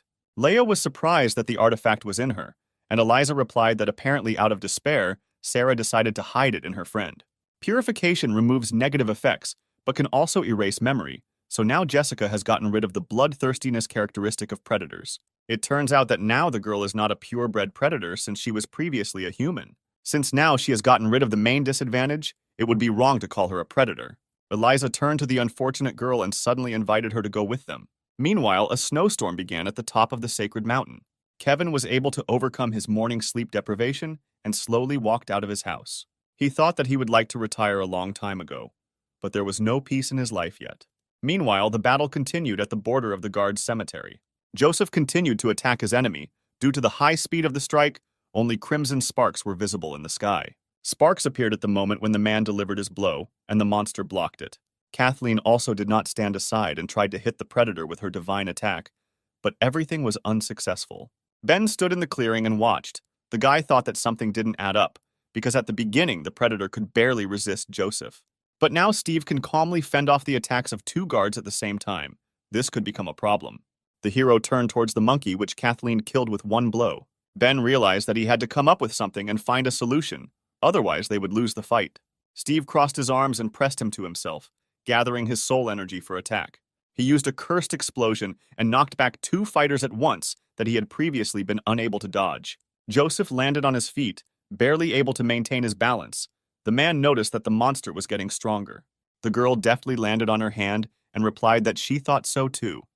This was the first time she had encountered something like this. Steve provoked his enemies by saying that the guards must be wondering why his strength was increasing. The whole point is that there is a difference between genders. He is a predator, and it is inherent in nature that people are no match for him. Suddenly, someone shouted that the monster was lying, and in fact it was not so. Ben realized what was happening. Steve had absorbed a huge number of souls, but it took time before their energy was absorbed. If the part has been learned so far, the more the battle goes on, the more the monster will change. Steve answered the guy that he was not stupid, and he was interested in how he could guess about the predator's ability. Ben replied that he guessed because he himself had a demonic ability. Suddenly, two copies of the guy appeared behind Steve, preparing to strike. The monster released its energy with one wave of its hand and destroyed the two Bens. He asked the guy if Wei's cloning technique was that same demonic ability. After these words, the monster directed its beam of souls at the hero standing in the clearing. The beam pierced through Ben's stomach, burning all his organs from the inside. The two S-rank guards were shocked by what they saw. They did not expect the hero to die such a death. Steve pulled the guy towards him and said that he had to absorb Wei's soul, and since the hero was in such a hurry to die, he could help him with this. But the seemingly half-dead Ben raised his head and told the monster that where did he get the idea that this was the original? A copy of the hero disappeared into the air, stunning his enemy. Steve turned around, but it was too late. He realized that the guy had fooled him. Ben was already behind the monster, and at that moment he used his grab ability. Everything around him dissolved, and Steve found himself in an impenetrable abyss filled with thousands of eyes. He was furious because he did not understand why he could not move and why eyes were looking at him everywhere, from which fear arose. The guards also saw this abyss of fear. Joseph thought it was a mirage, but Kathleen replied that it was not so. She explained that these are the eyes of Asura. They say he is able to immobilize the enemy with fear. The girl did not even imagine that Ben had such power. The guy told the monster that he had never used this power, but Steve forced him to resort to it, because if he was not killed, others would suffer. He gathered all the demonic energy and ordered his power to appear. Suddenly, his clothes began to be torn to shreds, and a purple aura appeared from behind his back, taking shape. These were Asura's 6 arms, which were much larger in size than Ben himself. Steve couldn't believe his instincts. Suddenly, the thirst for killing the hero became stronger than that of predators. This was impossible for a person. An imperceptible fatigue appeared in Ben's eyes, and he ordered the predator to get out of the dungeon. At that moment, one of Asura's hands struck the monster's face, which could not move. Ben slammed his opponent into the ground, pushing him out of the abyss of fear. Steve felt hellish pain, but at the same time he realized that he was no longer under control and could move. The blow was so strong that it removed another layer of spiritual armor. Now the monster could only die once. He was furious that a pathetic man could do this to him. Steve shouted that he would kill Ben. But in response to this, he received a fist blow that finished off the enemy. Ben shouted that this is not the end, and Steve better take care of himself. A flurry of blows fell on the monster, which continued to beat him to the point of exhaustion. The predator tried to block the attack, but Asura's strength was much greater than his. Under a flurry of blows, souls began to fly out of Steve's body, fleeing. Kathleen was surprised that the souls of the dead fighters were leaving the monster. They feared Asura much more than the Dark King. After the attack, the monster rose to its feet. It had a huge number of wounds and abrasions. But they all immediately disappeared, because the hero also destroyed the last of the layers of the spiritual shield. Ben shouted that he needed to attack immediately because now the monster could be defeated. Joseph, without thinking twice, gathered his strength into the last attack. Even without words, it was clear to him that he needed to help the hero. The man used a tiger volley. A huge saber-toothed tiger made of energy rushed towards Steve. Kathleen also did not stand aside. She said that right now the Dark King Steve will pay for what he did. The girl instantly rushed towards the enemy and cut through his body, leaving behind only the blood of the monster. 2 guards attacked simultaneously, leaving no chance for the monster to win. Kathleen exhaled and announced that the verdict had been reached and the fight was over. Joseph took revenge for his student and said that Steve crossed the wrong person's path. The dust from the blows cleared, and the blood of the monster could be seen dripping onto the ground. His leg and arm were severed, his body was cut in half, but he struggled to stay on his feet. All because he did not want to give up, because the gifts of light and darkness were right in front of him.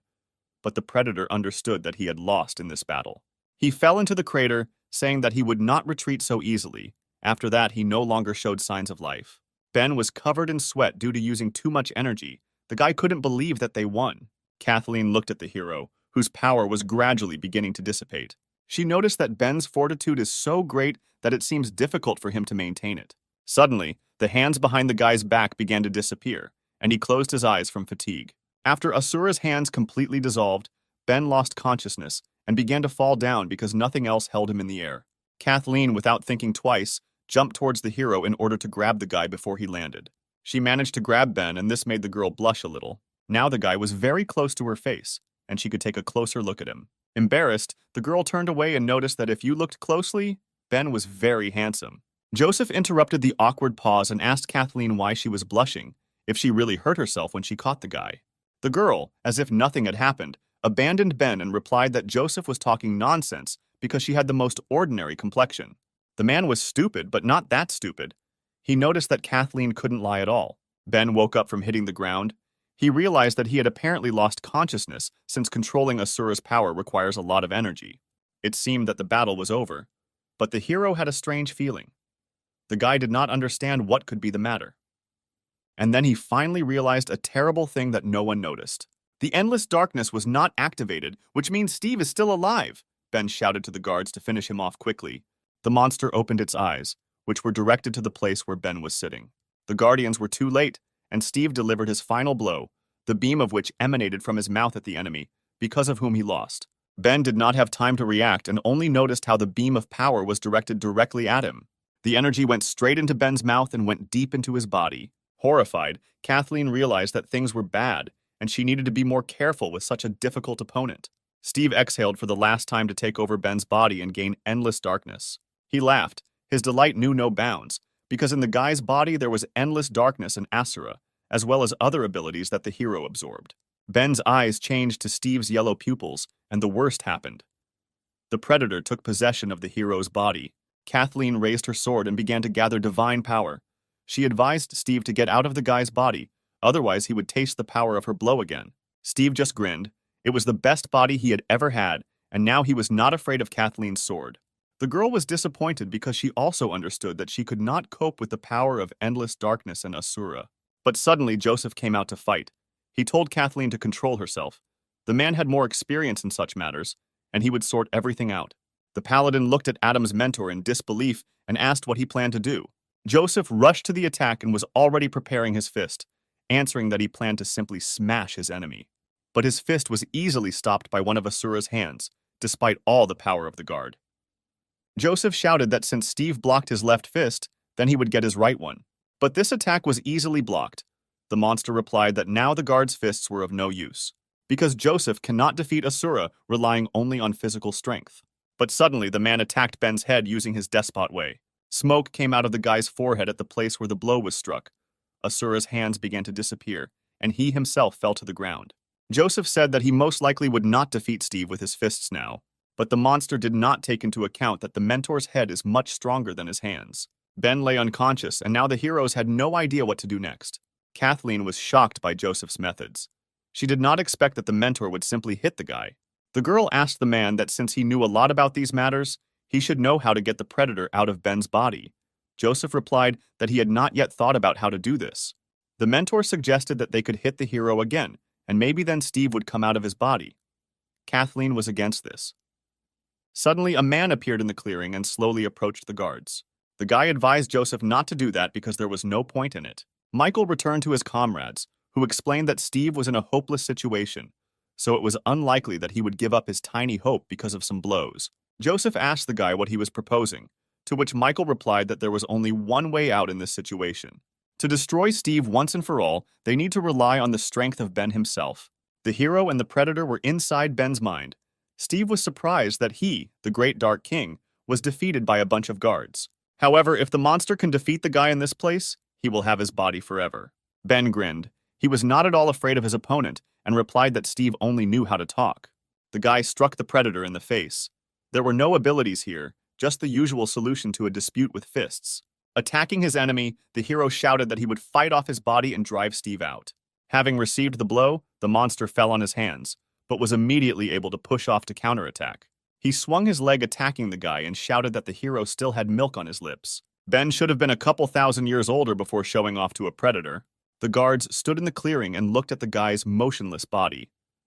Kathleen said that Ben had already shown his trump cards and proved that he was quite extraordinary. Without him, the team would not have completed this task so easily. But the girl was worried because now the hero had to deal with a spiritual-level predator, and the guards could not help him. Michael smiled in his usual manner and replied that they had to find out who was spiritually stronger, and the team could only wait for him to wake up. Joseph asked the question that was flying in the air. What if Steve wins? What should they do then? Michael replied that then it would be clear that Ben's soul was completely enslaved, and they will have to fulfill their duty as guards, namely to kill the monster. There was a struggle inside Ben. Steve said that the guy was still inexperienced because there was a spiritual world here. Therefore, no abilities are important here, but only the strength of your own spirit is important. The monster pointed at the guy and asked what he could do on his own without Asura's abilities and endless darkness.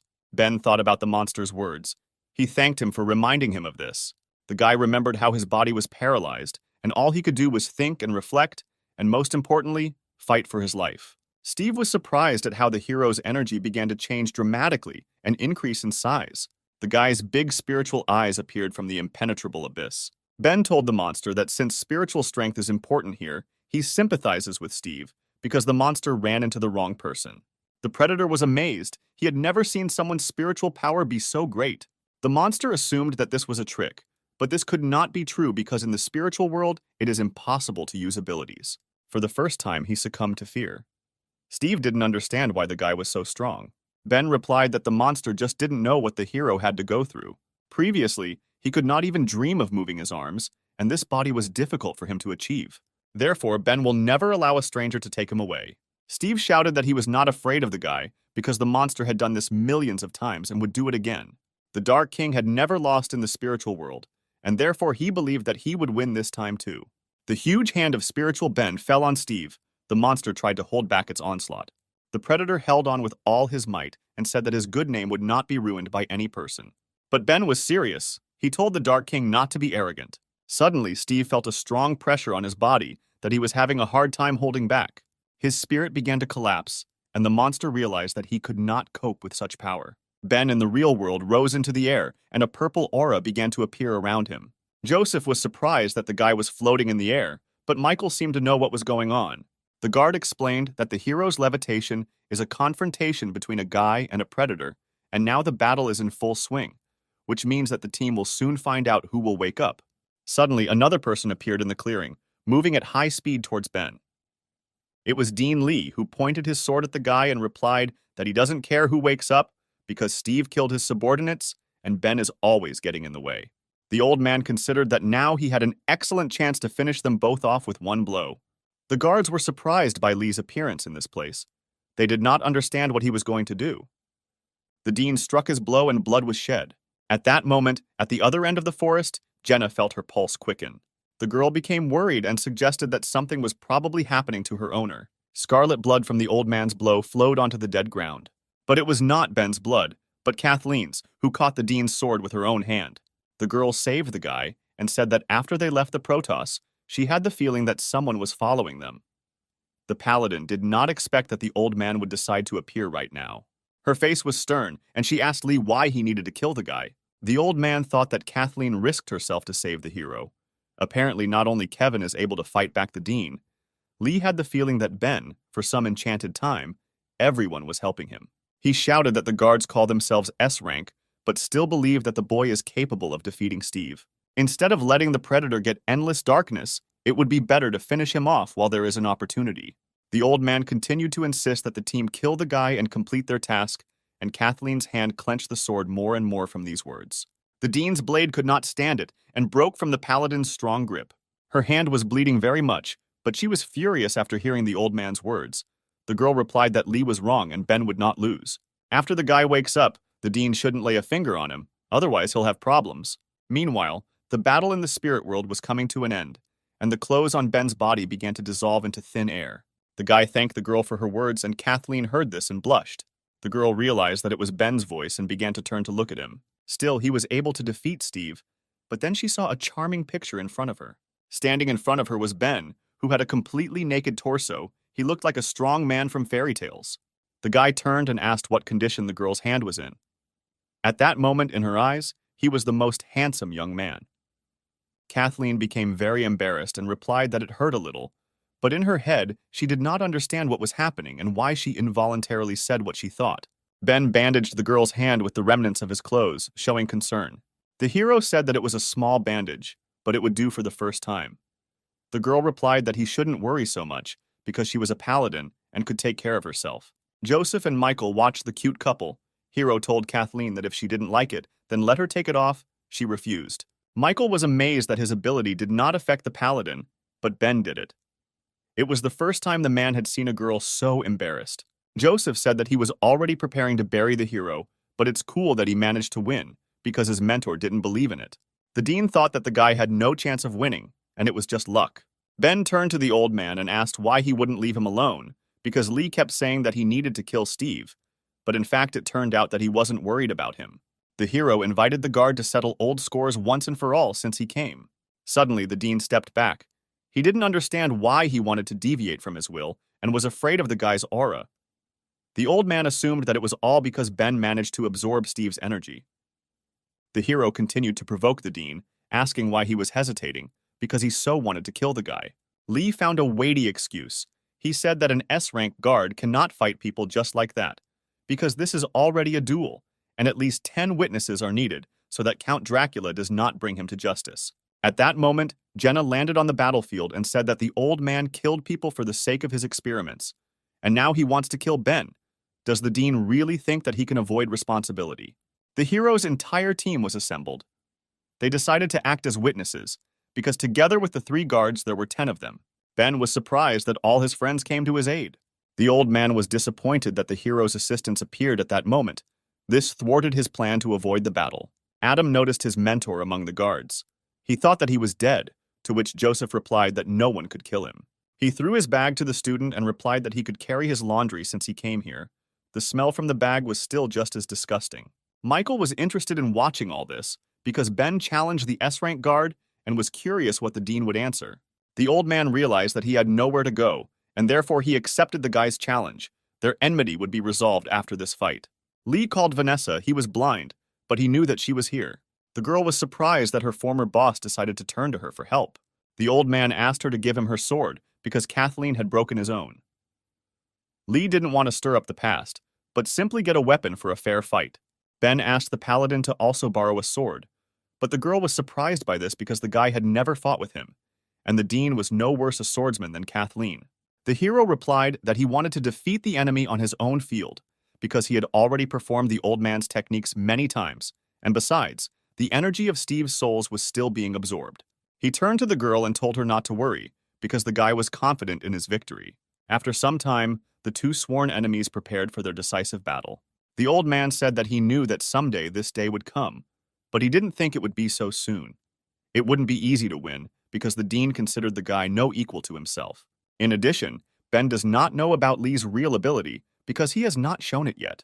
The dean gripped his sword tightly and prepared to fight the hero. A green aura began to form around him. He said that he earned his position thanks to his skills, and it was stupid to challenge him. Having gathered enough energy, Lee summoned his strongest form. The old man's body was covered with a green sphere, which completed his transformation. Ben noticed that the dean's aura was worthy of S rank because anyone would feel uneasy if such a person used his full power. In the sphere, long black hair became visible, which was blowing in the wind, and the lake blue eyes of a man who had awakened. It was an SR rank ability, a memory. Lee made his body take on the appearance of his youth. Now his body was 27 years old. The dean looked like a very handsome young man. He told Ben that only Kevin had seen him in this appearance. Joseph noted that Lee had good hair in her youth, and Adam added that this was a great example of how you can go bald in old age. Kathleen thought that she had been a guard for a long time, but this was the first time she had seen the dean's ability. Most likely the old man was serious since he decided to use it. Ben couldn't even imagine that there was an ability that could restore youth. He wondered if his vision had returned too. But one way or another, most likely this was all the dean could do, so the guy prepared to attack. Lee was angered by the guy's words, because at 27 years old was the peak of his youth, in which he was at the peak of his strength. The old man started first and suddenly disappeared instantly. This surprised the hero. But it wasn't just Ben who was amazed. Jenna was also surprised that the dean had simply disappeared. Eliza had not seen anyone move so quickly. It was impossible to follow his movements with her eyes. Lee used maximum speed and now he was circling around the guy. No one could see his movements. Ben waited, and at that moment the dean appeared behind him and said that this was the end for the hero. But the guy seemed to be waiting for this. He deftly repelled the attack despite all the speed that the old man showed. Lee was surprised that the guy was able to parry the blow. He couldn't believe that Ben was as fast as him. The hero turned to the enemy and replied that he had absorbed the energy of 1,000 souls of Steve. Now his capabilities have increased several times, and he sees Lee's every move. Kathleen blushed again. She seemed to like Ben. She thought that the guy had calculated his strength from the very beginning, and there was no reason to worry. You could still rely on the hero. In the split seconds that lasted for the fighters, Ben began to collect purple spheres for attack. The old man apparently hoped that the guy would use only the sword, but no one forbade using all his abilities. Spheres of energy hit Lee, but he managed to dodge because his speed was maximum. He jumped away from the guy and realized that he had set energy traps to catch his opponent. The old man understood that if his vision was not completely restored, he would lose this battle. The dean hit the ground, which cracked and small stones rose into the air. Swinging his sword, Lee said that Ben was too cruel for a young man. After that, he struck with his sword the stones that had previously risen into the air. Seeing the attack, Ben began to collect air around him, concentrating the energy in his mouth. He then released a strong sound wave that flew towards the stones, saying that kindness was inappropriate in fights. The hero's sound wave completely crushed the lie stones, turning them into dust.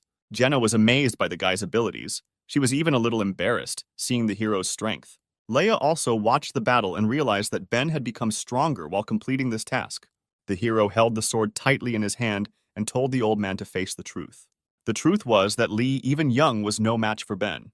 These words outraged the man. He replied that he was a guard of a rank S Protos, and a trifle of rank A would not defeat him. The old man waved his blade and shouted that in order to deal with Ben, he would only need one hand. The guy also ran to meet his opponent. It was time to check who was stronger. The two fighters collided, and from the outside it seemed that the hero had struck his opponent with one blow. Eliza was surprised at Ben's speed, because he moved in an instant, and Lucy still could not understand who won. The hero's pupils turned white. He was kneeling with a blade clutched in his hand. Suddenly, a cut left by Lee's blade appeared on his chest, and blood poured out of the guy's chest. The man also froze in this position, and there was not a scratch on him. But suddenly he had a cut, but a larger one, which touched his entire hand holding the sword. His arm began to fall away from his body, and his pupils were as white as Ben's. It was Asura's evil eye. Using this technique, Ben made it impossible for his opponent to move. He instantly stopped Lee's sword. The old man fell to his knees because he could no longer fight without his hand. The dean could not believe that he had lost. Ben's comrades began to rejoice at the victory, because now it was clear that the battle was over. Joseph asked Adam why these people were so young, but already so strong, unlike his student. The guy replied that Ben's teacher was simply much stronger than Joseph. Kathleen ran up to the hero, seeing a huge cut that ran across his entire chest. The girl became embarrassed and said that she was a paladin, so she could heal the guy. But Ben shouted at the guard not to come because this was not the end. Rising heavily, the guy said that he saw with his own eyes how the dean turned his subordinates into predators, secretly trying to create an artificial one, and did not even disdain himself. The hero's assumption turned out to be correct. Agony was a regent for turning into a predator. Ben turned to his opponent, telling him not to pretend to be dead, because the guy had recently seen such a trick. The old man laughed. He recognized the strength of the hero because he did not expect to lose here. The blind man added that for the sake of his goal, to unite people and predators, Lee must kill Ben. The old man shouted that everything he had done and would do was for the sake of the Protos. There was a powerful explosion that was similar to the sphere in which Lee transformed when he became young. Ben was shocked by such power, and he also smelled a very strong smell of blood. Jenna knew this feeling. It was the same as when she fought with the god of thunder, but the dean's energy was much stronger. Vanessa folded her hands and prayed that the old man would give in and not be so stubborn. When the sphere dissipated, something huge appeared in front of the heroes, not resembling the former guard. Kathleen noticed that this ability is not from the human world. The old man comes out and in fact secretly conducted experiments on himself. An artificial predator appeared before them, a huge creature that was covered with eyes, and its hair was like threads and went deep into the ground. Eliza was horrified by what she saw. She could not believe that this creature was Dean Lee. Adam was also shocked by what he saw. This creature looked even more terrifying than a spiritual-level predator. Jessica, although she was a former predator, found the creature disgusting. The monster opened its mouth and slowly began to repeat Ben's name. Then it said that it wanted the guy to die, and the eyes on its body looked at the hero. Seeing the monster in front of them, the guards stated that they had originally assumed that this fight would be between the two. But when they saw Lee in such a form, they could no longer remain indifferent.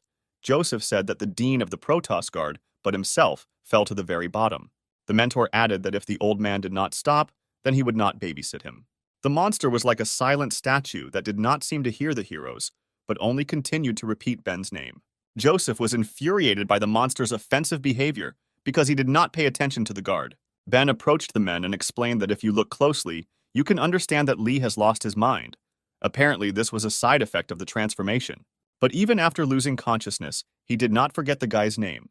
Apparently, he really wants to get endless darkness and will not stop until he kills the hero. Vanessa confirmed Ben's words. The dean's experiment failed. He needs endless darkness to make a breakthrough in research. But the girl herself sees this appearance for the first time and doesn't know what to do with it. Most likely, you shouldn't count on the old man's human essence. Therefore, having summed up all the data, the girl said with tears in her eyes that there was only one way out. Joseph pointed to himself and said that if you need to kill a monster, then Vanessa is an expert in such matters. Suddenly, the monster went on the attack. He began to concentrate energy in his largest eye on his chest. He still repeated Ben's name and fired a beam straight at Joseph. The man managed to react and jumped away from the deadly beam. Joseph used the path of the despot and went straight to the old man's face, shouting that now he was his opponent, not Ben. He was still annoyed that no one was paying attention to him, so before striking, he asked if the old man dared to answer him. The answer was quite simple. The monster raised its hand to the man and folded it into one finger strike. The old man hit the man like a small, annoying insect, but the force was so high that Joseph instantly flew to the other end of the forest. Seeing such a sight, Adam began to worry about his mentor because he was his closest person. Landing firmly, the man began to stand up and noticed that after the transformation, Lee became much stronger than before. Joseph escaped with minor bruises. He was lucky that his skull was solid. Otherwise, it would have been very bad. The monster did not stop at one target, so now the same energy began to concentrate in all the eyes that were on its body. Ben immediately realized what was happening and shouted that the Dean was going to attack everyone indiscriminately. The monster shouted that he would kill the guy and launched a volley from all his eyes at the creatures around him. Impact after impact, the rays hit the ground, reminiscent of the fall of hundreds of bombs. Eliza tried to dodge one such laser, but suddenly she felt a sharp pain. Her leg was pierced by a piece of wood, and because of this, the girl could no longer move. Suddenly, she noticed another deadly ray flying at her. Eliza prepared for death. She understood that she could not dodge because of her broken leg. But death did not come for her, and the girl did not understand why the beam stopped at the moment when it was supposed to overtake her. Opening her eyes, she saw something she did not expect at all. Kevin stood in front of her, holding all the energy from the beam with one hand, thereby protecting his daughter. The man waved his hand to the side and changed the trajectory of the deadly projectile, which flew into a tree. The girl's hysteria brought tears to her eyes, and she asked Kevin why he was here now. The savior turned and replied that his daughter need not be afraid of anything as long as her father was nearby. Dean Lee, in the form of a monster, continued his volley from his eyes and shouted that he would kill everyone now. The shells flew at all team members, and everyone dodged as best they could, but each time it became more and more difficult. Someone called Dean Lee in a loud voice, causing him to stop attacking and tremble. His eyes turned to the little man who came to the aid of our heroes. Kevin asked the old man why he needed all this. Did the Dean really want to be sighted and with a chic hairstyle down to the ground? Because when one thing disappears, another always appears. The mentor's face was stern, and he added that it was very difficult for him to see his old friend through this appearance. Lee slowly turned his head and continued to tremble, as if he was afraid of Kevin's words. Kathleen also noticed this fear. Lee was so scared as if he was about to lose consciousness. The girl wondered what was so scary about this Kevin. Ben suggested that it was a simple instinct of self-preservation and that this reaction was unconscious. Kevin continued to lecture. He said that he was already a pensioner and did not expect that it was Lee who would disturb his peace. The man grabbed the tree with one hand and the trunk began to crack from the strength of his grip. At that same second, the tree completely tore into pieces, leaving behind only a stump. Kevin held a whole tree with one hand and said that the old man had injured his daughter, and this was unforgivable. Therefore, he asked not to judge him because the Dean asked for it himself. Michael had heard that Kevin was the strongest of all the guards, and for the first time saw him in action. The guy considered it a great success. The master pushed off the ground and instantly found himself in the face of a huge monster. In one hand, he held a tree, and the other hand was, as always, in his pocket. At that moment, he was preparing to attack. Kevin said that Lee gets this blow for injuring Eliza and hitting the monster's head with a tree. Unexpectedly, but from such a force of impact, the monster's head instantly crashed into the ground.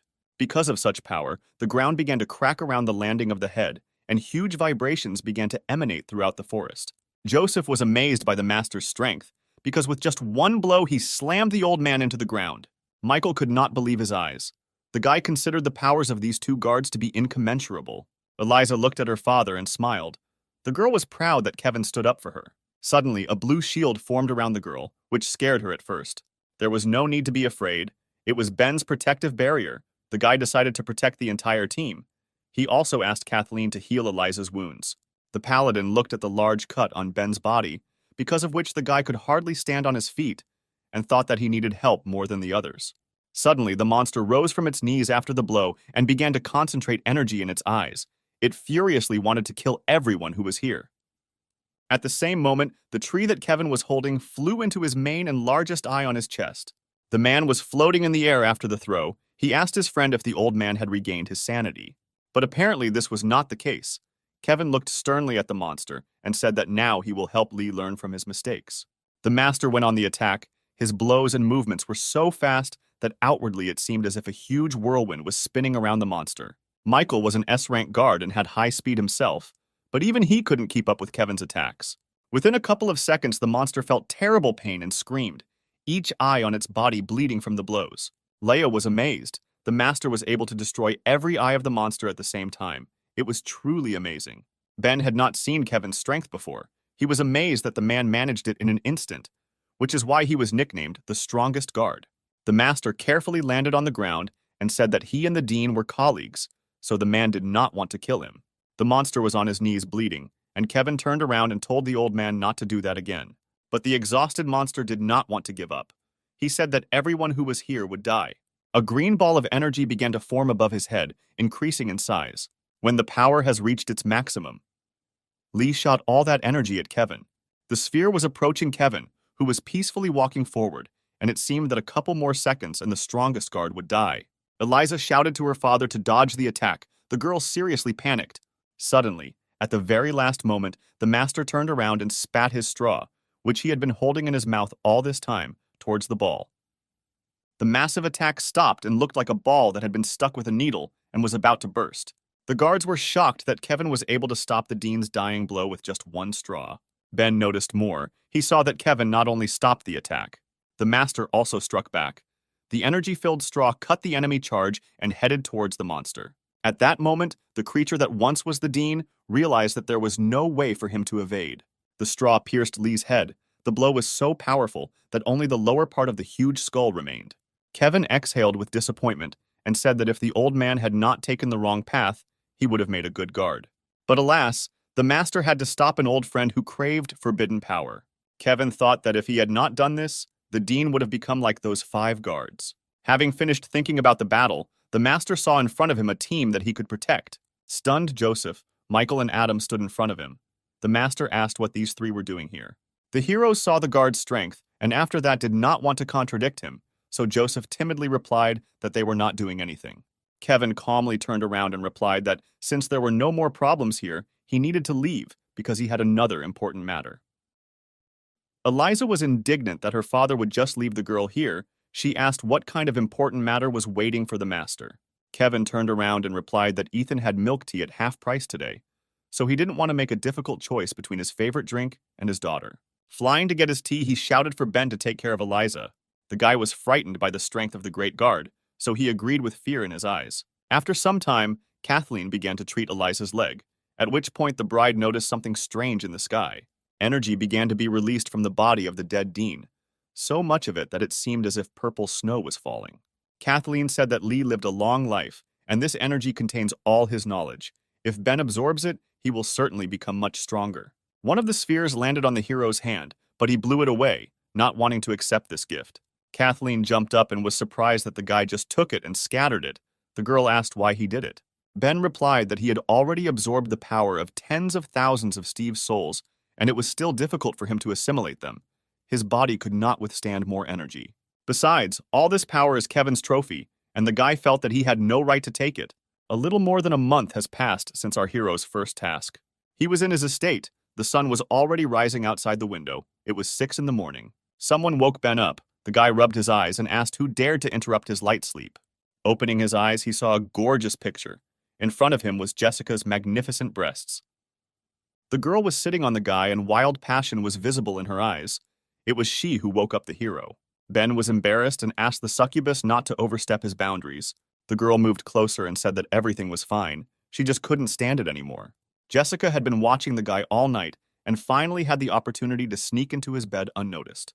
The hero thought that although the girl had regained her human nature, she had not stopped being lustful. In this regard, she had become even worse. If everything is left as it is, then Ben cannot avoid a reaction. He did not want such difficult tests in the morning. The guy didn't know what to do, and suddenly the girl took the initiative. She put her hands on Ben's chest and said that the hero has a very pumped-up body, and this scar gives him masculinity. She blushed all over. The succubus began to fantasize about all sorts of things because the bodies of human men were more beautiful than those of predators. From the unexpected gestures of attention, Ben jumped up and told the girl that she was too carried away and to be a little more restrained. Suddenly, the bedroom window opened and a strong wind blew, blowing sakura leaves into the room. Someone landed neatly on the windowsill. It was a samurai protecting Ben. The girl said that as soon as she left for a second, Jessica had already made her way into the guy's room. Leia stood gracefully by the window and held a katana in her hands. She added that with such behavior, the succubus was asking for her blade. Jessica was frightened by her former enemy and said that she had understood everything wrong. The girl had not come to seduce the guy, but simply to wake him up. Leia hid the blade and advised him not to do this again, and besides, the hero should not let his guard down either. The guard looked at Ben and asked if he forgot what day it was. The guy replied that he remembers, because today there will be a ceremony at which Dracula will assign the hero S rank. Jessica was not aware of such news, so she shouted throughout the house with joy. She suggested that it was because Ben helped stop the dean. The guy nodded and said that not everything was so simple. He and Leia did everything possible to deal with the Count's problem. The hero slowly got dressed and added that it was he who managed to show Lee's true appearance, and that in fact the old man was defeated by Kevin. Therefore, the guy did not think that he was worthy of S rank. Simply moving up the rankings would be enough for him. After getting dressed, Ben decided to go to Count Dracula himself and ask what he thought about this. After some time, the guy approached the Count's estate, which looked like a luxurious castle with a security guard at the entrance. Before the hero appeared, another stranger approached the estate. This worried the guards. It was a strange monk, dressed in monastic robes. He had a straw hat on his head, and the old man was holding a small bell in his hand. He asked if Count Dracula lived here. One of the guards shouted for the monk to leave, because an important meeting would be held here, and tramps were forbidden to even be close. But at that moment, Ben approached the estate and stood up for the old man, saying that he did not look like an ordinary tramp. The guy turned to the monk and asked if he would mind if they went together. The old man thanked the hero. Ben didn't know how to address the stranger, so the old man pulled the rope to take off his hat. The monk showed his face and said that his Buddhist name is Kunai, and he is an S-rank Protos guard.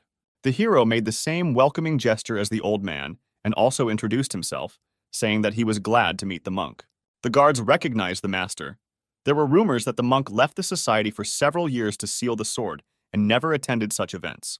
The doors opened and the heroes were allowed into the estate. The monk was surprised at how impressive Dracula's house was, and didn't understand why such luxury was needed, because a house is just a place to relax. The old man also asked Ben if Leia was his friend, and how the girl was doing now. The guy was surprised that the monk knew her. Kunai replied that he and Leia were old friends, but had not seen each other for many years and had lost touch. The hero was wondering if the old man had really changed his custom, and came to the meeting only to ask him about Leia. Suddenly, their conversation was interrupted by a mysterious figure who called out to Ben. The stranger asked if this was the guy who returned the gift of light and defeated Steve. And also, isn't this the same hero who is not inferior to Dean Lee in fencing skills and became the youngest S-rank guard in history? A graceful girl sat on a blade that was floating in the air. She wondered if all these rumors were about this guy. The warrior said that she was very interested in Ben after all these stories. That is why the girl wanted to check for herself what the hero was capable of. She made a gesture with her fingers and ordered her swords to appear. Suddenly, bright stars appeared in the sky and quickly approached the earth. Ben was amazed by such a greeting. He did not expect that he would have to fight in the Count's estate. Hundreds of blades began to fall from the sky, ready to strike the hero. At that moment, a bell rang in the air. It was a monk who told the guy not to worry. Because of the sound that the bell made, all the blades evaporated into thin air. The old man did not want to offend Ben because he was Leia's friend. The hero was amazed that the monk stopped such a strong attack so calmly. The stranger was disappointed. She told Kunai not to poke his nose into other people's affairs because the girl did not come to test his abilities. The monk replied that today was the day Ben would be promoted, not the time for fighting. The stranger said that the old man was very boring, and at that moment a barely noticeable beam appeared on her face. To the girl's surprise, a huge arc of light was heading towards her. The blow immediately threw the offender off her blade, but did not cause any damage to her. The arc of divine light was so powerful that flying further and crashing into the dome of the building, it immediately cut off half of it. At the entrance to the estate stood Kathleen, who loudly called the stranger by name. Paladin was serious and said that she did not allow Ben to be attacked. The guy was surprised that Kathleen came here, and the old man thought that the guy had a lot of options. The stranger, whose name was Lillian, gracefully stood on her sword, from which she had recently fallen. She was outraged by Kathleen's appearance and replied that she was just playing with the guy and it didn't concern her. Lillian rushed to attack the paladin, saying that she reacted too strangely. Did she really like the hero? Kathleen became embarrassed and replied that this was nonsense, and Lillian had misunderstood everything and also attacked her rival. At that moment, a flash appeared. It seemed as if two girls were clashing swords. The monk noticed that Ben is very young, but has already mastered this ability. It is not surprising that the Count values the guy very much. Lillian was clenched into a purple fist and screamed to be let go because she wanted to teach her rival a lesson. Kathleen was also blocked. She replied that the girl's words did not affect her at all, and that Lillian would have no mercy for attacking Ben. This flash was the call of the hands of Asura.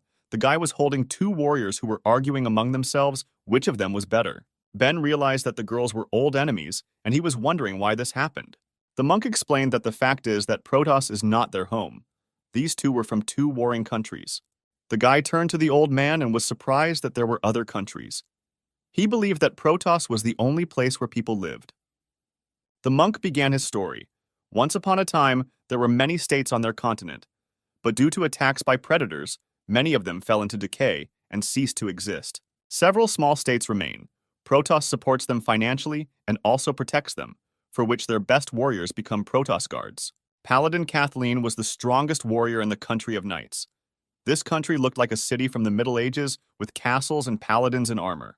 Fencer Lillian arrived from a mysterious eastern country where female fencers live. She is also the head of the sword school there. A figure in a red robe emerged from the estate and watched as the girls argued among themselves. It was Count Dracula, along with Michael and Joseph. He stated that he had not gathered everyone here to watch them fight. But the warriors continued to swear. This began to irritate the Count. He shouted for everyone to calm down quickly, which scared all 4 participants in the brawl. Suddenly, the Asura's hands split, and Ben was surprised by this, because the Count said only a couple of words. Not only the guy felt the pressure on himself, but other warriors too. The hero noted that apparently Count Dracula is on a completely different level of power. Perhaps he is as strong as Kevin. Suddenly, a helicopter appeared in the sky and was approaching the estate. The helicopter landed in front of everyone gathered, and Ben thought that most likely it was Daniel's mother. Mary exited the transport impressively. She noticed that everyone had already gathered, but did not understand why, because only Ben would be promoted. The woman cast a cold glance at the guy. Clearly, she was not happy to see him. Ben was a little scared and assumed that the woman was staring so intently because the hero had defeated her son in a duel. The meeting began, and Count Dracula announced that since everyone was assembled, we could begin the discussion. Ben whispered to Kathleen not to be angry, because he only grabbed her because things were getting tense, and the guy didn't want the fight to get out of control. The girl became embarrassed. She thought that Ben was already gossiping with her, which means their relationship had reached a new level. It was too fast for the beauty. The Count continued his speech. He noted that Ben distinguished himself in the task of returning the gift of light, and also helped stop Dean Lee. Therefore, the governor decided to promote the guy to S rank and make him a guard of the 10th Squad. Mary was struck by this information because her son was in this detachment. The woman hoped that the hero would be enlisted in another detachment. The Count looked at those present and asked if anyone had any objections to his decision. Mary smiled sweetly and replied that there were no objections because she did not want to be at enmity with such a strong guard. Kathleen knew what the hero was capable of, and she believed that S rank was his level, especially since the guy is the youngest S rank guard in history. Lillian saw what Ben was capable of. The hero was indeed strong, but she didn't want to see him with Kathleen at all. Therefore, the girl decided to take the initiative and raised her hand, declaring that she was against it. Protos guards protect not only Protos but also small states. S rank is awarded for military merits, and the Count wants to promote a newcomer. The citizens of Lillian's country would be excited about this. Dracula explained that the guy's abilities were confirmed by Kathleen and Joseph, so there is no need to worry, but Lillian was against it because the residents of her country did not see what he was capable of. The Count thought about it and asked what needs to be done then to convince Lillian to recognize his rank. The warrior replied that in order to see his abilities, the governor must allow Ben to go with her to her country. If the hero defeats the students of her fencing school, then Lillian will certainly recognize his strength. Ben was struck by these words. The guy was not ready to see so many girls in one place. Kathleen was also not happy about this statement. She said that Lillian came up with this on purpose because the students are the main strength of the country of women, and even a paladin cannot oppose anything to them. The excited hero turned to the Count, asking him to reject this offer because it would be somehow dishonorable for one guy to be in such a country. Dracula declared that since Lillian had doubts, Ben would have to go with her to the Kingdom of Women and defeat the warriors there in order to demonstrate the strength of the Protos Guard. Kathleen was shocked by the governor's decision. The girl considered the situation terrible. Lillian was glad that her plan was a success. She said that when the guy arrived at the place, she would understand that he had a high opinion of himself. The Count said that the issue of promoting the heroes was a settled matter, but there was still something that needed to be discussed. The second question was more serious, and that is why the governor invited all the guards to come. He asked to follow him. Ben was surprised that his promotion was not the main reason for the meeting. The guy was wondering why everyone was gathered. After some time, all the guards entered the palace and saw a bloodied man lying on the floor. Ben asked who this corpse was. Lillian replied that it was an A-rank guard from the 2nd Squad. He was far from a weak opponent, but he was killed just like that. The girl was wondering how it happened. Judging by the wounds, the killer is fluent with weapons, but who it could be was unclear. The Count replied that Lillian would immediately understand everything if she touched his wound. The girl didn't immediately understand what the catch was, but she decided to believe the governor's words and touch the wound of the corpse. She was suddenly overcome with fear from the bloodlust she felt. Lillian quickly crawled away from the corpse and realized that it was the bloodthirsty king who did it. The count said that without any doubt it was him. The governor thought that he had been dead for a long time and did not expect to meet him again. Ben asked Dracula who this bloodthirsty king was. It was probably because of him that everyone was gathered here. Even Lillian turned pale with fear. Apparently, this was not an ordinary person. The swordswoman rose to her feet and said that the bloodthirsty king was not one person, but 5. But individually, they are extremely dangerous. Even from the corpse, one could see how skillfully they killed him. In addition, he was once a guard, but he was wanted for killing a comrade. Kunai, who stood aside, added that moreover the Bloody King was once his student. He was one of the S-rank guards in the 5th Division and one of the 5 bloodthirsty kings. The king was sitting on the border of the Kingdom of Women. One of the figures in a cloak turned to him and asked if he had killed that guard. The masked man replied that he was interfering with him and therefore deserved death. The figure replied that the king had overdone it because killing the guard would attract unnecessary attention. The mysterious man said that he did not return to follow the stranger's plan. He returned only to reclaim what once belonged to him.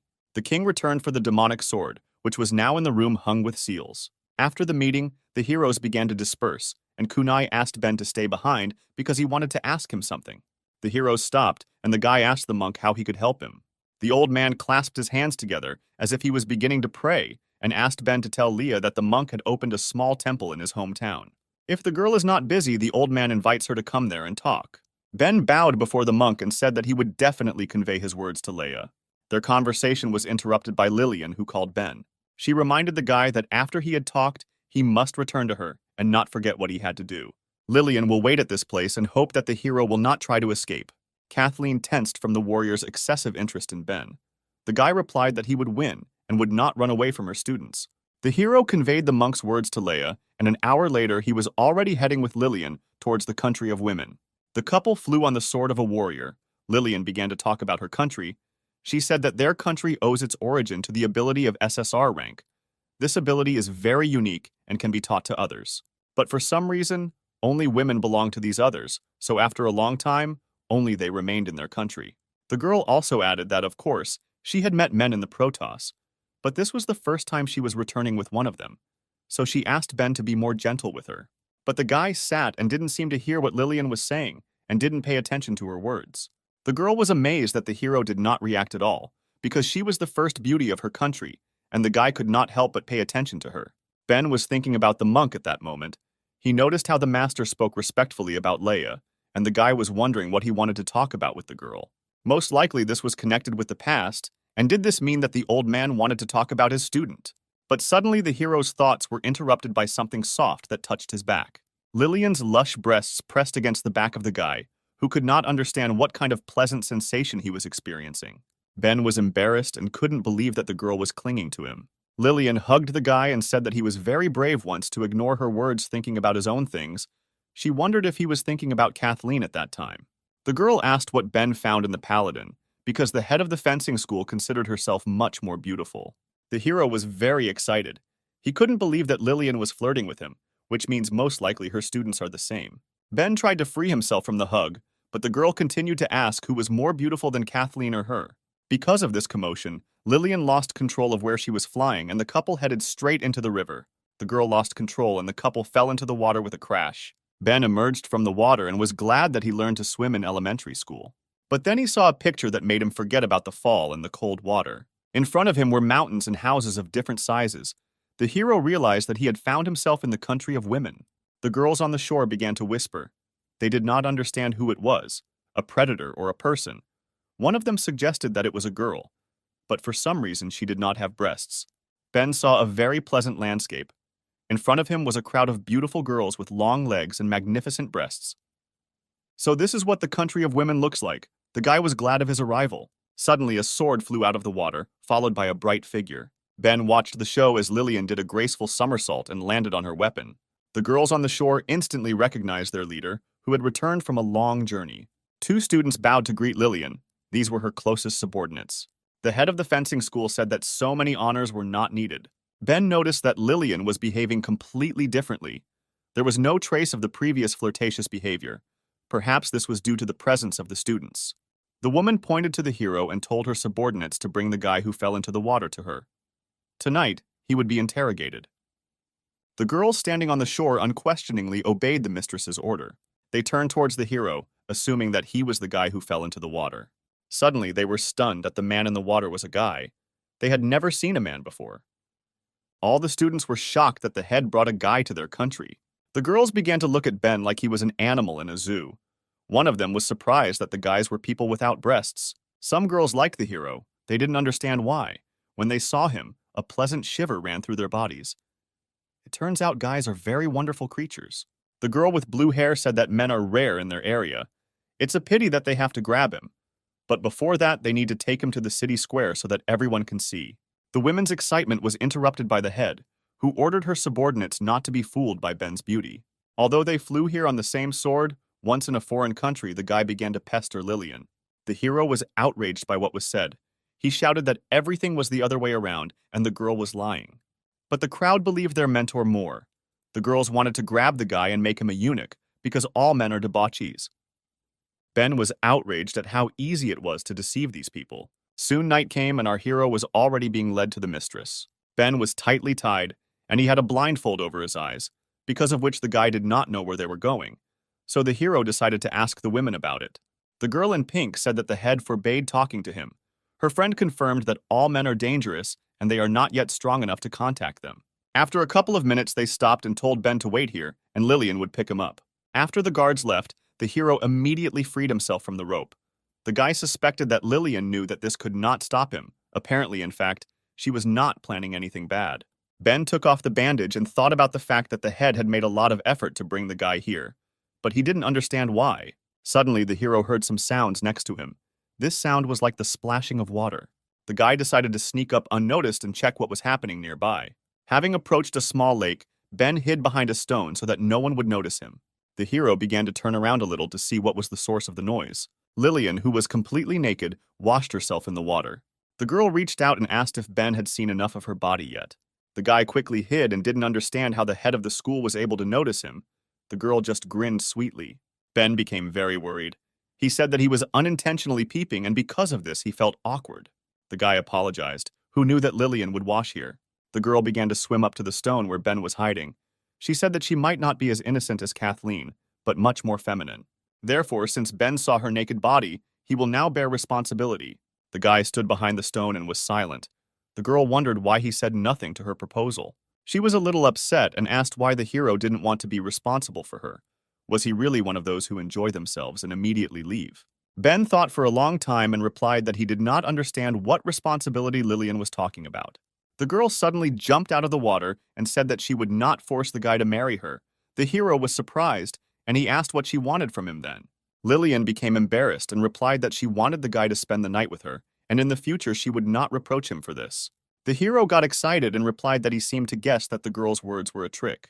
Lillian tried very hard to bring Ben here and also didn't want him to talk to her students, but in fact she was just thinking about herself.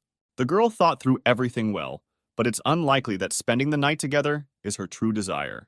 Ben started to come out from behind the rock to talk to Lillian and started talking about geckos.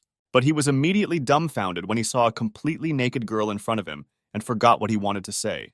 He looked away and asked her to get dressed first and then finish. Suddenly, the beauty took the stupid guy by the collar and pulled him towards her. Lillian took the initiative and kissed Ben to show the seriousness of her intentions. The hero froze for a second in pleasure. This was his first kiss, and he could not believe that this was happening to him. After some time, Lillian asked the guy what he wanted to say about geckos, to which he replied that he had already forgotten. The girl grinned and asked why the guy had a strange expression on his face. She assumed that the hero was very worried. Ben could hardly restrain himself and replied that he was fine. Lillian noticed that the guy was too nervous over a trifle. Apparently, he and Kathleen were making slow progress. Suddenly, a yellow disc flew into the sky at great speed, distracting the cute couple. The disc exploded, and a large fiery sign appeared in the sky. The hero asked what this meant. Lillian shouted that this was a signal for help. Probably the predators had attacked, so she urgently needed to go help. Suddenly, Ben's hand appeared in front of her, blocking her path. This was unexpected, so Lillian asked the guy why he blocked her path. Ben replied that the girl could not go to fight in this form. First, she needed to get dressed, but for now, the hero would help the others. Panic reigned in the city. The girls ran away as fast as they could because predators attacked the country and broke the gates. One of the girls got very tired while she was running and asked her friends to wait for her. While running, she did not notice a stone that was lying on the road and tripped over it. The dark figure of a predator appeared behind her, and the girl understood that she could not get away from him. It was a boar, a demonic-level predator. He said that his information was correct, and there were really only women in this country. The girl trembled and crawled a little away from the monster. She begged the predator to spare her. The boar bent over the beauty. The frightened girl asked what he needed from her. The boar was a little embarrassed and replied that she had a very beautiful figure, and he liked them like that. From pleasure, saliva appeared from his mouth, and the predator asked the lady to become his wife. The girl was dumbfounded by such a proposal. How could she marry a monster? The boar slowly licked his lips and said that silence was a sign of consent, so it was time for them to go to the newlyweds' room. Suddenly, a purple beam of light pierced his long tongue. The boar did not follow what happened. He did not understand what exactly flew at him from above. The demon-level predator looked at his tongue and saw a huge hole in it that the beam had made. At that moment, he instantly felt all the pain and screamed throughout the entire area. Ben landed in front of him. The guy wondered if today, boars are getting married too. The hero raised his head and looked at the predator with a stern look. The guy said that such a beautiful girl could not agree to marry such a monster. The boar was outraged by such impudence, and Ben told the girl not to be afraid because he would deal with the offender. The beauty was surprised that the libertine whom their head of the school brought saved her. The boar raised his club and asked why the hero was sticking his nose into other people's affairs. He raised his weapon and added that whoever goes against the predator must die. There was a sound of impact. The monster fell into a ferocious rage and began to destroy the place where the hero stood. The monster shouted that such a pathetic person could not stop him, so this is where he will die. Having finished the series of attacks, the predator thought that not even the slightest piece was left of the guy. The boar was sure that the offender was finished, so it was time to return to his victim. The predator said that he needs more than just one beauty, but also all the local girls. But suddenly his fantasies were interrupted by someone's voice, who said that the boar apparently flies in dreams. It was Ben, who stood on his club and was already preparing his blow. The hero said that he would help the boar wake up and face reality. The monster was surprised that the guy survived his series of attacks, but it was too late to dodge. Ben shot his energy from his fist at the monster. Due to the power of the ability, the predator's head instantly came off. The girl whom Ben protected was amazed that the hero was able to defeat him because this predator killed several guards, which means he was very strong. The failed husband fell to the ground with a roar and could no longer disturb anyone. Ben asked the girl if she was okay, to which she replied that she was a little hurt, but nothing serious. The beauty smiled sweetly and noticed that the hero did not look like how Lillian described him. She was wondering who he was. The guy turned to the girl and replied that his name was Ben, and he was the new Protos guard. The shocked girl was very happy to see the hero, because he was the same Ben who defeated Dean Lee. She didn't think that she would be able to meet this guy, much less that he would save her. The girl considered herself very lucky. Ben did not expect such a reaction. He was surprised that someone here knew him. After some time, the hero asked the girl if she knew how many predators had attacked the country. The beauty replied that at least 100, and they also had their own leader. Skeletons appeared in front of the couple in torn rags that resembled people's former clothes. It was a horde of skeletal predators who were already standing on the threshold of the country, and behind them stood a huge figure of a skeleton wearing a crown. The skeleton in the crown had 3 faces. It was a spiritual-level predator who asked Ben if he had killed the head of the boars. The guy grinned. He was clearly not afraid of his opponent, so he replied that it was his doing. The skeleton king shouted to his minions. He gave the order to gnaw the hero to death. At that moment, hordes of skeletons went on the attack. There were so many of them that from above, it seemed as if a horde of ants was crawling towards Ben. But this did not scare the guy. He began to concentrate the lightning around himself and advised the girl to move a little further away so that she would not be hit. The hero knew that he could deal with so many small fish in one blow. Ben put his hands forward and a huge charged ball formed in front of him. The king continued to order. He told his servants to go ahead and not be afraid of anything, even if they died. But at that moment, even he realized that the growing danger was too high, so he gave the order to evade. An explosion thundered. Ben released Asura's anger from the sphere. A huge electrical wave destroyed the entire enemy army. The force of the attack was too great. It hit many buildings but still dealt with the opponents. The hero realized that he had overdone it a little and hoped that the head of the fencing school would not force him to pay for the losses. The girl who stood nearby was shocked by what she saw. She replied that she very much doubted that Ben would get away with it. Meanwhile, not far from the city, a mysterious cloaked figure stood on a hill. An unfamiliar man noticed the energy that came from the skeletons and said that apparently the information was correct and endless darkness was here. Behind him stood a beautiful girl who looked like an Amazon. She asked her boss what she should do. A charming girl asked if her boss wanted her to grab the guy and bring him. The mysterious man refused. He believed that it was too early to intervene. The girl with violet eyes wondered why her master was so calm. Because the endless darkness was so close, she assumed that it was because Lillian was nearby. The man replied that she should not be underestimated. Even though she is only 18 years old, she is the head of the fencing school and the entire country of women. Not everyone can achieve such heights. In fencing, the girl is not inferior to the level of the two strongest Protos guards, and maybe in some places even surpasses them. Moreover, the stranger had never met anyone braver and more assertive than Lillian in his entire life. Meanwhile, a horde of goblins was approaching the other entrance to the country of women. They did not want to give up all the prey to the boars and skeletons. One of the main monsters told his comrades to be more gentle with girls because no one needs mutilated bodies. But as soon as he stood on the entrance step, one of Lillian's swords fell in front of him. The girl landed right next to her blade and began to examine the surroundings. Next to her, she saw only bloodied and mutilated students who had fallen victim to the attack of predators. The picture she saw seriously angered Lillian, who was already ready to show her enemies what she was capable of. The enraged girl shouted that if the monsters want to enter her country, then let them try to defeat her first. She stood in front of a huge horde of monsters and vowed that she would personally slaughter each of them. These words made the crowd of monsters laugh. They could not believe that such a fragile girl would interrupt them. One of the ghost-level predators said that this time there are several tens of thousands of them here. She cannot defeat such a number of monsters. The predator added that even if the head of the fencing school was here now, they would eat her alive. But because the girl was very beautiful, the monster offered to become his wife in exchange for life. He asked what the woman thought about this, but at that moment he received a lightning strike with a sword. Feeling a sharp pain, the monster realized that it was not an ordinary student standing in front of him, but the head of the school herself. Lillian was unperturbed. She was not afraid of the blood that gushed from the monster. The horde began to panic. The predators were sure that the head of the school was not in the city, and there was no one to defend the country. The girl was serious. She said that the monster should not even think about running, because she would catch up with everyone and kill them. A battle ensued. The monsters' heads flew off one after another. They could not match Lillian's speed. The predators who stood behind the crowd saw a fountain of blood shooting into the sky. They were wondering what was happening on the front line. Some monsters realized that they could not cope with the girl and shouted to their brothers to run away as quickly as possible. The girl continued to crush the opponents and shouted that the entrance to the country was under the protection of Lillian. The horde of monsters, once confident of victory, rushed to run, thinking that the girl had gone crazy.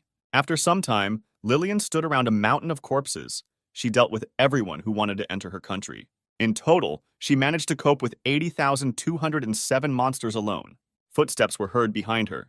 Someone was coming down to her from the entrance to the city. Ben said that Lillian held up well, was able to fight off so many monsters on her own, and even counted the dead. The guy added that it's not for nothing that the girl is famous as a virtuoso fencer. But it seems Lillian was not pleased with the hero's support.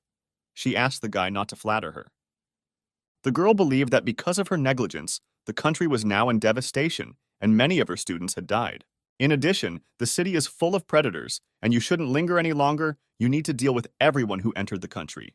Suddenly, Ben grabbed Lillian's hand as she was leaving, preventing her from leaving. The girl immediately blushed at the hero's touch. She was wondering what he needed. Ben said that it is not necessary to kill predators in the city. Lillian was surprised by such words. The hero explained that he and her subordinates dealt with them, and the sanitary detachment had already taken care of the wounded. Besides, he had already developed a thorough plan for protecting the city. Ben simply realized the trouble of this country, and he wanted to help the head of the fencing school with her problem. Lillian was amazed that the hero dealt with all the monsters so quickly and already made decisions on every issue. The guy headed into the thicket of the forest and called the girl with him, saying that they had one more important matter. Lillian asked what kind of business awaits them. Ben replied that they need to avenge the dead and destroy the lair of monsters. The girl stopped the hero and said that she could not go with him now. The fact is that she is the head of a country of women and is responsible for her students, so she cannot just leave somewhere. Ben replied that he understood her concern, but she only had two reasons to worry at the moment. The first reason, if the predators attack now and she leaves, then who will protect the city, and the second reason was the terrain. So the girl is not sure that she will be able to find the refuge of the predators. Lillian was amazed. Everything really was as Ben said. She thought that the guy could read minds. The hero explained that he cannot read minds, but this is already clear judging by the fact that Lillian wants to stay here. But wealth and honor are achieved through risk. Lillian did not understand these words. She had not heard anyone say that. Therefore, Ben suggested that there were only 4 options for the development of further events. The first option, that they defeated the predators, will not give them the opportunity to return here in the near future, but others will want to take advantage of the current bustle. But if they see that Lillian has returned, they will not dare to poke their noses in. The second option, judging by the outcome of the battle, both sides suffered losses, so the enemy will believe that they stayed here to recuperate, and in the meantime, the team will reach their lair and suddenly attack. The third option, Ben can specifically release one of them to follow him, so the heroes will know where the predators live. The fourth option, predators are herd creatures. They need to feed on people or weaker relatives in order to become stronger. Therefore, you can rarely find them in large numbers. They must have some common reason to unite. Having described all the options for the development of events, the hero said that the choice remains with Lillian. Will the head of the country close his eyes and follow his heart? Because she probably wants to take personal revenge on the culprit of what happened. After listening to Ben's story, Lillian said that he was right and that she had underestimated the guy. Therefore, it was decided to go into the thicket of the forest, find the den of predators, and kill each of them. After some time, not far from the country of women, a conversation was heard in a small cave. One of the predators trembled before the leader and reported that during the round, he saw with his own eyes the head of the fencing sect. The monster followed her, and she went to the Protos, but who could have known that the girl would return so soon? The carrion predator fell to his knees and asked his mistress to have mercy on him. From the dark, impenetrable cave, sharp feathers flew at the monster. The feathers, like daggers, pierced the predator's chest and pinned him to the wall. Footsteps were heard from the cave, and soon the outlines of a refined figure with wings could be seen. The figure of the bird girl slowly approached the scavenger, and the falling light began to increasingly show the charming appearance of the mistress. She was very unhappy that, due to the fault of the intelligence officer, several tens of thousands of her subordinates were killed overnight. It was a spiritual-level predator, Susan the Eagle. She said that the scavenger not only escaped, but also dared to ask her for mercy. She leaned over to her subordinate and added that if he had died 1,000 times in a row, it would not have made things any easier for her. The eagle swung her razor-sharp claws, attacking the defenseless predator. The blow left large marks on the cave wall and instantly finished off the scavenger. The girl thought about the strength of the head of the fencing school. She decided that she should remember the name Lillian. At that moment, a strange noise was heard. A dent began to form on the wall of the cave, and something was approaching the predator. The wall collapsed and Ben jumped out of it, finding the leader of the attacking monsters. The hero rejoiced at the find, and the eagle was surprised that she saw a man while in the country of women. The predator asked the guy who he was and how he managed to find her lair in such a wilderness. Ben grinned and advised the girl to relax because he was just showing the way. At that same second, a blade flew at the predator with great speed, and the hero added that the one who wanted to communicate with her was behind him. The predator saw a huge sword in front of her eyes. At that moment, she realized that the battle was about to begin. The girl covered herself with her wings and was thrown back by the force of the blow. The predator crashed into the wall, and the swords bounced back to their owner, but did not injure the enemy. The dust from the falling stones cleared, and the eagle noticed that if it weren't for her wings, she would have died now. The girl understood that these two were not ordinary people. She needed to understand who attacked her, so she shouted for the enemy to show himself and say his name. Lillian was already flying in her direction and said that she was the head of the country of women and gave her name. Hearing these words, the predator was delighted. She shouted that she was just planning to deal with her, and it was very good that she herself decided to appear. Lillian looked at the offender with a stern look and replied that she would sort it out here. The head of the country attacked the eagle with a longitudinal radiance, but she managed to dodge the blow. The force of the impact was so powerful that it flew further along the trajectory and cut off the nearest rocks. Seeing this picture, Susan realized that she could not cope with such power. So she flew into the sky, realizing that the best option now would be to retreat. Lillian looked at her opponent and said that the girl would not escape so easily. Her wings would not be able to carry her too far. As she flew away, the eagle understood that Lillian was quite strong, and she definitely couldn't win on Earth. But there were chances in the sky. The predator knew that no one flies as fast as she does, and if the girl follows her, she will lose in an air battle. But if she still fails to catch up with Susan, then she will safely get to help. It was necessary to gain time, because that talisman would very soon recreate a new army of predators for her. Then her brothers and sisters will attack the land of women again, and this time they will win. And when the time comes, Susan will give the inhabitants of this country to her friends for use, and their exceptional ability, which is not transmitted to men, will become hers. Suddenly, something in the chest area began to speak, and the girl felt that someone was holding on to her. Ben held on to the predator and pressed his face into her chest. Susan blushed slightly at what she saw. The guy asked him to fly slower, because otherwise he wouldn't be able to resist. Susan was in shock. She didn't understand when the hero managed to grab onto her because she didn't even feel anything. And the guy replied that he had been here from the very beginning. But seeing how the eagle was giggling stupidly to herself, I did not dare to disturb her. The girl screamed at Ben to let her go, otherwise she would kill him. The hero looked at the lush chest to which he was pressed and said that he could not unclench his hands because the earth was very far away. Besides, Susan is like a super-fast air taxi. If he lets her go, she will immediately disappear. Whether she could kill Ben still needed to be seen. And at that moment, the girl felt that something was wrong. She began to feel strange, as if all the strength began to leave her body. The girl began to tremble and moan, asking the guy to let her go. The two enemies fell like stones down to the ground, and Susan added that if he did not let her go, she would no longer be able to resist. There was a roar from hitting the ground. The eagle and Ben landed somewhere in the thicket of the forest, not far from Lillian. Some time passed, and the head was able to find the guy along with the predator. Susan was unconscious and sitting under a tree, and she was also interestingly tied up with rope. Ben grinned and said that now the enemy would not be able to escape from them. Lillian was a little embarrassed, but still said that she had been living for quite a long time. But she had never seen anyone tied up like that. She was wondering where the guy learned this. Ben was taken aback by the awkward question and replied that he saw it on TV and that it didn't matter at all. The guy noticed that this bird has a spiritual level. Its strength is like Jessica's, which means it would hardly be able to organize such a large army of predators. Apparently, the girl was someone's puppet, so it was necessary to find out who was behind her. The hero confidently said that torture is his trump card, so he will do it.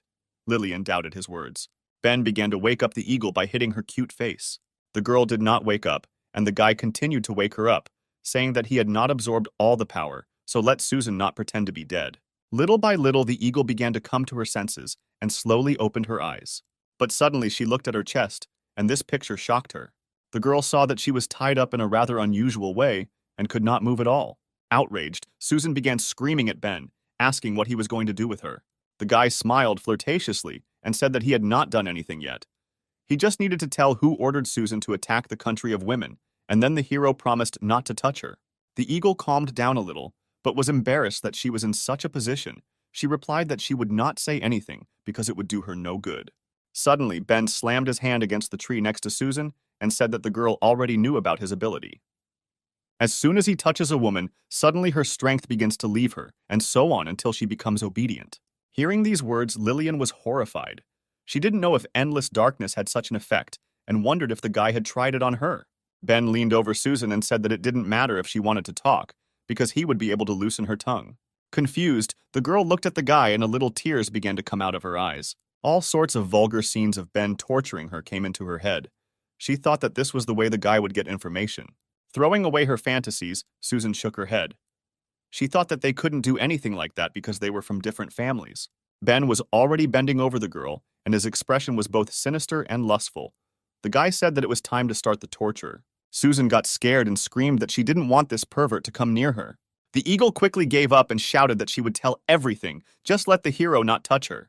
After some time, the predator told about the talisman and the mysterious people in cloaks. Ben was surprised by the story. He didn't understand what talisman the girl was talking about.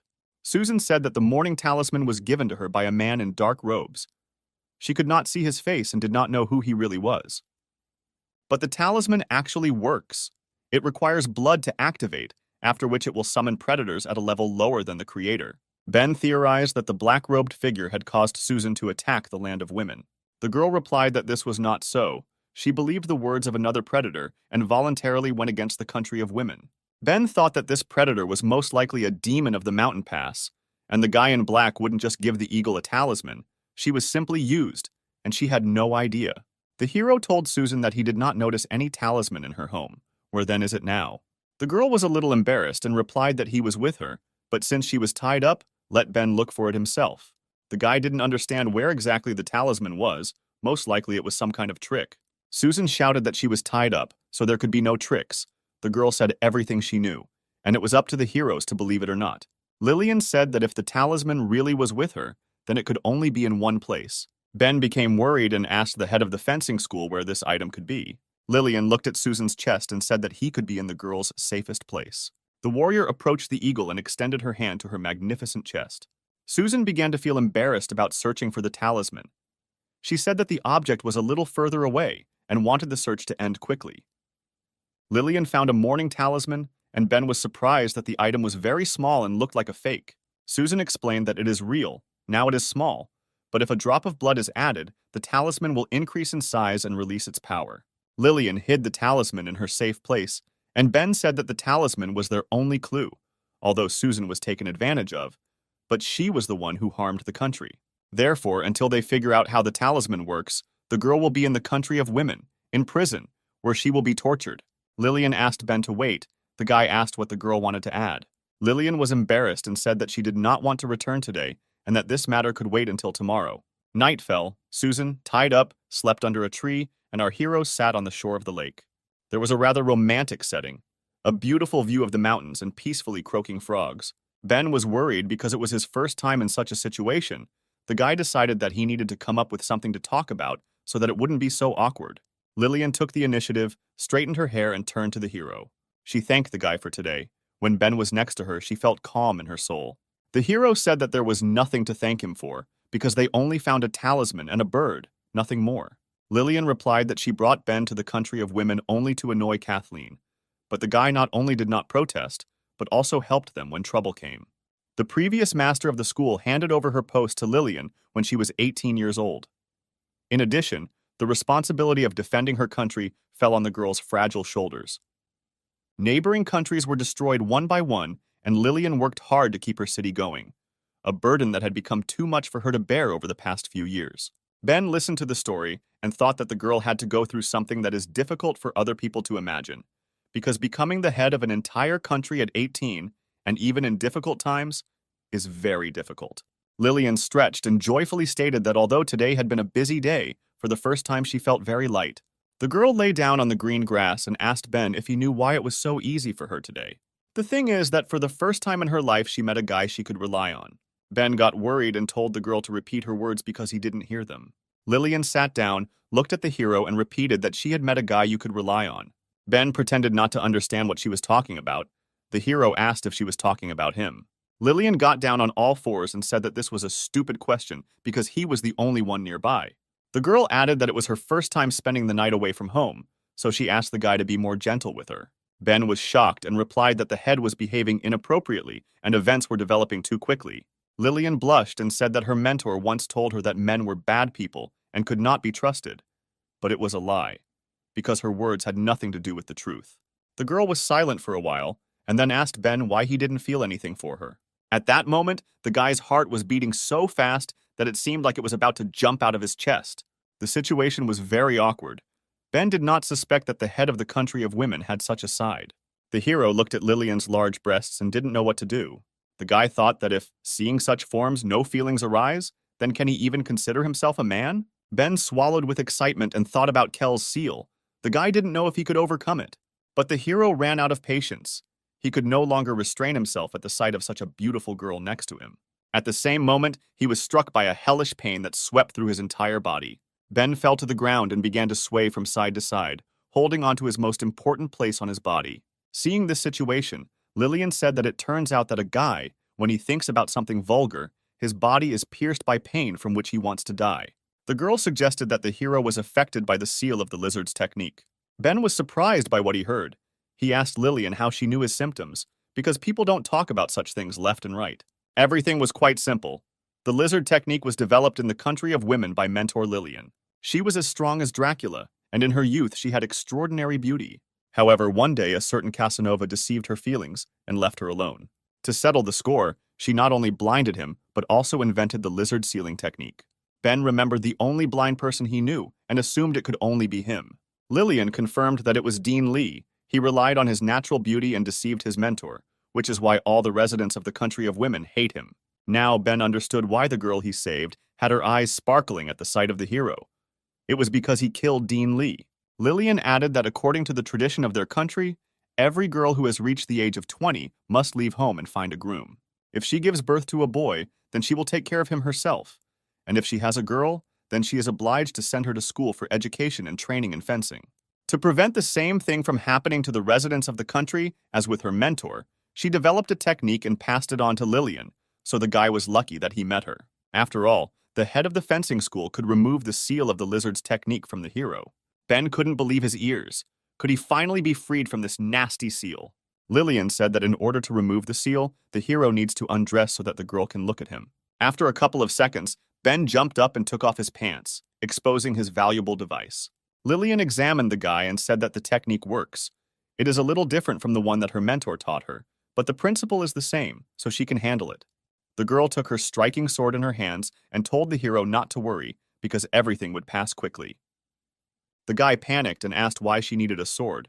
Lillian replied that the seal needed to be cut and that the hero should not worry because her blade was fast and swift. Lillian swore that she would not hurt Ben and struck several times with her sword. After the ritual, the guy realized that he really wasn't hurt, but it just seemed that his blood and energy were starting to boil. The strength from all over his body accumulated together and seemed about to burst out. Ben was all on fire. He told Lillian that he had a high fever and the guy couldn't control himself. His body felt like it was about to burst. The hero began to boil more and more, and suddenly all his clothes were torn, and his muscles became much larger than they were before. Lillian dropped her sword at the sight. She did not expect such an effect from removing the seal. The girl blushed all over. She assumed that all the sealed power of the guy had escaped. At the same moment, Ben knocked the head of the fencing school to the ground. Intoxicated with his thirst, the hero asked Lillian for forgiveness because he was unable to control himself. The girl tensed from such a surprise and told Ben to do as he wanted with her. Having come to his senses a little, the hero asked if it was really possible to do this with her. Lillian replied that she was ready. Susan sat by the tree and heard passionate moans from the couple, who succumbed to pleasure. The eagle was wondering what they were doing there and had they forgotten that she was still here and heard everything. Meanwhile, in the Protos, Kathleen sat on top of the wall and thought about what had happened. The girl was worried about Ben, and she was wondering what he was doing there right now and whether he missed her. Kathleen was worried that the hero was alone in a country of women and whether they would do something bad to him. Discarding vulgar thoughts, the paladin decided to save the guy from this hell into which he was dragged. Kathleen jumped off the Great Wall with lightning speed and went straight to the land of women. The girl wanted to save her lover at all costs, so she flew at maximum speed. Meanwhile, in the clearing where our heroes were, day came and a scorching sun appeared in the sky. Naked Lillian rose to her feet, reached for the sun, and was glad for the new day. She enjoyed the warm rays and noticed that her mood was much better today than before. The girl looked at the sleeping Ben and thought that she had not imagined that the guy was so good. Perhaps it was because he had been sealed for a long time. At night, the hero was like a tiger, and for a very long time they did not go to bed. Ben began to wake up and held in his hands the soft silk that felt like the skin of a goddess. Having come to his senses, the hero looked at the fabric and realized that he was holding stockings in his hands. Memories of how he filmed all these things with Lillian immediately came into his head. The lovely girl was already lying next to him and told Ben that last night he completely satisfied her. Ben became worried and replied that it was all because of the removal of the seal. The power surged and his mind became clouded. For some time, he was not at all aware of what he was doing. Lillian sat closer to the hero, saying that nothing bad had happened and that the guy should not worry. After all, now the beauty believed that she belonged to him and the hero could not deny it.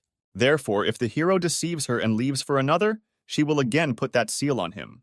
Meanwhile, in the vicinity of the Protos, an orange car was racing along bridge number 7. Jenna was sitting behind the sports car, driving Leah somewhere. To avoid getting bored on the road, Jenna decided to talk to Leia. She asked how long the girl had known kunai, because she had never heard the warrior talk about it. Leia was not particularly happy about where she was going, and replied that the monk had once been a servant in her family. Jenna was struck by what was said, because the old man was an S-rank guard. It turns out that Leia was from a rich family. But the girl replied that this is an old story, and he was not yet a monk. The fast car stopped at the foot of a small temple where old man Kunai lived. The girls got out of the car and Jenna said that they would wait for the master here, and then go to the head of the country of women. Leah had no face. Jenna noticed this and asked if her friend was okay. The girl noticed that the warrior was somehow sad, despite the fact that they had arrived in her native land. But suddenly, Jenna saw a terrible picture of the area and everything immediately became clear to her. The village where the girl lived as a child was completely destroyed and now resembled only an abandoned area. Leia closed her eyes and old memories that she had long forgotten came flooding back to her. In her memories, the girl saw her parents, who were killed and lay bloody on the ground.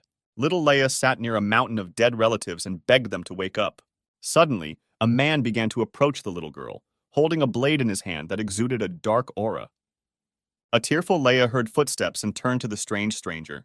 The guy was covered in the blood of his victims and said that he needed to kill all his relatives to sharpen the blade in battle, and the girl remained the last victim. Therefore, the warrior waved his sword and said that it would not hurt because his weapon was fast. Leia's thoughts about old memories were interrupted by a monk who greeted the guests. The old man did not believe that Leia would come to his temple. He said that he had been waiting for her here for a long time. Jenna was glad to meet the master and also greeted him, but Leia dryly asked why the old man was looking for a meeting with her. Kunai replied that his life was coming to an end, but he still had one business left in this world, and therefore he wanted to entrust it to Leia. Meanwhile, in the clearing where the cute couple was, day had already come, and the heroes had to return to the country of women. Lillian made shorts for Ben out of feathers, which at least somehow hid his dignity from the eyes of other girls. The guy was not particularly pleased with his outfit because he was quite embarrassed to look like that.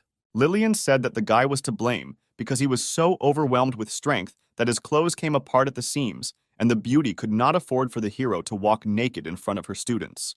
The head blushed and said that she couldn't wait for them to return, and she would take measurements of future clothes with her own hands. The girl wanted to measure the neck, chest, waist, hips, shoulder width. Susan looked at the dreaming girl and assumed that, judging by the flowing saliva, she did not hesitate to paw him for the sake of it. After some time, our heroes were already heading to the city. Ben was leading the captive, and Lillian was flying nearby on a sword and telling Susan not to even think about resorting to her tricks. Otherwise, she would subdue her for the blow. Approaching the borders of the country, a voice was heard asking the students what they had done with Ben. The guy thought this voice was familiar. Kathleen was serious and said that if she didn't see the hero today, there would be a conflict. The students replied that he had left with the head and was out of town. Suddenly, a man's voice called out to Kathleen, which immediately made her feel embarrassed. The girl blushed all over and realized that it was Ben. It was his voice.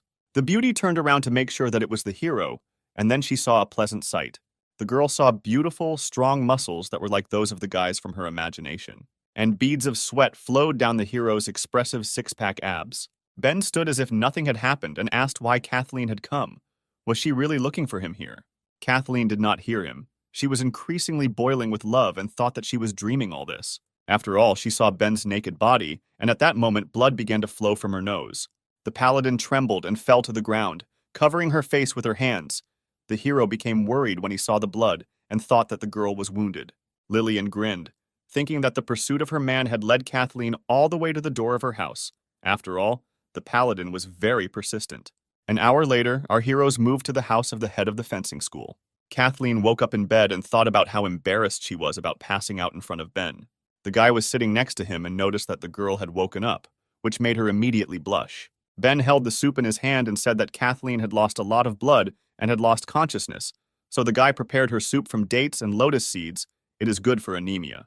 The hero sat down closer and offered to eat while the soup was not cold. The girl noticed that Ben was a very caring guy.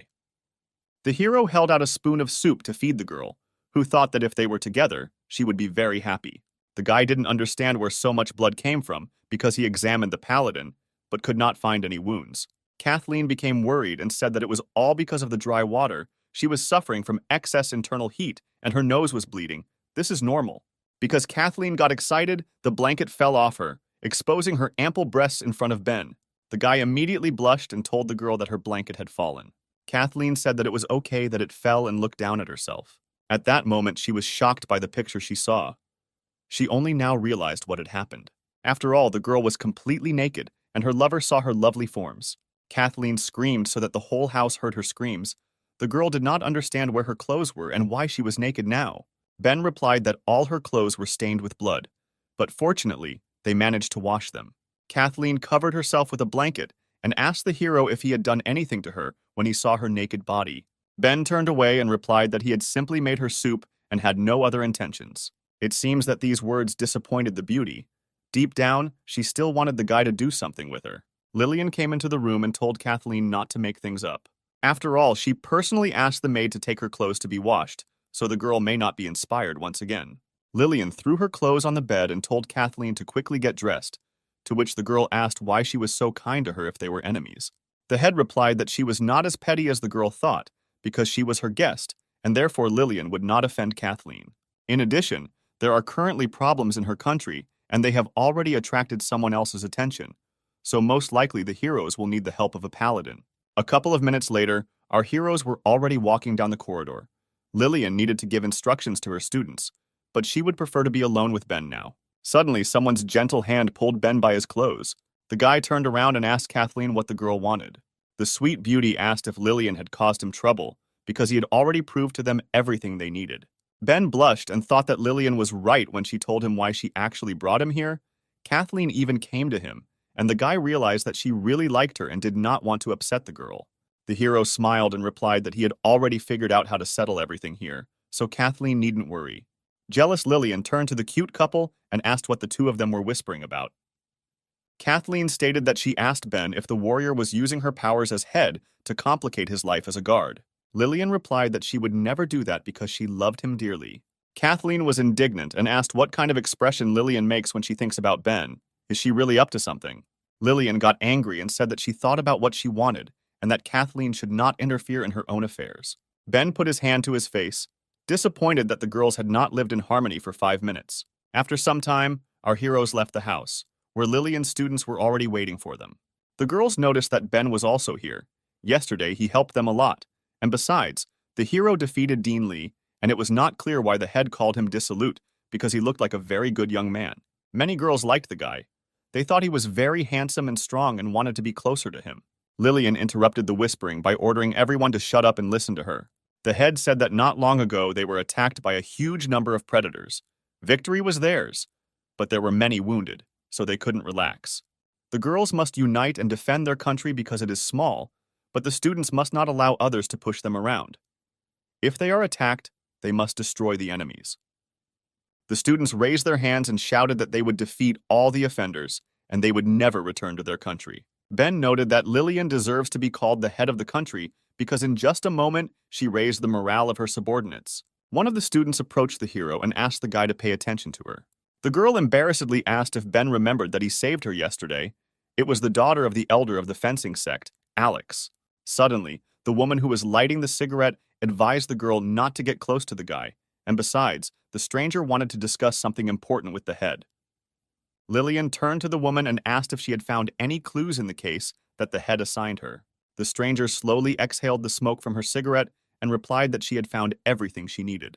It was the elder of the fencing sect, Betty, who said that the morning talisman was associated with the legendary Grand Master Harry, who committed suicide. Lillian frowned when she heard the name and demanded to know everything Betty knew about it. After some time, our heroes were already sitting in the head's house and listening to the report. Betty said that the previous chapter had already fought with him, so she knew something about the man.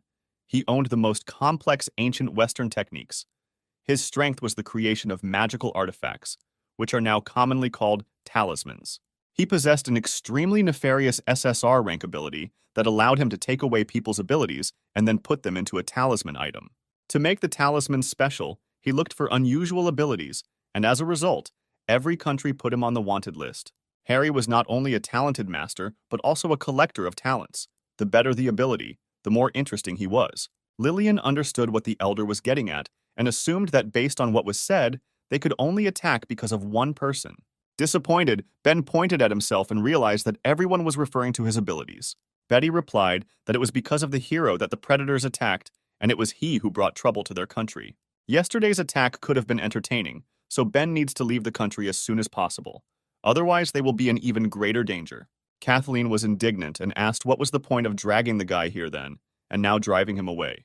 Betty calmly replied that she was telling it like it is. Dying because of one guy is a bad trade for the country. Lillian sternly asked the elder if she thought that the leader was a coward who would cling to her life. This does not even take into account the fact that Ben protected them from predators yesterday, and besides, he is her man. It doesn't matter who the master is. Even if God himself comes, no one will lay a finger on the hero. Kathleen supported Lillian and said that she was also ready to swear on her life that she would protect Ben. Alex also did not stand aside and said that Ben is their benefactor and her mother is mistaken. The guy needs to be protected, and they cannot turn away from him. But suddenly the two girls understood the full words that Lillian had said. Kathleen turned to the head and asked when Ben managed to become her man. Lillian grinned and remembered that the paladin still did not know what happened.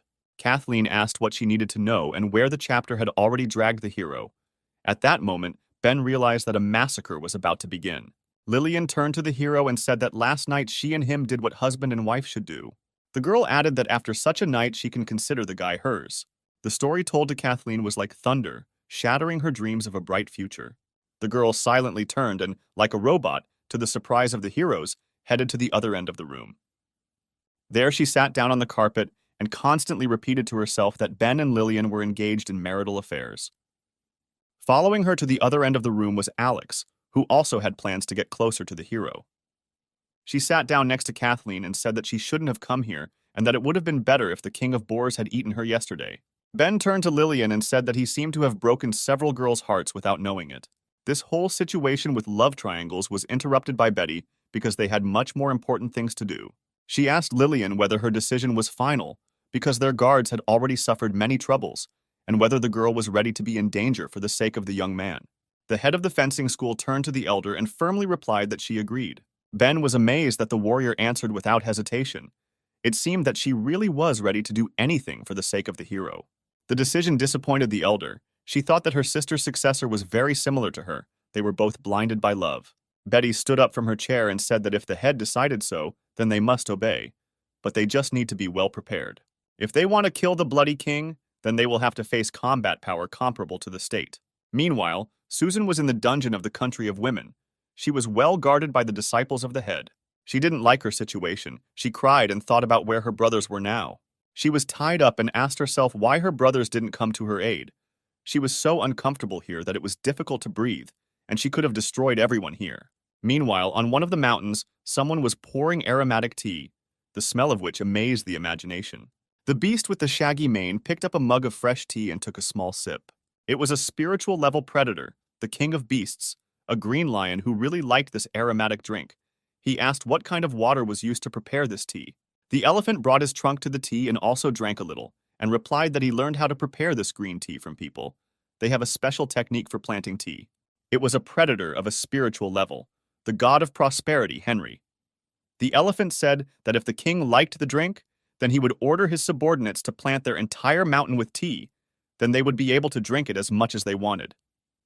The lion suggested that their sister would like this tea, to which the elephant replied that the girl was very young and had a strong-willed character. She said a few words and ran away from the mountain. After drinking a little more tea, the green lion said that he had raised the eagle poorly and it would be better for him to go look for her. At that moment, someone kicked the guard who was guarding the entrance to the mountain where the animals lived with a strong kick. The weak predator fell right at the feet of the king of beasts and could not move. Suddenly, he blushed and stated that he really liked the blow and did not think that this was even possible. This feeling was similar to what you experience when you are with a woman. The green lion got angry when he saw his guest. He would not like such an unceremonious invasion. The predator said that for a tiny person she has a lot of strength, and courage too, since she allows herself to rampage in his domain. Suddenly, the king of beasts hit the table, breaking his mug of tea and asked the guest if she was tired of living. The deadly poisonous Judy calmly replied that she came here not to provoke the animals, but to help them find their little sister. The girl took a feather from her chest and said that she knew where it was. The elephant was shocked by what he saw. He recognized Susan's feather and asked where Judy got it. The girl headed towards the table, and on the way stepped on the face of the poor guard, who had already suffered quite a bit. Sitting down at the table, she replied that the sister of the beasts was in the underground prison of the country of women. And there is only one way to rescue her. It is to combine their efforts and attack the country. The king of beasts said that it is not so easy because the head of Lillian and her subordinates are not so easy to defeat. Judy looked at her chest and replied that the lion should not worry because she has 2 talismans that will help win their sister back. God of welfare. Henry was stunned. He recognized the color of the radiance that came from the stones. The king of beasts also could not believe that he saw a stone of overcoming in front of him, and besides, there were 2 of them. Judy confirmed that this is it. These 2 fragments will allow the beast to temporarily increase their level to divine. Night fell, And by this time, our heroes had already gone to their rooms. But the girls did not leave Ben alone. Lillian asked the hero if he was still tired, because he had been looking at the map all evening. The girl couldn't stand it and suggested that the guy put things off until tomorrow and go to sleep with her, to which Ben replied that Lillian could go alone because they didn't have much time to prepare. Kathleen looked at the head with disdain and firmly said not to interfere with Ben because he was planning how to organize the defense and how to conduct the battle. Lillian replied that she didn't need to be reminded because she herself knew, and why on earth did Kathleen sit in her office? The girl replied that Ben was a Protos guard, and she was obliged to ensure his safety. The hero tried not to pay attention to the girls who were always swearing and focus on work. Looking at the map, he came up with a plan. The guy said that last time the enemy attacked to assess their strength, and they already know how their defenses are located. The enemy operates at night, and they operate during the day. So they need a plan that the enemy would not have guessed at, so that they could change their current disadvantageous position. Kathleen became more and more delighted with the hero's ingenuity. The girl thought that Ben had become a truly wise guard. Lillian also noted that the plan was worthy of her man. It was so daring that she wanted to try it. Suddenly, someone knocked on the door and said that guests from the Protos had arrived. Lillian headed towards the door and wondered who could come to her at such an hour. The girl abruptly opened the door and saw guests on the threshold whom she did not expect to meet. On the threshold were Ben's two protectors, Jenna and Leia. The girl said that she was a Protos guard and came to her master. Ben was glad to see Jenna, and Lillian wondered why the girl called him master. The blonde noticed that on the way here there were a lot of corpses of predators. Apparently they had a battle here. The girl ran sharply and jumped into the guy's arms, saying that she was very worried, and it was good that her owner was not hurt. The hero gently hugged the girl and reassured her, saying that everything was fine and nothing had happened to him. Lillian was stunned by the picture she saw. She could not accept that her boyfriend was hugging some girl. The jealous head sharply asked who these people were and why Ben was hugging one of them. In order to calm Lillian, the girls told why they came here. The head said that somewhere she had already heard the excuse that they had arrived in order to protect Ben. Kathleen was indignant because she realized that Lillian was laughing at her. Ben confirmed the words of his friends, saying that they had come to protect him, since ever since he ended up in the Protos, they were the ones who took care of him. Jenna always silently paid for the guy and explained how everything works in this world. Leia guarded the hero from the street every night and took care of his safety. The girls are not only Ben's bodyguards, but also his friends and family. Lillian noticed that the hero is a highly moral guy, and you shouldn't be jealous of him over trifles. Jenna said that not only she and Leah, but all the sisters like the owner, and therefore they follow him according to their hearts. Lillian became wary when she heard about the other sisters. She asked if there were other bodyguards. The hero turned pale, because he understood that something would happen when Jenna told everything. The blonde said that she was the first, then Leah, Sarah, and Lucy joined after Vanessa and Jessica moved into their house. They also want to protect the owner. Kathleen and Lillian became gloomy when they heard how many competitors they had. Jenna added that, by the way, there is another defender, Eliza, who is the hero's fiancé. These words finally finished off Lillian. She seduced the guy who has 6 girls who like him, and plus a fiancé. Ben was covered in sweat when he looked at the head. An icy cold wafted from the girl. Lillian became very menacing in appearance and demanded an explanation from the hero. Under pressure from the interrogation of the head of the fencing school, Ben spoke in detail about his life in the Protos. She did not stop being jealous, but came into a position realizing that not everything depended on him.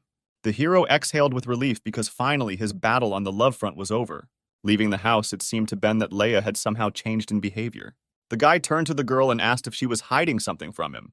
Jenna was wary, and Leia thought about the hero's words and did not know what to answer. The girl glanced at her sword, from which a dark aura emanated.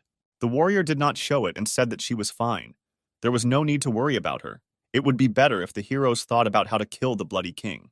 The answer surprised the hero because he clearly felt that Leia was subject to enormous pressure. Apparently, it seemed to him. Meanwhile, Kathleen sat by the lake nearby and looked at the peacefully croaking frogs. She took one of them in her hands and asked the frog why she lacked determination.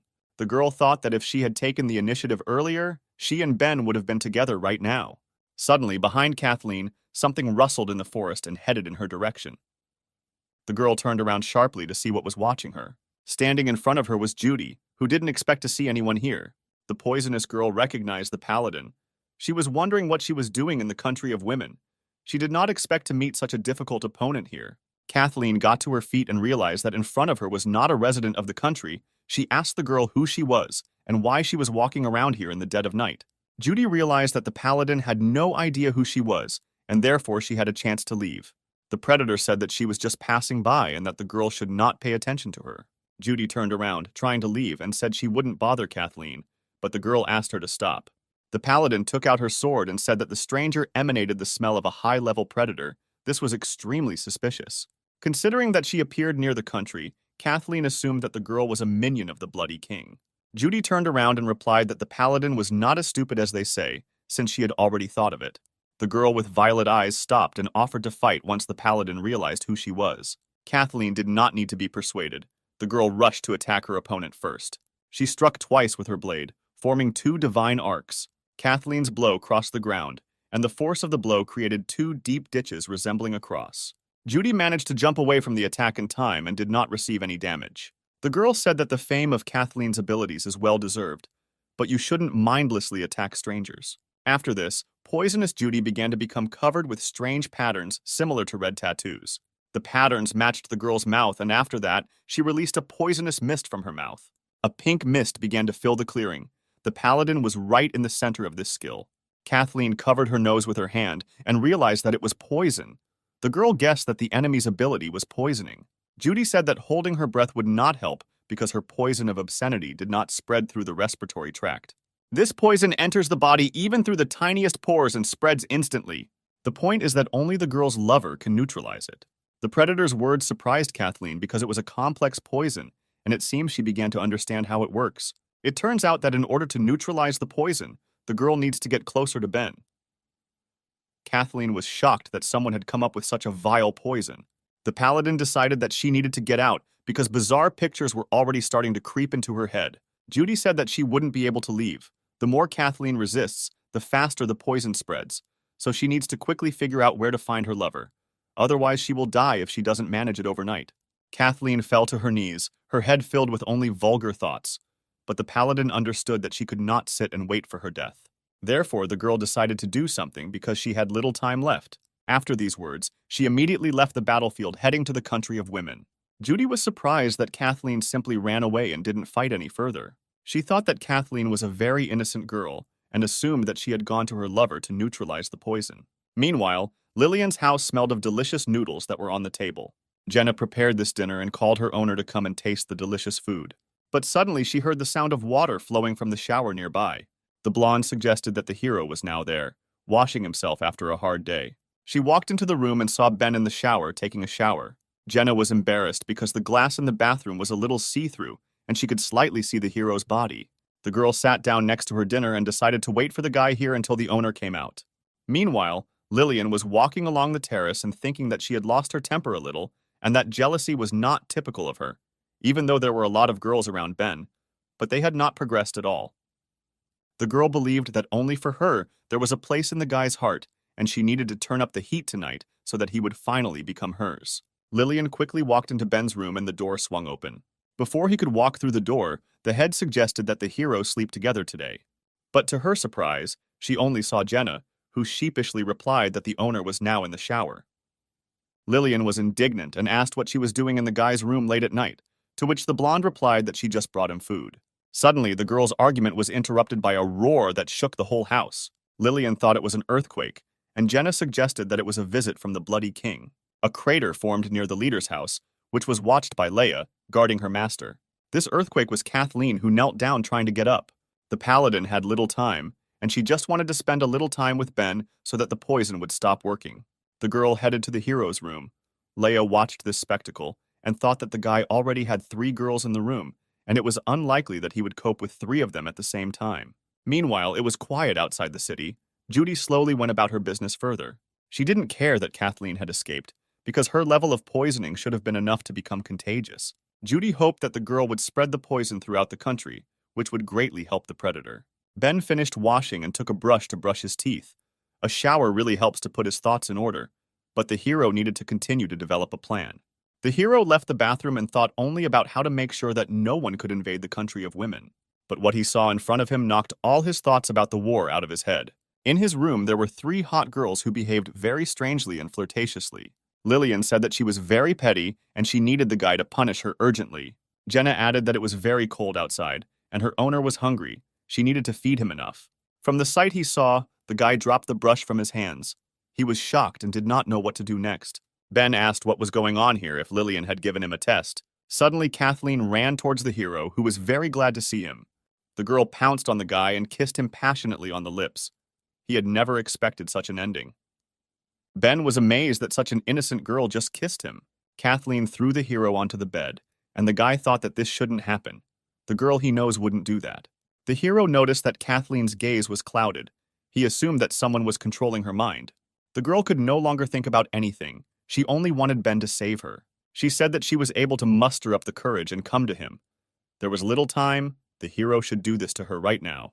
Her mind was completely clouded, and the paladin said that she could no longer control herself. At that moment, Ben realized that some kind of poison was affecting the girl. Suddenly, his head was turned by a tender, stockinged foot. Lillian asked him to pay attention to her too, and not give it only to Kathleen, because she also needs his love. A third girl with magnificent breasts, who did not want to lag behind her friends, fell onto the bed nearby. Jenna told the hero that she came to him for the first time. She hoped that the guy would not drive her away. Watching the girl's lust, Ben realized that the poison could be transmitted, and if it was picked up in the country, the consequences would be scary to imagine. The hero confidently stood up for blood and said that we need to deal with this disease right now. To the girl's surprise, he did not cope with the method they wanted. Ben folded his hands to call the technique. The hero began to concentrate his power, and endless darkness appeared around him. The ability began to suck the poison out of the girls' bodies, gradually returning their minds. Ben knew that in this way he would be able to neutralize the poison and prevent it from spreading. All that remained was to cope with its side effects. Although the guy really wanted to, he couldn't afford to do this to those whose minds were clouded. Suddenly, he felt all the effects of the poison on his skin. The hero's nose began to bleed, and his muscles tensed. This side effect made him unable to stand on his feet. The guy managed to realize that this was an unusual aphrodisiac. If you resist its effect, it will only get worse. Ben lost consciousness, and all the girls were able to come to their senses and began to try to wake up the hero. Lillian began to worry about the guy. She did not want to become a young widow. Jenna didn't understand what happened to Ben, but it seemed that the hero began to come to his senses a little.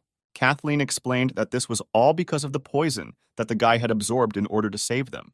Lillian ordered the girl to save the guy because she was a paladin, to which Kathleen replied that her abilities would not help here. The fact is that in order to neutralize the poison, it was necessary to mix yin and yang. Kathleen said that it was her fault, and therefore she would save him herself, and suddenly took off all her clothes. The girl stood in her underwear. She decided to help Ben get rid of the poison in the only way she knew. Lillian was outraged that Kathleen decided to figure everything out herself, because the hero helped them all out. Therefore, the head decided that they should all help the guy get rid of the poison. Jenna and Lillian also immediately got rid of their things. The naked girls caressed the hero and decided to try their best to rid him of the poison. Kathleen also did not want to remain on the sidelines because she was the main culprit of the incident. Suddenly, the guy opened his eyes, feeling that something was happening to him. He stood on the street where snow had fallen. The weather was cold, but for some reason the hero stood without clothes. But at the same time, he did not feel cold, but rather felt warmth and comfort. Suddenly, the voice of one of the girls reached the guy and told him to remain calm. After all, 3 beauties were determined to warm the guy properly. Meanwhile, Leia was sitting on the roof of the building and interesting sounds began to reach her. The girl assumed that her friends and Ben had already begun to act. A strong wind blew, which distracted Leia from listening to passionate moans, and the girl began to think. She looked at the demonic sword she held in her hand and remembered what the old man had told her. The monk said that this sword was his companion on all his travels. It's a pity that he gave it to the wrong owner. As a result, his mistake became irreparable. All these years, Kunai was next to the sword. Every day he prayed to save him from cruelty. But now the old man's time is running out, so he wants to give the blade to Leia because her soul is pure, as before. The girl replied that this sword was soaked in the blood of her family, and a couple of lines of prayers could not wash it away. Leia believed she could still talk some sense into her brother, just like when she tried. The warrior turned around and said goodbye to Kunai, advising him to get rid of the sword. The monk said that it cannot be destroyed because it contains the souls of Leia's family members. The old man's words interested the girl, and she asked to tell him what he meant. The monk said that the sword was nicknamed Evil Spirits, not because it is capable of leading astray. The most important reason is that the souls of those who died from him will fall into his slavery, but nothing can grant eternal life, so gradually they will become the source of the sword's power. Kunai said that there was only one way to save the innocent souls sealed in the blade. One can only rely on the gift of light sealed within Leia to help purify evil. The best solution would be to give the blade to the girl so that it can be cleaned over time. Leia lay and thought about the words that the old man said to her. She thought about whether she could control this blade. Meanwhile, an unexpected guest visited the master's temple. The tattooed guy with the blade behind his back took his mask with his hand to show his face. The unknown warrior greeted his mentor and said that they had not seen each other for a very long time. It was Leia's older brother, the bloodthirsty King Blake, who asked the monk to return what belonged to him. The old man sat in the lotus position and replied that after so many years of exile, the guy finally came to him, but still held the wrong judgments. Kunai firmly told his student that if he wanted to get the sword, he would have to go through it. Blake began to take out his blade and replied that he would not want to fight with his teacher because he was already old, and the old man should take care of his health. After these words, the guy directed his attack with his blade at the monk.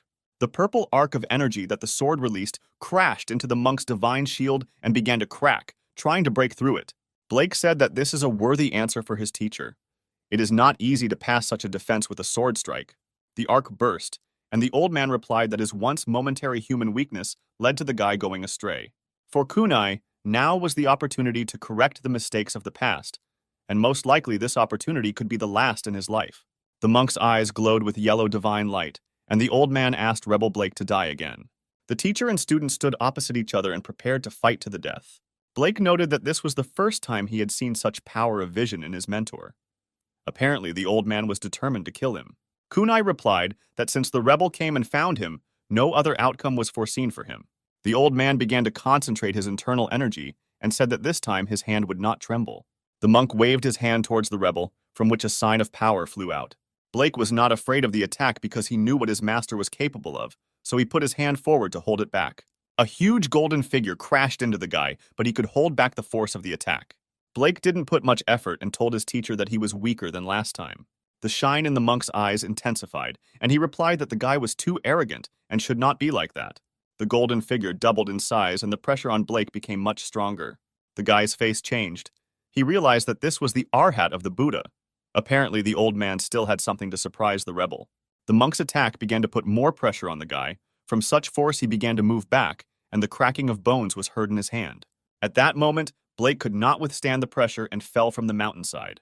While the guy was falling into the water, he thought that his arm was broken. But it's good that it was his left hand, which means he can still control the blade. The monk did not want to let Blake go. He followed him and said that his student had deviated from the fighting style he had previously followed. The old man hung in the air and said that real martial arts do not depend on the sharpness of the blade. All the power of martial arts was contained only in the heart. A huge amount of energy was concentrated around the monk, which he released. Kunai added that only when the guy realizes these words will he be able to worthily bear the title of warrior. After that, the old man sent hundreds of Buddha signs to attack the place where the fighter landed. The mentor understood that Blake wanted to resort to his water technique, so Kunai decided to evaporate all the water around. Golden figures fell into the lake and evaporated the place where they landed. After some time, all the water in the lake evaporated, and the old man watched his opponent from the air. Bloody Blake lay at the bottom of the lake. The guy noticed that the technique of the SSR rank teacher was extraordinary. It took him a huge amount of energy to evaporate all the water in the area. Although Blake lacked the teacher's instructions to some extent, he still managed to absorb a certain amount of water. So he raised his sword and fired a huge barrage of water at Kunai. The old man defended himself with his ability and said that today is the day of Blake's death, so he doesn't even have to try to win. The Bloody King was disappointed that even this attack could not hit his teacher. The kunai slowly landed on the bottom of the lake and walked towards Blake. The monk said that it was time to finish what he started. He advised the student to die and become part of the land of his homeland. This was the last good deed that he could do for his teacher. The kunai said that the guy had harmed 206 people and 7 Protos guards in his life. His atrocities could not be forgiven, and in the name of the Protos representative, the old man sentenced him to trial. Before pronouncing the sentence, the monk asked if the rebel had any last words before dying. Blake smiled because the monk seemed too pompous when he made his speech. The student asked his teacher if it was he who made him so cruel. Blake pointed to the village and asked the old man to take a closer look at it. The rebel said that he alone could not do this. If it weren't for the old man's words, he would have lived like any other person. He would have had the opportunity to inherit his father's business, as well as fulfill his duties as a brother. But unfortunately, everything went wrong when Kunai handed him a demonic sword. Blake asked the old man if it was fair that he alone was blamed for the destruction of the village. The old man exhaled in disappointment and said that he was mistaken when he assumed that the guy could resist him. It was his fault. And in order to pay for his mistake, the monk decided to commit suicide after the death of his student. Blake grinned. The guy laughed at the fact that the monk was confident in his victory. Behind Kunai, a hole appeared in the ground, in which something was moving towards the old man. Blake said that the monk's self-confidence would destroy him and attacked him with his sword from behind. The old man did not expect such an ambush and did not have time to dodge. The blade pierced his chest. The bloody king stood still and laughed at the fact that he managed to outwit his teacher. Kunai turned around to see what hit him. He didn't understand what happened or who did it. Behind the monk stood a copy of Blake that looked like dark matter. At that moment, the old man realized that from the very beginning of the battle, he had two opponents. The copy of the rebel pulled out his sword, revealing a mortal wound, and the monk fell to the ground, swaying. Blood gushed from his mouth. The monk could not believe that this would be his end. The old man lay on the ground in a pool of his own blood. He was in pain from the fact that he could not correct his mistake. Blake approached the monk's body and apologized. Everyone who happened to see his second face was already dead, and Kunai was no exception. Before his death, the dying monk asked if he could ask his disciple a question. The old man said that the guy knew very well that his Buddha block was capable of repelling any attack on its own. So why was Blake confident in the success of his attack from behind? The rebel chuckled and replied that it was because the kunai deflected his technique. The fact is that in a normal situation, the monk would have ignored the guy's previous attack. But this time he repelled it. Then Blake realized that by simultaneously using his extraordinary techniques, the old man sacrificed his defense. Kunai closed his eyes and was surprised at the guy's ingenuity. Before he died, he smiled, realizing that at least his student had not underestimated his teacher's abilities. After some time it began to rain, accompanied by loud peals of thunder. The sky cried, having lost another guard. The student buried his teacher and stuck his broken arm next to him. Blake arrived at the temple where the legendary demonic sword was located. The guy stood at the entrance and felt his call, which came from this temple. Blake held his shoulder with one hand, where once was the hand that he had cut off for himself. All his years in exile as a rebel, his existence had been miserable in anticipation of this sword. The guy entered the temple and couldn't wait to get his treasure back. Opening the door, he entered the sealed room in which the legendary sword was kept. But to his surprise, he was not there. All the efforts of the bloody king were in vain. The picture he saw made his cheekbones ache. His rage knew no bounds. Yet the old man was able to outwit him. Meanwhile, somewhere in the land of women, Leia sat on the roof of Lillian's estate. The girl was guarding her owner despite the weather. Suddenly she sneezed and was surprised by it. She thought that she had never been sick. She had a bad feeling as if something had happened. The girl got up and thought that this was all nonsense. A new day was dawning and her watch was over. She decided to go take a warm bath. Meanwhile, warm water began to gurgle in Ben's room. The guy woke up and decided to wash himself after a hot night and a side effect of the technology. Ben stood and thought that last night, it seems, he did something bad, and the guy was wondering what the girls would do when they woke up. The hero raised his head to look in the mirror and was surprised. A red trail similar to the one Kathleen brought yesterday came out of his mouth, and his body began to be covered with pink patterns. It seemed that the poison was activated by the ability due to the fact that Ben absorbed it, so now this ability was in his collection. The hero smiled because he had acquired an interesting skill and thought that every cloud had a silver lining. When he fell into the Protos, he constantly relied on the power absorbed by the endless darkness. Only because of this was he able to stand on par with other S-rank guards. But Ben clearly felt that after Dean Lee, the absorbed energy did not have the usual effect on him. It was similar to the mechanics of the game, where in order to raise an already high level, many times more experience is needed. If a hero wants to overcome a barrier, he must start with his own abilities. If he can master everyone perfectly, then his power will become limitless. While the guy was thinking about his strength, he came out of the bath and was surprised at what he saw. He saw a naked Jenna who was covering herself with a blanket.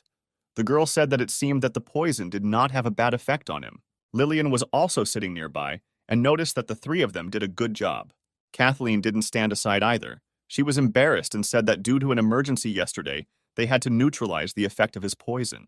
And although there was a reason for this, since it happened so, the girl decided that she should become his. Ben blushed when he heard these words and replied that they could all become his girlfriends at the same time if they wanted. Lillian didn't like the hero's plan, and she called him an animal. The guy asked the head if there was a spacious training ground here where no one usually looks. Lillian was surprised by such a sudden question and asked why he needed such a place. Saliva began to flow from her mouth and she thought that Ben was still poisoned and wanted to go with her to the second round. The hero said that everything was fine with him. He just wanted to find a secluded place for his practices. Although there was little time left, even a little training could increase his chances of winning. Lillian smiled and replied that he deserves to be her man because the guy is still just as reliable. The head decided that they would all need to try. A week passed. A chilling aura wafted from the western sea island. The Grand Master of an isolated island sat in his abandoned castle. Countless bloodthirsty monsters gathered here, and at the head sat a man in a cloak on a throne. Next to him stood 4 subjects close to him. The man said that the time had come, and it was time for them to move forward to battle. The cloaked stranger extended his hand and concentrated sinister energy into it. Behind the horde of predators, a portal began to appear that led to the land of women. It was the void cycling portal that the Grand Master created. The man ordered all the predators to enter him. It was time to take over this country once and for all. His eyes glowed with a violet light. He ordered his warriors to destroy every single one of them. The master's words invigorated the hearts of the monsters, who were preparing to attack. A horde of predators began to enter the portal, behind which an impregnable country awaited them. One of the master's companions said that the predators were full of zeal. Even he was inspired by the master's words. The unknown man threw off the black robe that hid his identity. He was a beefy man known as the fist-crushing Eric, and he was eager to get into action and test out his new gear. Eric had a Buddhist rosary hanging around his neck, enchanted by the Grand Master. He wanted to try it on the S-rank guard Lillian. The huge fighter jumped into the portal and said that he wanted to fight in the vanguard. The second unknown figure also threw off his robe and said that Eric was a fool. She was a sophisticated little girl with black wings, nicknamed the Fallen Angel Sif. The girl was upset that such a strong and simple-minded man like Eric was also known like her. The angel flew into the portal and said that a fierce battle awaited them today. The girl hoped that her comrades would not die in the battle. Blake was stunned by what he felt. He couldn't understand whether this feeling seemed to him or whether everything was really as he thought. The guy felt a weak aura on Eric's body, which seemed familiar to him. His thoughts were interrupted by Judy, who called the guy by name. The girl said that the guy's thoughts were on his face and asked if his wounded arm hurt. Blake coldly replied that he was fine, and that Judy should not poke her nose into other people's affairs. Such a firm answer left the girl dumbfounded. Judy considered Blake arrogant because he took her gesture of goodwill for interference in his affairs. The girl could not understand why he was so cold to her, because men usually cannot resist her beauty.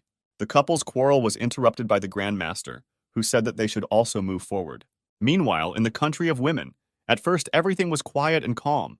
The sun set behind the horizon, and night fell. But the peaceful silence was interrupted by a portal that appeared out of nowhere, from which predators emerged. The Grand Master's puppets have already scattered throughout the country of women. But what was unusual was that there was no trace of people's presence here. This place turned into a ghost town. The ghost-level puppet predators looked around and tried to find anyone. One of them noted that it was too strange that in such a large city there was not a soul. Everyone had fled somewhere. Suddenly, the sky became cloudy and loud thunder rumbled. A voice in the sky said, "SSR rank lightning bolt ability. Its advantage is its wide range." The weak predator could not understand who was speaking. It was Ben, who pathetically told the predators to feel the power of thunder. An explosion thundered, and hundreds of lightning bolts struck the ground. They struck different parts of the cities, hitting predators. They were killed instantly and didn't even feel anything. Half the army died from one ability. The entire city was covered in purple energy coming out of the corpses, like cherry blossom petals in the spring. The hero said that for the first time, breaking into the country of women, the enemies entered through the front, but the head of Lillian defended her country. Ben, covered in lightning, stood with Jenna. He realized that the enemy would come from the rear this time. The entire perimeter of the country is surrounded by a sheer cliff, and there is only one road to it. This location makes it inaccessible. The easiest way to attack is to get directly inside the country, which would be the easiest way to capture it. The hero realized that the Bloody Kings were counting on this, but unfortunately, if they could find the country's weakness, then he could too. Judy grinned and told her master that he had miscalculated, and the guy had fooled him around his finger, to which the Grand Master replied that victories and defeats are a common thing for warriors. The Blood King had just lost his ghost-level puppets in large numbers. However, he still had other fighters, such as demonic-level predator puppets, Tauren. The monsters ran towards the heroes, and Ben asked his friend if she was ready. The girl replied that there was no need to worry about that. The blonde rose into the air and began to concentrate her energy to increase gravity. The Taurens stopped and were surprised that they could not move. Their bodies seemed to weigh a ton. Ben summoned 2 lightning swords and said that he trained every day under the pressure of this technique, and now he does not feel it. No matter how many demon-level predators came, they were no threat to the guy. The hero jumped towards his opponents, and his speed was so high that it was similar to the speed of lightning. The Tauren also noticed that the guy was quite fast. It was impossible to follow his movements. Ben instantly appeared on top of one of the predators and swung his sword to strike. Lightning flashed from the blade, and the unaware predator was cut in half. The guy was standing on the corpse, but suddenly a second Tauren appeared next to him, who was ready to strike the hero. The predator said that the guy was used to such pressure due to training, but now he would die. And at that moment, Ben cut his opponent's stomach with a quick blow. The Tauren fell to the ground, showing no signs of life, and the hero noticed that his opponent was talking too much. Ben stood on the corpse of a monster, which dissolved into the air, releasing energy. The guy understood that the council's fears were not in vain, because bloodthirsty kings could really destroy an entire country. They have a lot of demonic-level predators under their control. Such combat power is comparable to the military power of an entire state. If they had not evacuated civilians, the consequences would be scary to imagine. Ben continued his battle and jumped on his next opponent, a huge demon-level centipede. There were a lot of them, but this was not a problem for the hero. He swung his blades to attack in the air.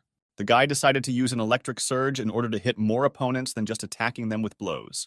The hero's lightning passed through the monsters, cutting each one into 2 parts. Thanks to the endless darkness, he could feed on energy while in battle. The longer he fought, the stronger he became. The number of predators did not matter. They were just food. Jenna was happy for her master. She saw the fruits of his training. The guy became much stronger. Ben sat on a mountain of corpses. All the predators that came out of the portal were destroyed by one person. However, despite the fact that the hero absorbed their energy, he was tired and could hardly catch his breath.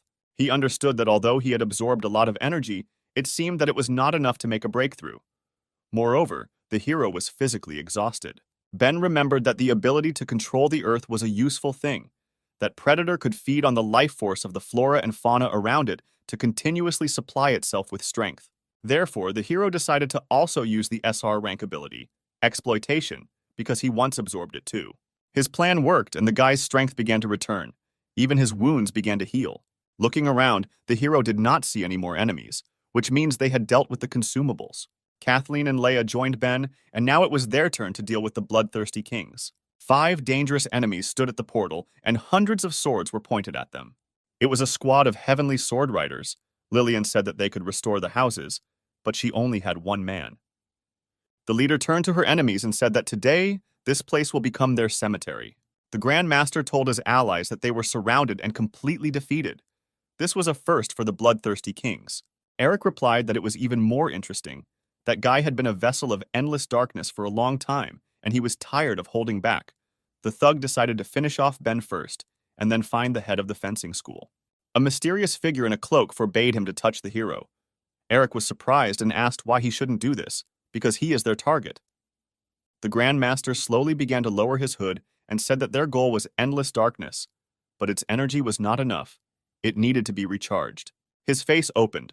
It was Grandmaster Lloyd. He replied that the guy's ability now would not be able to awaken the ancestor level. Ben stood and looked at one of the 5 bloodthirsty kings and for some reason froze in place. The hero plunged into himself because a voice inside him said that this man was the same person. He remembers his face. Ben turned around and noticed that he had not heard this voice for a long time. It was familiar to him. It was Kel's voice. Kel said that although he could not remember the specific situation, he did not forget his face. It was the face of the very man who killed the former king of the Protos, Kel. Ben realized that his enemy was Lloyd. The guy remembered their agreement to help take revenge. Kel said that the master was strikingly different from the hero's previous enemies. He was an extremely dangerous person, and even at the peak of his abilities, the king was no match for him. And alas, Ben was far from the peak, so in his current state his chances of winning were 0. The guy was amazed to hear such words, but he knew that if one cannot win, then there is another way to do it. They need to join forces to win. This battle is not for the sake of him alone, but for the sake of preserving the entire country of women. Moreover, this time the hero will not fight alone, but together with his defenders. Kathleen was heading towards the enemy and thinking about what already belonged to Ben, so she was ready to give her life protecting him. Leia was interested in another enemy, her brother. The girl decided that today would be his last. Lillian began to concentrate her ability and ordered her swords to attack. Suddenly, out of nowhere, Stars appeared in the sky and seemed to be starting to fall to the ground. Lillian sat on her floating blade as hundreds of swords flew towards the bloody kings behind her. It seemed that so many swords could not be repelled, but suddenly the sound of blades hitting the wall was heard. All the swords that Lillian aimed fell to the ground without hitting their opponent. The head was disappointed. The kings used an unexpected technique that was similar to the ability of her friend. A protective sphere of wings formed around the bloody kings, which repelled the attack. These were the black wings of a fallen angel that were as strong as steel. Eric said that since he couldn't touch the bearer of endless darkness, then he would take care of Lillian. Lloyd replied that he could do what he wanted with her.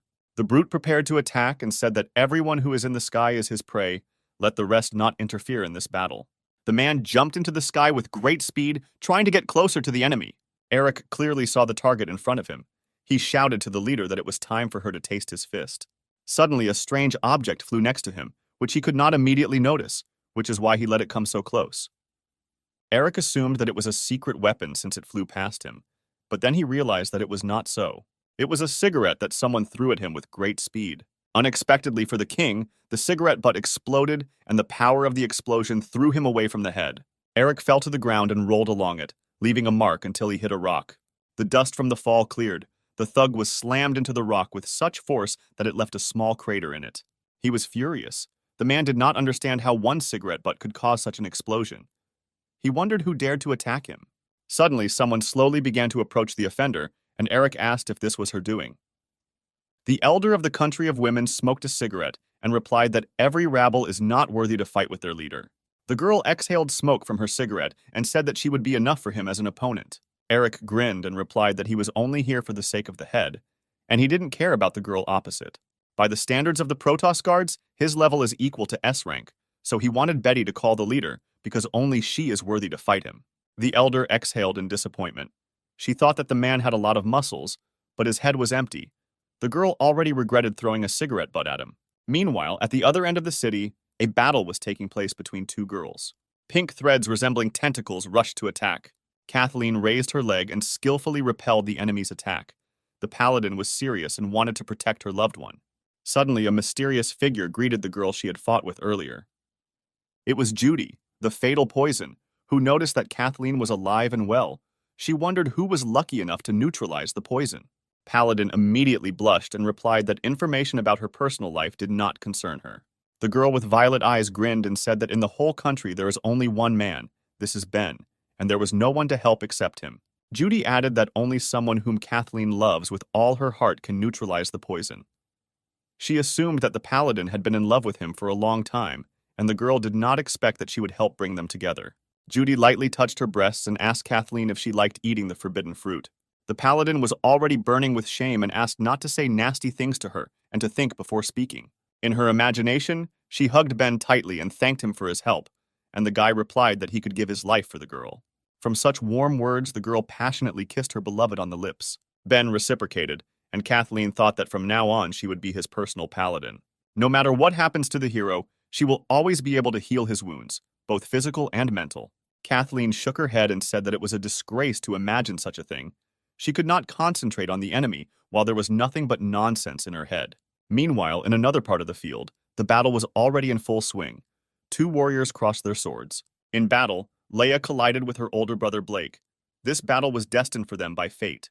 Blake told his sister that they had not seen each other for a long time, and the girl had grown a lot. Leia also had not seen her brother for a long time, and therefore she was wondering what happened to his left hand. Blake seemed to have already forgotten that he had lost his arm, so he did not immediately understand what the girl meant. But then the Bloody King replied that he had demonstrated to his teacher what he had learned from him. Hearing these words, Leia was stunned. It turns out the old man knew that this day would someday come. The warrior called the guy an animal because Kunai had so many hopes for him, and he killed him, like all the innocent people before. Blake replied that he himself was sorry, but he didn't have to choose because he was already going his own way, and there was no turning back. The girl tightly grasped the cursed sword in her hand and said that because of this piece of metal, her brother renounced everything. She got into a fighting stance and said that only today would she use it to take her own brother's life. A battle was also flaring up in the sky. Lillian and her students looked at the fallen angel flying up to them. The girls mentally compared the most important advantage of women. Lillian's breasts were full and large, whereas Sif's were rather small. The leader sarcastically told the girl that apparently she had problems with physical development. She probably didn't eat enough. The dumbfounded Sif replied that large breasts are not a reason for great conceit. Ben also had his own opponent. The guy stood on a mountain of corpses and waited for the strongest enemy to attack. The guy understood that 4 bloodthirsty kings had already found opponents, and only he was inactive. His target was Ben, but the mysterious man did nothing. Lloyd just stood and waited. The guy began to be annoyed by his opponent's calmness. Suddenly, the man opened his mouth and sound waves began to come out. From a great distance, the words of the Grand Master reached Ben. He said that the guy should not worry, because he would only have one opponent. Ben was horrified that Lloyd understood his train of thought and answered him at such a distance. The guy assumed that the master could read them. Elder Betty once talked about Lloyd's abilities. He received a disgusting ability of SSR rank, ability theft. He is able to remove a person's ability and infuse it into an object, thereby creating a magical talisman. It's no wonder Kel was so wary of him, because Lloyd just needs to collect more talismans. In theory, he could have countless abilities. The Grand Master has already shown a couple of impressive abilities, the first being teleportation over vast distances. The second ability, but no less terrible, is the control of a huge number of predators. The man has now demonstrated a third ability, transmitting voice over long distances and possibly reading thoughts. The worst thing was that Ben didn't know what other abilities Lloyd had. In principle, little was known about him. He was a rather difficult opponent. Suddenly, the whole earth began to move.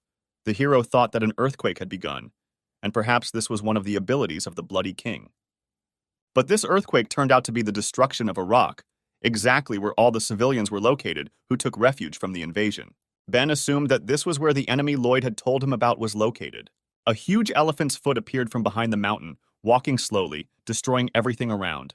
It was a huge white elephant, the height of a whole mountain, on which the king of beasts sat. The elephant smelled the scent of young maidens and wanted to find them quickly. The green lion suggested that not only their girls were hidden here, but also the women living in the country. The frightened girls saw a huge monster from which a strong, overwhelming aura emanated. They understood that all their warriors were on the front line, and they themselves could not defeat these monsters. But suddenly, a fragile girl came to their defense and told the residents not to be afraid of predators. After all, the leader ordered her to protect them, and no matter who her enemy is, she will not retreat. The brave girl vowed to protect all the women in her country until her last breath.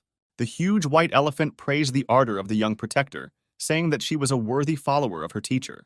However, if she longs for death, then the divine beast will gladly help her with this. The white elephant blew towards the girl. From the force of the blow, trees were uprooted from the ground, and all the earth in the area rose into the air. The green lion said that his brother had gone a little overboard, and he should be careful, because he could hurt their ladies. The elephant replied that he had spent a lot of effort to destroy the mountain and was not yet used to his new strength. However, when the dust cleared, the warrior was still alive, although she had suffered quite a bit.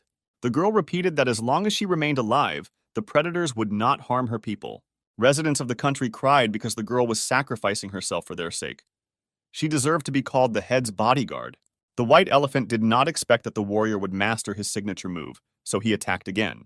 The elephant reared up and used its trunk as a weapon to swat the girl like a fly. The bodyguard understood that things were bad, and she needed to use all her strength to survive the blow, but she was unable to even raise her hand. The girl closed her eyes, preparing for death. She understood that she could not die without completing the leader's task. There was a roar that could be heard throughout the edge of the forest. The elephant hit the place where the girl was with its trunk.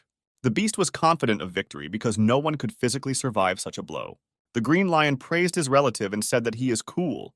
It's not for nothing that he calls him his brother. The girl stood in the same position and thought that she had already died. However, the sensations were strange.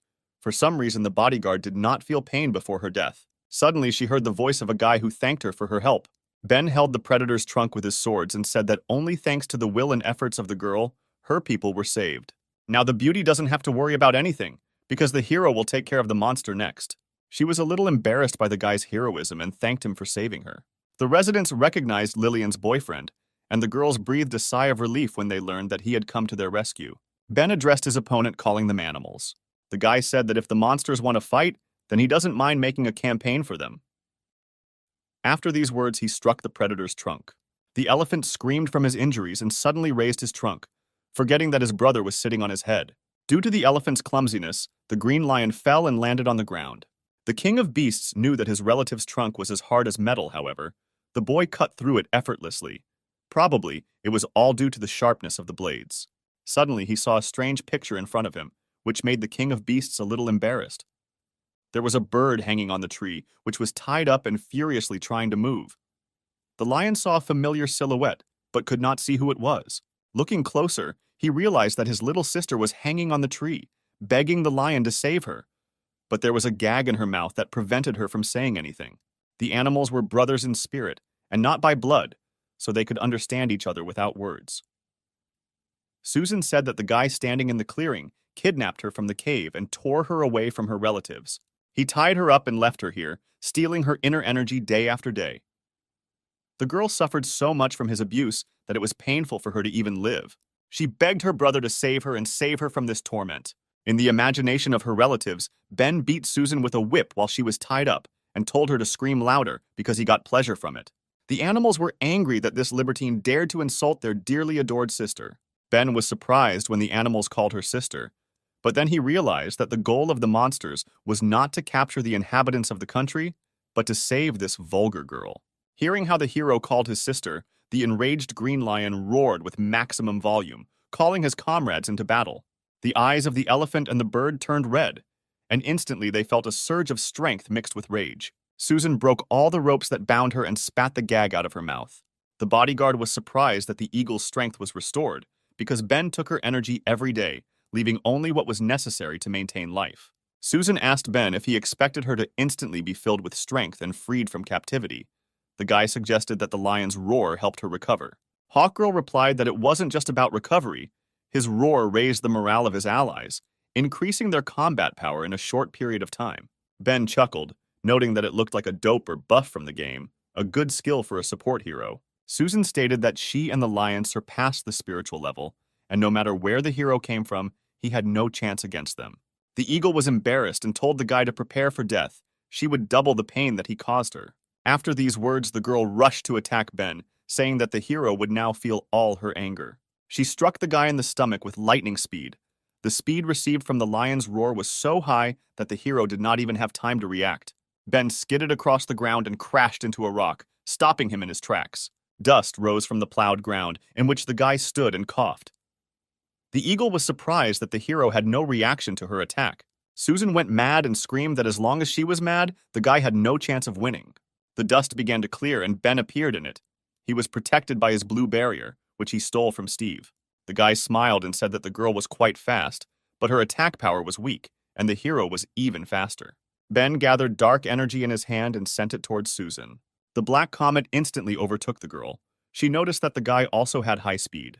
However, her speed was also on par, and Susan easily dodged the deadly projectile. The comet landed next to the eagle. A loud explosion was heard due to the force of impact that was put into this attack. Susan was stunned by the power she saw. She noticed that the hero's damage was very high and was not inferior to Lillian's attacks. Ben's ability to absorb energy was not as simple as it seemed to her at first glance. While she was thinking about the guy's skills, he disappeared. The girl was surprised that she didn't even have time to notice the hero. Meanwhile, Ben was already standing behind Susan and stretching his hands to her magnificent breasts. The guy grabbed the girl by the piquant part and began to absorb the energy. Susan immediately blushed from such impudence. Ben said that if the girl did not want him to absorb all her energy, then she should do what he said. Susan replied that she understood, but did not want the guy to whisper in her ear, because it was very sensitive. The eagle remembered that this had already happened. Once Ben sneaked up to the girl, and she didn't even notice it. She has always been proud of her speed and insight, but she cannot decipher the hero's movements, and the eagle was a predator on a spiritual level. The defenseless girl began to cry because she realized that the guy's strength exceeded her level. Susan's brothers did not stand aside. They were outraged by what Ben did and called him a lecher. The great white elephant shouted for the hero to let go of the girl and attack the guy with his assertive breath. His attack missed Ben because at that moment, Susan and the guy flew into the sky. The hero told her to try her best to fly away so that the animals would admit their mistake. Susan pretended not to listen to Ben and screamed at the top of her voice, begging her brothers to save her. The elephant and the green lion ran after the bird, which flew further and further.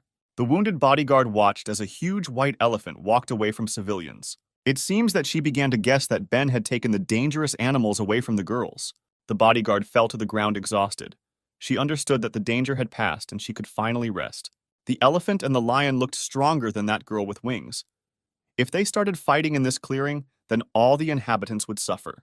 But it was difficult to finally determine who would win and who would lose. The beauty smiled and thought that the guy was much more caring than she imagined him to be. The animals chased the offender. They came to a place where there was not a soul around. Ben understood that they had gone a sufficient distance, and now they could deal with their opponents. The hero pushed off the bird and jumped up. Once in comics, he saw a wonderful technique of fist fighting, and now the guy decided to use it. Ben himself could not emit a huge stream of blinding light, but he could use the one he already had. The green lion could not follow the guy, because in this position the sun blinded his eyes. The sun was so bright that while the lion looked at it, his eyes hurt and he closed his eyes. Ben took advantage of this situation and flew towards his opponents, attacking them. The guy hit the green lion in the face with his fist. The beast did not see this attack, because the hero outwitted him. The power of even Ben's simple attack was great, and the enemy flew some distance away from the guy. The hero summoned his two swords. He understood that he couldn't linger here because the guy didn't know how things were going in the country of women, and Lloyd was bothering him. Therefore, the hero decided to seize the moment and kill the green lion at once. The beast landed, and only he had time to come to his senses when he immediately saw that the guy was running towards him. Ben's lightning blades rang out, instantly striking the enemy. The green lion flew away from such a force of the blow and fell from the white elephant. During the flight, blood poured from the king of beasts. There were so many wounds that it seemed that there was damage on every part of his body. Susan was stunned when she saw that her best brother in the world was killed by this idiot. She couldn't believe it. Ben looked at the lion, which fell down until he was out of sight. The guy said that now it was the elephant's turn. However, suddenly a lion fist flew at him from behind him, making it difficult to dodge. The eyes of the king of beasts glowed red. He hit the hero with his blow and said that his brother had not yet reached his turn. Ben fell off the slope with a crash and crashed into the ground, scattering all the trees in the clearing. Having traveled quite a distance, the guy stopped and stood up. Ben spat some blood from his mouth and got into a fighting stance, but the green lion managed to beat him up a little. The hero wondered why he inflicted fatal damage on the lion, but it was not that he did not die, but only became stronger. The green lion stood on the back of his brother. A red aura was coming out of him. The white elephant told him to release all the energy of the stone of overcoming. A bright stone shimmered in the center of the king of beasts' chest. He said that even if he had to sacrifice his life, he would help take revenge on his sister, on the one who had offended her. The stone of overcoming sparkled more and more brightly. It filled the king of beasts with strength and promoted him to a higher level. The white elephant also had such a stone, and they both began to release their power. The elephant said that the lion had long been carried away by tease and forgot about battles, but for the sake of his sister, he would sacrifice his principles. Hearing these words, Susan burst into tears. She was proud that her two brothers stood up for her. The bright red aura grew larger and larger. It looked like a huge scarlet flame that was flaring up and was about to burn the entire forest. The hero noticed that the power of the stone was so great that the forest began to tremble from such power. The last time Ben had such a similar feeling was during the battle with Dean Lee. The green lion charged all his power and was ready to attack. He addressed his opponent, calling him a libertine. The king of beasts told Ben that he assumed that the hero had never encountered a predator that had surpassed the spiritual level. So today, the green lion would teach him a lesson in manners. Suddenly, the beast felt a piercing pain that ran through his entire body, his strength running out. He fell to his knees and blood poured from his mouth. The lion realized that Lloyd had deceived them, and there was something wrong with his stone. Ben and Susan were stunned by such an unexpected outcome. Right now, the hero had lost his opponent, and the sister of the animals had lost her protectors. Following the green lion, the white elephant fell to the ground. Susan did not understand what was happening and what happened to her brothers. The bloody king watched the scarlet aura that was in the sky. He realized that the time had come. Lloyd wanted Ben to kill the animals, and then 2 doses of energy from predators that had surpassed the spiritual level would become his. The white elephant shrunk in size and lay next to the green lion. Susan flew up to them and asked why her brothers suddenly changed their shape. The green lion croaked that it was all about Lloyd. He deceived them all, despite the fact that they had surpassed the spiritual level. This power, when released on the contrary, injured them. Now the animals were powerless, and that libertine would easily finish them off. Before the hero understands what happened, Susan needs to escape. The lion did not want them all to die here. The white elephant supported his brother. He told the eagle to listen to her brother and save herself. The animals wanted the girl to live her life for the three of them. Susan watched her dying brothers and tears appeared in her eyes. The girl began to sob and said that because she was eager to attack the country of women, her brothers died. Therefore, she firmly decided that if her brothers were in trouble, she would not abandon them, but would protect them. The hero came close, and the eagle noticed him behind her back. He was terrible in the eyes of the animals, a real monster who would bloodthirstily cut them in half right now. The eagle was frightened by the guy's stern look. She assumed that Ben realized that her brothers had lost their powers. The girl sat on the ground and began to beg the hero to let her brothers go, because they only wanted to save her. They were not interested in the country of women. Susan was embarrassed and said that if the guy did not harm them, then she would agree to any demands. The Green Lion told his sister not to agree to anything, because Ben is a libertine and has vile thoughts. In the lion's brother's imagination, Susan sat in an indecent pose in a maid costume and prepared to repay her debt to Ben. The guy asked the eagle if she really agreed to any demands. She firmly answered that she would do whatever he wanted, as long as the animals remained alive. Suddenly, the hero said that he wanted the animals to unite with him against Master Lloyd. If Ben understood correctly, then the lion and elephant lost their shape precisely because of him.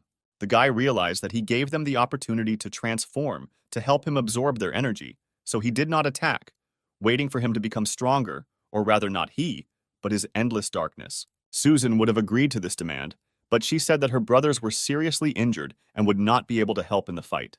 Ben snapped his fingers and said that it was okay, because he had prepared for this battle in advance. A blue fog began to appear above his head. Susan was surprised by the appearance of this colorful energy. The blue mist transformed into the form of a beautiful girl, who asked if the new master was calling her. It was the spirit healer from the energy of thousands of souls, the sacred light of Lin. Ben explained that Lena is one of the spirits he freed from Steve. As long as the spirit is attached to the physical shell, it is able to use abilities. After these words, the guy ordered the spirit to move into him. Susan could not understand where the hero had so many abilities. The guy looked at his former opponents, then at the spirit. He ordered his subordinate to cure the animals. The beautiful spirit immediately obeyed its new master. While Ben treated his new allies, the battle continued in the land of women. Judy chased Kathleen, who ran away from her by jumping through the trees. The poisonous lady laughed because the invincible paladin suddenly rushed to run away.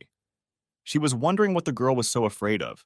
She assumed that it was because she was making her remember shameful things. The dear paladin closed her eyes and tried not to think, because every time she saw Judy, her mind became cloudy, and her thoughts began to get confused. She understood that in such a state there was no point in fighting. She needed to get rid of obsessive thoughts. While she was thinking about the battle, she didn't notice where she ran. She was surprised by what she saw. Kathleen ran to a small lake and flew straight into it. The paladin realized that the water would help her come to her senses. The girl dived into the water with acceleration.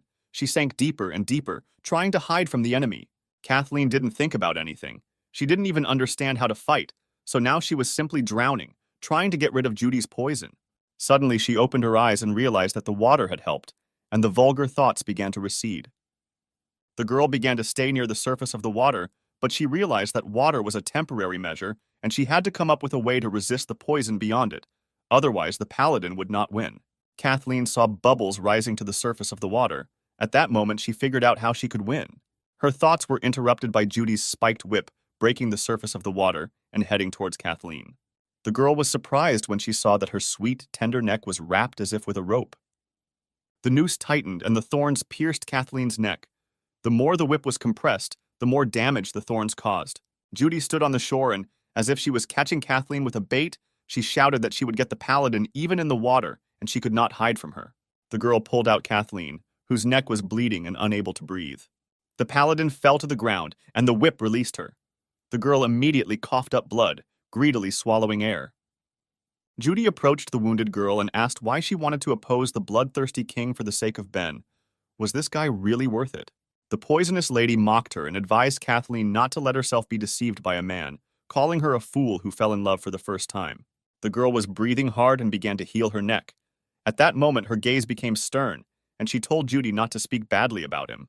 Judy said that Kathleen couldn't even save herself, but she was still thinking about Ben. There was poison everywhere here, so the paladin couldn't even hope to gather her strength. The poisonous bloody king swung his whip and said that now Kathleen will die a miserable death. The spiked whip slammed into the sweet girl, striking her again. But suddenly, Kathleen was not injured. She caught the enemy's weapon with her hand, and her hand began to bleed from the sharp thorns. She looked menacingly at Judy and asked why she thought she couldn't win.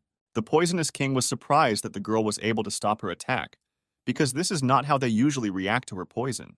She imagined that Kathleen would sit there embarrassed and say that she was completely wet and would look for someone to help her take off all her clothes and help her dry. The paladin stood up and held the whip tightly. Judy could not believe that the girl had somehow managed to cope with the effects of the poison. Kathleen sharply pulled the enemy's weapon, pulling the offender towards her. The paladin had enough strength in his hands. Judy flew straight towards the girl and did not understand what she was doing. Kathleen caught her enemy by kicking him. The girl said that Judy will answer for the words she said about Ben. The poisonous king flew to the other end of the lake, jumping across the water like a small pebble. Furious, Kathleen said she was fighting for love, the face of which her opponent could not resist. Judy lay on the ground and could hardly move. She felt as if all her bones were broken. After all, the fame of a paladin was well deserved. But it seems the poisonous king began to guess how the girl managed to resist the poison. The fact is that her whole body is shining. She probably covered herself with a completely energy shell, isolating herself from the poison. The girl realized that if she managed to break it, she could win.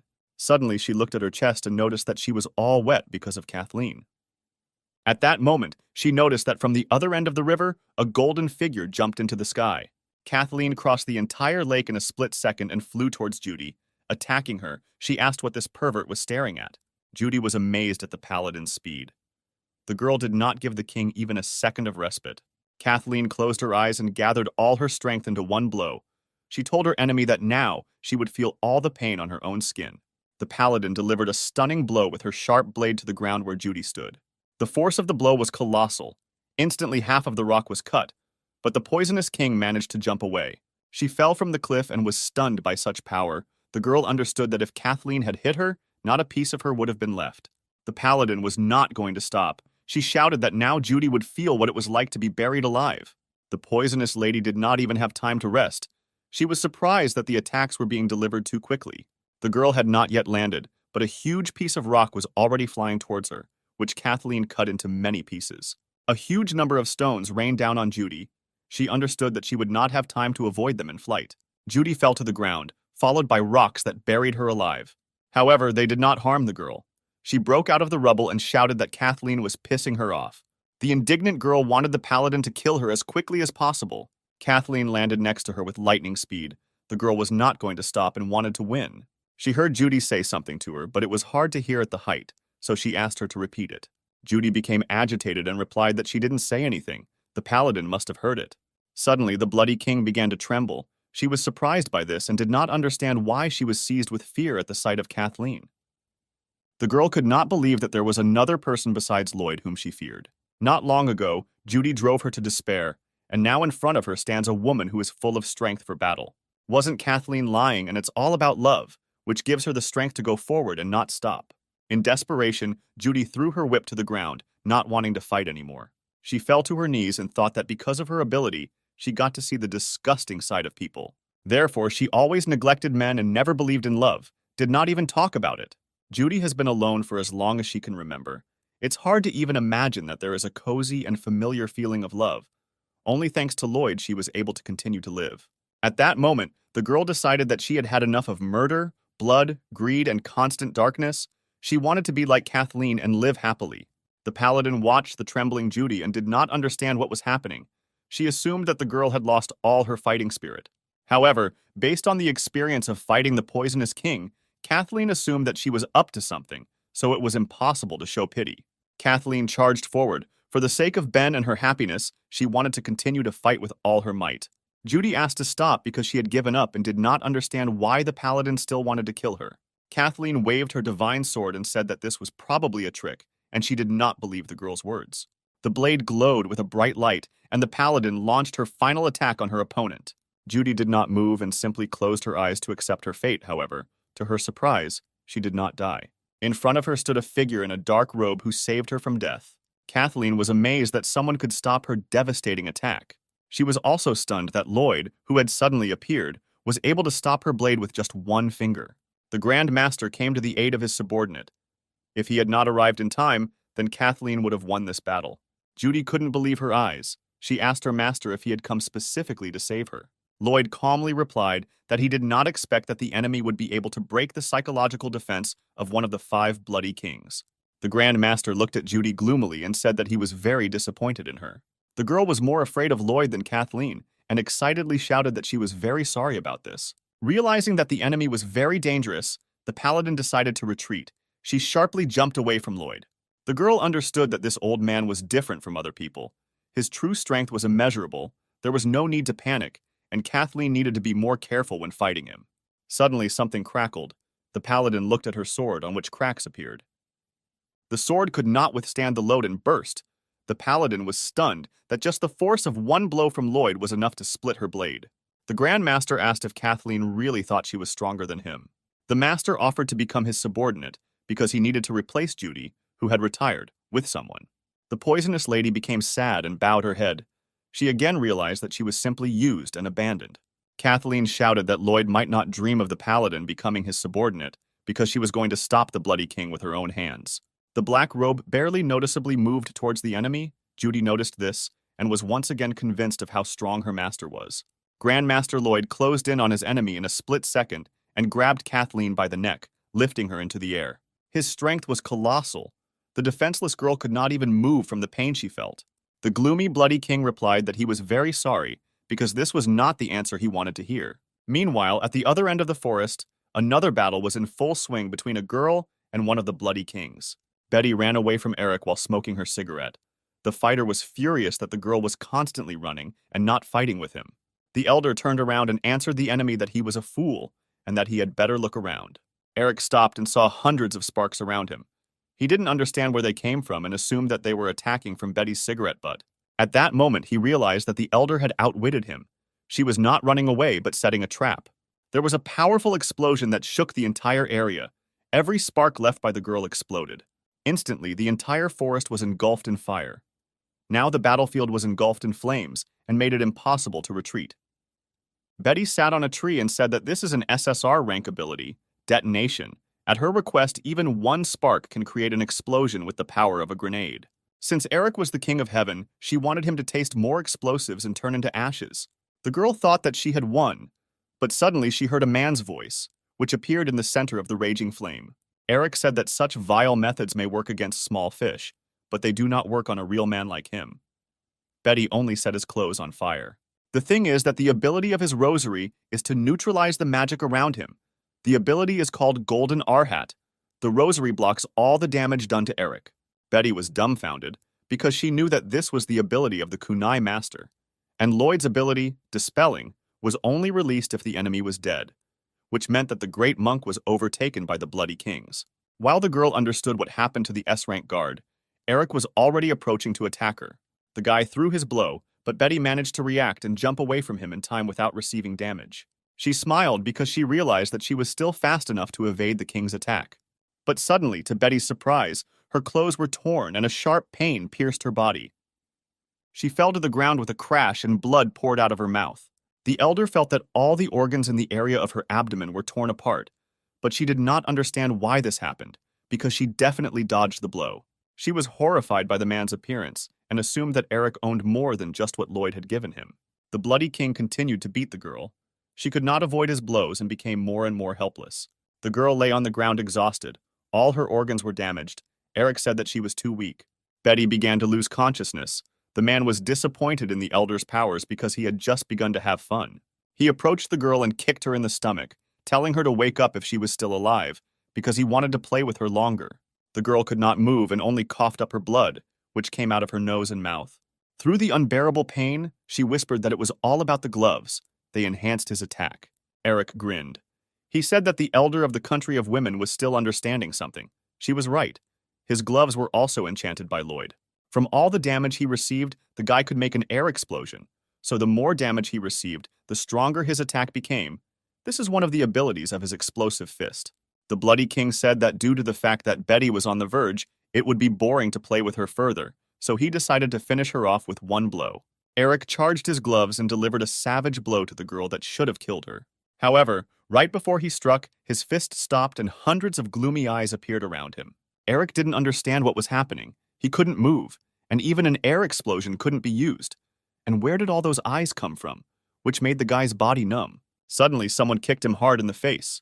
The Bloody King was sent flying by the blow straight into the raging flames. It was Ben who managed to come to the rescue in time. The guy told Betty not to move and to rest. The hero added that he himself would deal with the Bloody King, and only then heal her wounds. The elder looked at the guy in surprise. His aura was very calm, as if the guy was confident in his victory. Eric stood up after such a blow and said that this was outrageous. Even the golden figurine of an R-hat was powerless. Ben still managed to hit the man on his beautiful face. Although the Bloody King had no idea what the hell the guy was doing, but from the moment he left a mark on his face, he was destined to die. Suddenly, to Eric's surprise, a white elephant, a green lion, and an eagle emerged from the flames and joined Ben. The Bloody King was indignant. He asked why they were together with the hero and not on their side. Susan shouted that the Bloody Kings dared to plot against her older brother, so the three of them went over to the light side, and now Ben is their older brother. Eric grinned. He said that now they have 3 traitors. Apparently, Uncle Eric will have to take good care of them. Ben asked Brother Leo to strengthen him with his furious roar. The King of Beasts replied that he understood the order. A loud roar of the beast rang through the thicket of the forest, which filled all his comrades with strength. Ben's eyes turned red, and he felt the buff of the lion's roar. The blood throughout his body was simply boiling, and the thirst for battle was incredibly intensified. Now that the guy is in this state, the one who will die today is Eric. The gloomy eyes of the Asura appeared around the Bloody King. The man again could not move or use his abilities. At that moment, Ben dealt him a crushing blow, which left a second mark on the enemy's face.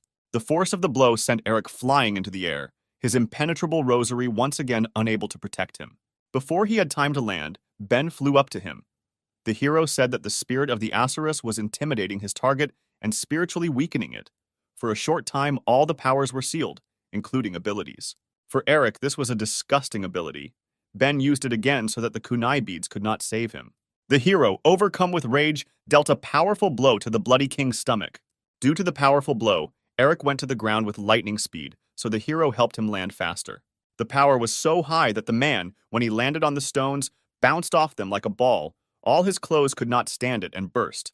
The animals watched this picture and could not believe their eyes. Susan said that they seemed to have chosen the side of the right person. Betty was also stunned as she watched the fight. Ben's power was so high that he instantly forced Eric to suppress his incredible thirst for killing. Now the elder realized that the hero actually had a chance to become the savior of the country of women.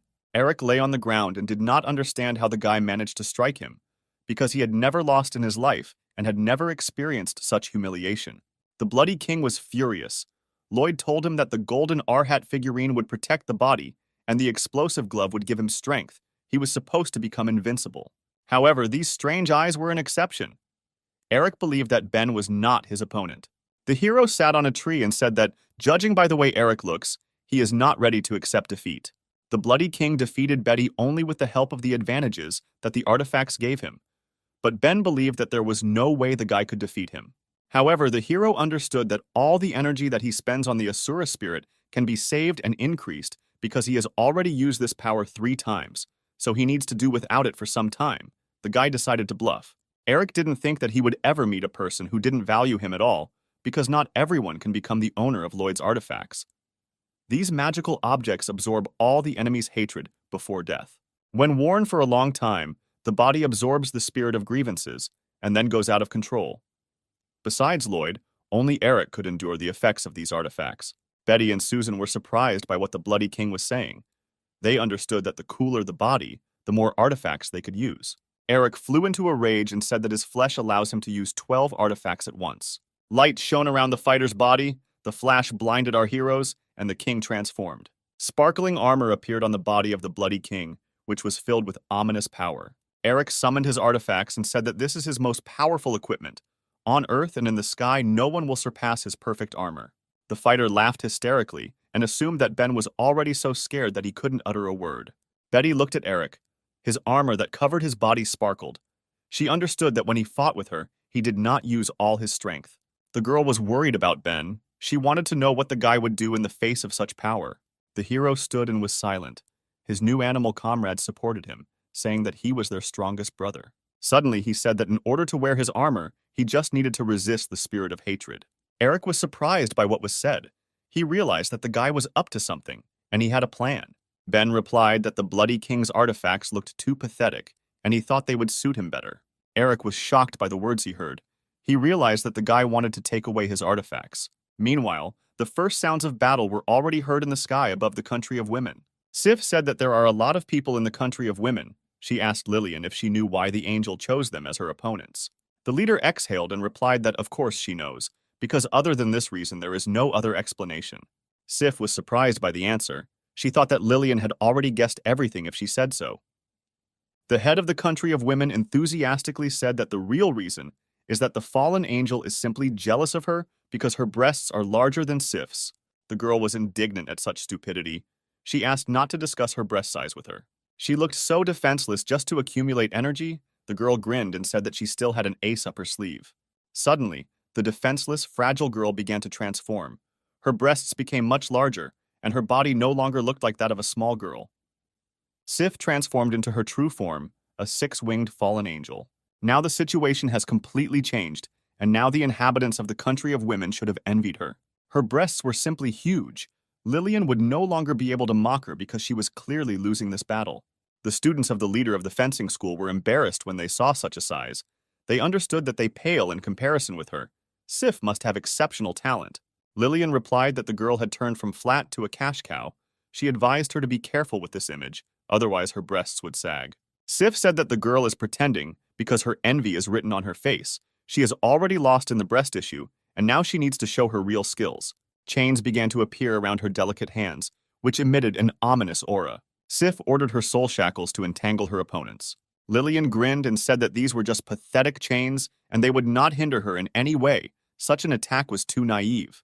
Sif looked at the head and replied that she had not thought of attacking her. This attack was not intended for her. At that moment, Lillian realized what had happened. She was fast, but her student was not. The leader of the fencing school turned to look at her subordinates. All her students were shackled in gold chains and could no longer move. The girls tried to escape, but it was useless. Their bodies were numb, and all they could do was watch the battle. The students begged their leader to help them, because the girls would soon not be able to breathe. Lillian was afraid for her subjects. Each of them could only rely on the strength of their mentor. The leader was worried, but was able to firmly answer her students that everything would be fine with them, because she was nearby. She proudly raised her sword and said that Lillian, the leader of the school of swordsmen, would protect them from everything. The proud girl swung her sword in order to cut all the chains. But suddenly her blows did not go through and could not cause even the slightest damage to the bonds. Lillian did not expect this. She did not understand what was happening and why she could not cut the chains. Sif laughed. She told the girl not to waste her strength in vain, because these chains are made of metal, hardened in hell. There is no person who could cut them. People entangled in soul chains will be quietly attacked by the inhabitants of hell. Their will gradually be suppressed. The girl screamed in pain. Sif added that within a few minutes, all the students would meet death in horror. Watching Lillian's dear followers die one by one, she will not be able to fight. Nothing plunges people into despair like this. Lillian was saddened. She told the cash cow not to rejoice too quickly. From the moment she became a swordsman, there was nothing she couldn't cut. The girl gathered all her power into the blade and swung it with lightning speed. To Sif's surprise, all the chains broke, despite their demonic strength. The girls were glad that now they were not trapped and did not see the monsters from hell. Sif looked at this sight and did not understand how this was possible, because no one had ever been able to completely free herself from the chains of the soul. But this girl took and cut all her chains. She asked Lillian how she managed to break the chains of hell, no matter how strong she is. In the end, her abilities are no greater than those of humans. Lillian was outraged by the fact that she was called an extraordinary person. She advised Sif to open her eyes. After all, right now the battle will unfold in the face of the fallen angel. Lillian stood proudly and prepared to attack. Several divine blades appeared behind her. Sif realized that a fencing master, these were not just big words. Lillian was really very strong. It seemed to the fallen angel that the shining power over the leader was the height of perfection. However, this still could not scare her. She is Mr. Lloyd's best warrior and cannot lose in this battle. Therefore, the girl decided to attack first. She sent dozens of her hellish chains towards Lillian. The chains almost flew towards the leader, but she calmly commanded her phantom sword to protect her. Once again, all the chains broke and did not have time to overtake Sif's rival. The fallen angel was surprised that Lillian didn't even move, but simply used her power to repel the attack. Suddenly, the girl disappeared along with her swords. Sif realized that Lillian was going to attack, however. It was too late. She was on top, right above the head of the fallen angel. Lillian said that the girl's large breasts seemed to be keeping her from moving. After these words, the graceful leader struck the fallen angel with her blade. The girl instantly rushed to the ground and landed in the forest with a roar. Sif lay on the ground and tried to catch her breath. For her, this attack was terrible, and she could not allow herself to be exposed like that again. The girl tried to get up and was shocked that she, a fallen angel, was knocked to the ground by some person. If she did not kill Lillian, she would no longer be able to look the master in the eyes. While Sif was thinking about her place in society, the leader of the country of women was already preparing to attack her. Lillian pointed at the fallen angel and ordered her swords to give her a meteor shower. Suddenly, hundreds of swords rained down from the air, piercing the defenseless Sif's body. The fallen angel noticed that the swords were so fast that she didn't even have time to blink an eye, and they had already pierced her. Behind the girl's back, two wings lost their shape. She understood that even with such skills, Lillian would not be able to kill her. The leader also noticed that her wings were disappearing and assumed that each wing could neutralize fatal damage. Suddenly, Sif clasped her hands and began to chant a spell in the ancient language, a pentagram appearing in the center of her hands. The pentagram rotated faster and faster, then a huge purple beam burst out of it, with which Sif wanted to shoot down her enemy. Lillian readied her sword and said that she was not afraid of this attack. The girl rushed towards the fallen angel and cut the deadly beam in half. Sif was shocked because Lillian was only a human. The fallen angel thought that the girl seemed to have merged with the devil or a deity. She looked at Lillian, who froze in the sky. The girl was able to cut through the stream of hellfire with her sword and not take damage. However, this attack was difficult for the girl, and she was a little out of breath. Lillian asked Sif if this was her strongest move, since it looked like a show. The leader immediately landed on the girl and said that a real warrior would not show off. Sif realized that the girl had landed too quickly, and there was no way she could dodge. Lillian pierced the fallen angel with her sword and said that every blow she struck hit the target. The leader looked at the wings and noticed that another one had disappeared, which means she was right, and each of them neutralizes the fatal damage. She only has 2 more fatal blows left. Suddenly, chains appeared around the warrior, which instantly tied her up. Sif pulled Lillian towards her and they pressed each other together, chained together. The two girls' breasts collided and they felt a pleasant sensation. Lillian was embarrassed. She did not understand why the fallen angel tied them together. Sif replied that although they looked a little shameful, the leader's techniques would no longer work. Suddenly, one of Lillian's swords began to move behind the girl's back. The leader began to guess what Sif was going to do, raising one of her flying swords. The fallen angel replied that the girl was right. She was going to pierce both of them with this blade. The fact is that Sif has 1 more wing left, so she will not die even if the sword hits her heart. But Lillian would not survive such a blow and would die on the spot. The girl did not understand how she could allow this to happen and lose to this cash cow. The leader closed her eyes. She couldn't believe that she would die here. She shouldn't have died because she still had a lot of unfulfilled things to do. She wanted to live happily ever after with Ben and meet old age with him. Her cherished dream was to give birth to a child to a hero. Suddenly, Ben appeared near the girls, who was stunned by what he saw. The guy asked what they were doing here. Sif was not happy to see the hero, but Lillian, on the contrary, was happy to learn that her boyfriend had come to save her. The fallen angel said that saving the girl would be difficult. At that moment, Ben opened his mouth, from which he breathed a spell, and said that there would be no difficulties. Sif realized that he was using depraved poison. She was surprised that Ben could also use Judy's trap. The beautiful angel blushed. She realized that she was losing control, because this technique works flawlessly on girls. After a couple of seconds, she lost control and only lust was visible in her eyes. Ben was like an archangel in her mind. She asked him if he would pull her out of the abyss of loneliness.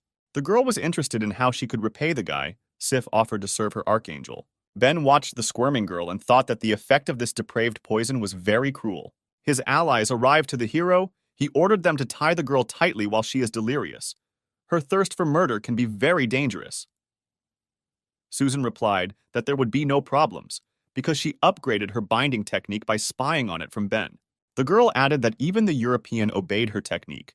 Eric was glad that he was not the only one who lost the battle. In the end, if you think about it, the guy was hard on himself because losing to Ben was forgivable. Since he is as strong as Lloyd, they are real monsters. About 5 minutes ago, Eric stood beaten in front of the hero. He felt a trembling when he saw Ben raise his hand. The hero told the enemy that he could not even dream of victory, because now they would finish, because Ben could not spend so much time on the thug. Eric got scared and shouted that he was giving up because his strength was already running out. Ben began to approach the Bloody King. Seeing this, Eric panicked and said that the hero could take his artifacts in exchange for his life. The Bloody King fell to his knees. Ben said that he did not need his armor because it was broken, but he would take the rosary. Eric agreed with this decision and said that his earrings were still intact. The fighter held out his hands, in which were the kunai master's rosary and magical pink earrings. Ben did not expect that after the death of the kunai master, Lloyd would begin to use his things. As his friend, the guy wanted to help his soul find peace. The hero took the rosary in his hands and called upon the power of 10,000 souls. The soul of the kunai master, freed by the technique, appeared in front of the guy. The monk greeted the hero and said that he did not think that their next meeting would look like this. Ben told the old man that his soul was already freed from Lloyd's shackles, and he could safely go to heaven. Kunai replied that he could not go to the Western Paradise yet, because his soul still harbored grievances, and he needed to finish one thing. Ben told the monk that he could do whatever he wanted, and if he needed to finish the job, then so be it. The master's spirit began to dissolve into thin air, and finally he thanked Ben for helping him. Suddenly, the hero noticed that something was also happening to the earrings. They began to emit a blue glow. A voice was heard from the earrings. He asked Ben to help free himself too, because the guy had just helped the old man's soul. The accessory contained the soul of a sweet girl, Joanna, who asked the guy to also free her and let her go. She told the hero that he is the owner of the power of 10,000 souls and controls all souls that are not included in the cycle of reincarnation. As soon as the hero says the word, the girl will gain freedom. Ben asked her if she was a sorceress, although the guy was not the type who liked to force women, but he could not let her leave just yet. The hero needs Joanna's strength. He asked her to help him in the war with Lloyd. Hearing this name, the girl was surprised. She was amazed at the calmness of the guy. Joanna assumed that the hero did not know who the master really was. However, judging by Ben's determined eyes, he was confident in his abilities, and his words were not an empty phrase. The beauty smiled and said that she understood Lloyd. This is the man who imprisoned her in pink earrings, so she will help the hero. Joanna made him more resistant to the forces of darkness. The hero would be able to suppress most of the magical damage he received, and the girl also knew many forbidden spells that could be used in battle. Earrings sparkled on Ben's ears. The guy said that Joanna is very strong, and he hopes that she will take care of him. Eric was shocked. He was content only with reducing damage, and thanks to the control of the dead, Joanna revealed all her techniques to the hero. Meanwhile, at the other end of the battlefield, another battle was in full swing.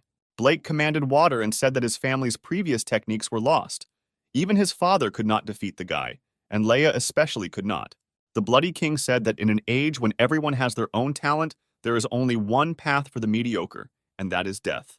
Leia sat bloodied on the shore. She shouted for the guy to shut up, because he has no right to defame the name of the head of her clan. Blake replied that this sword that the girl was holding in her hands was just a waste of resources. Therefore, the guy decided to destroy Leia and began to collect water in his sword for attack. Streams of water headed towards the girl. Leia knew that this was a comprehensive attack. Apparently, the guy decided to destroy her once he used this skill. Suddenly, a golden aura appeared around the warrior, and someone told her not to be afraid, because he would protect her. The spirit of Kunai appeared in front of the girl, who came here in order to continue his fight and correct the mistake.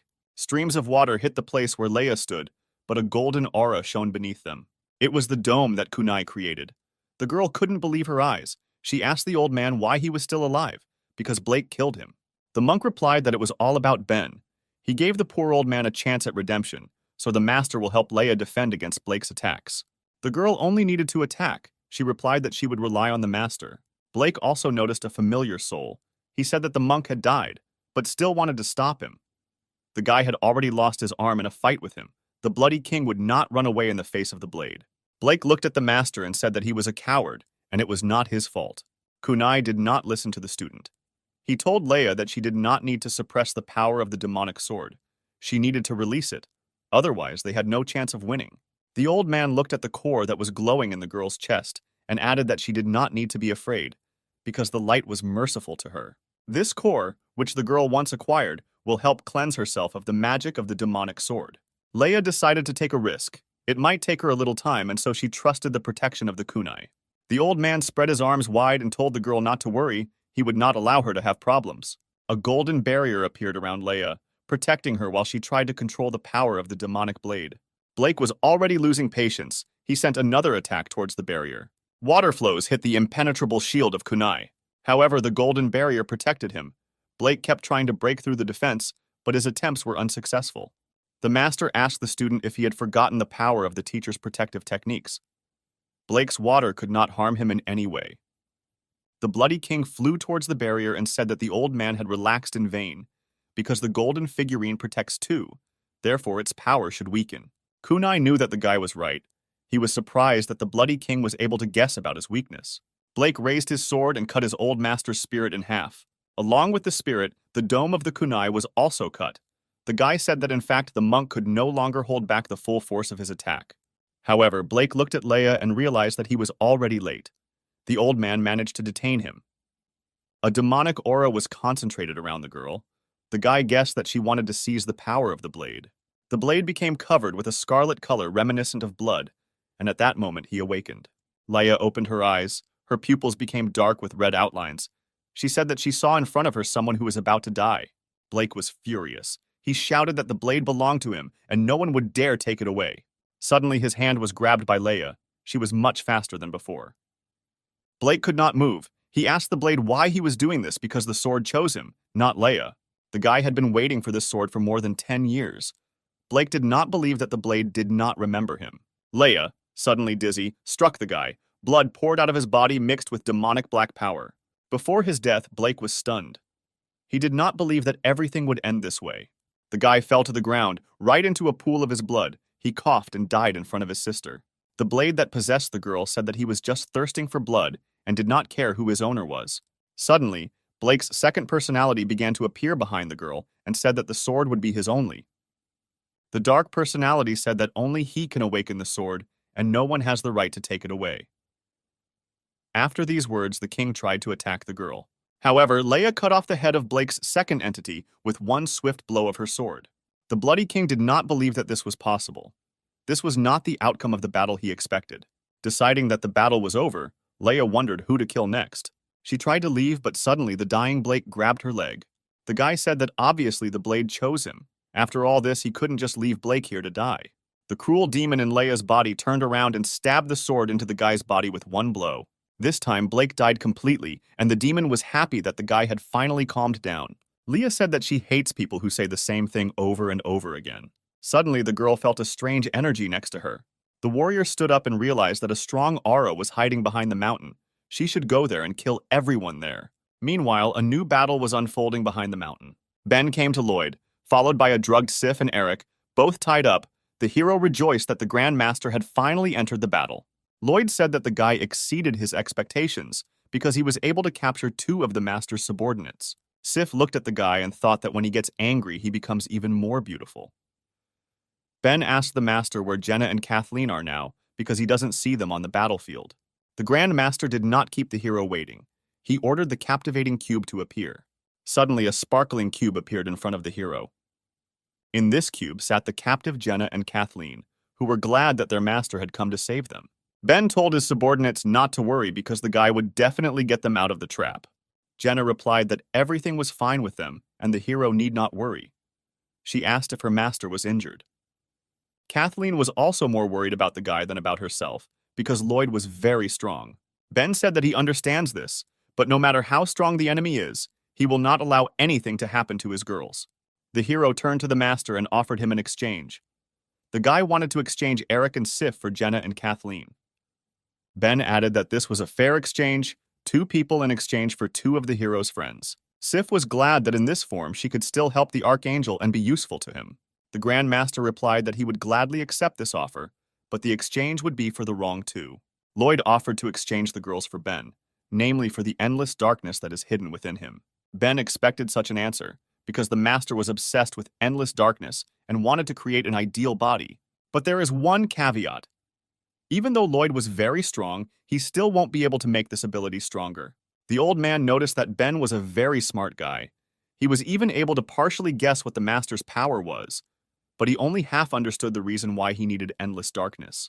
The hero did not wait long and summoned his 2 lightning swords. He said that no matter what Lloyd's motives, he would stop his enemy with his own hands. The guy asked the lion to roar.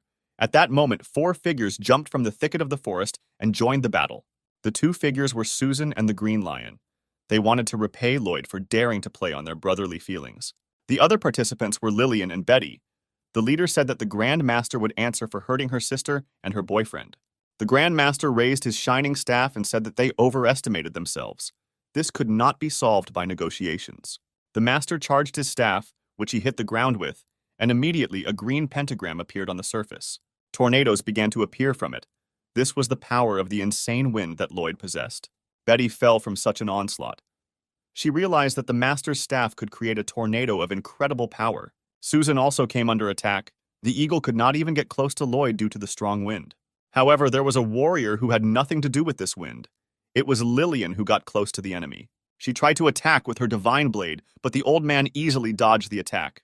The Grand Master was surprised and praised Lillian's skills. She was worthy of being called a fencing master. The girl shouted to Ben that they would cope with the Master and let the guy for now take care of saving Kathleen and Jenna. Lillian advised Lloyd to defend himself because now she would summon 72 of her amazing blades. The fencing master launched crushing attacks on the enemy until there were exactly 72 strikes. The master was not frightened by the warrior.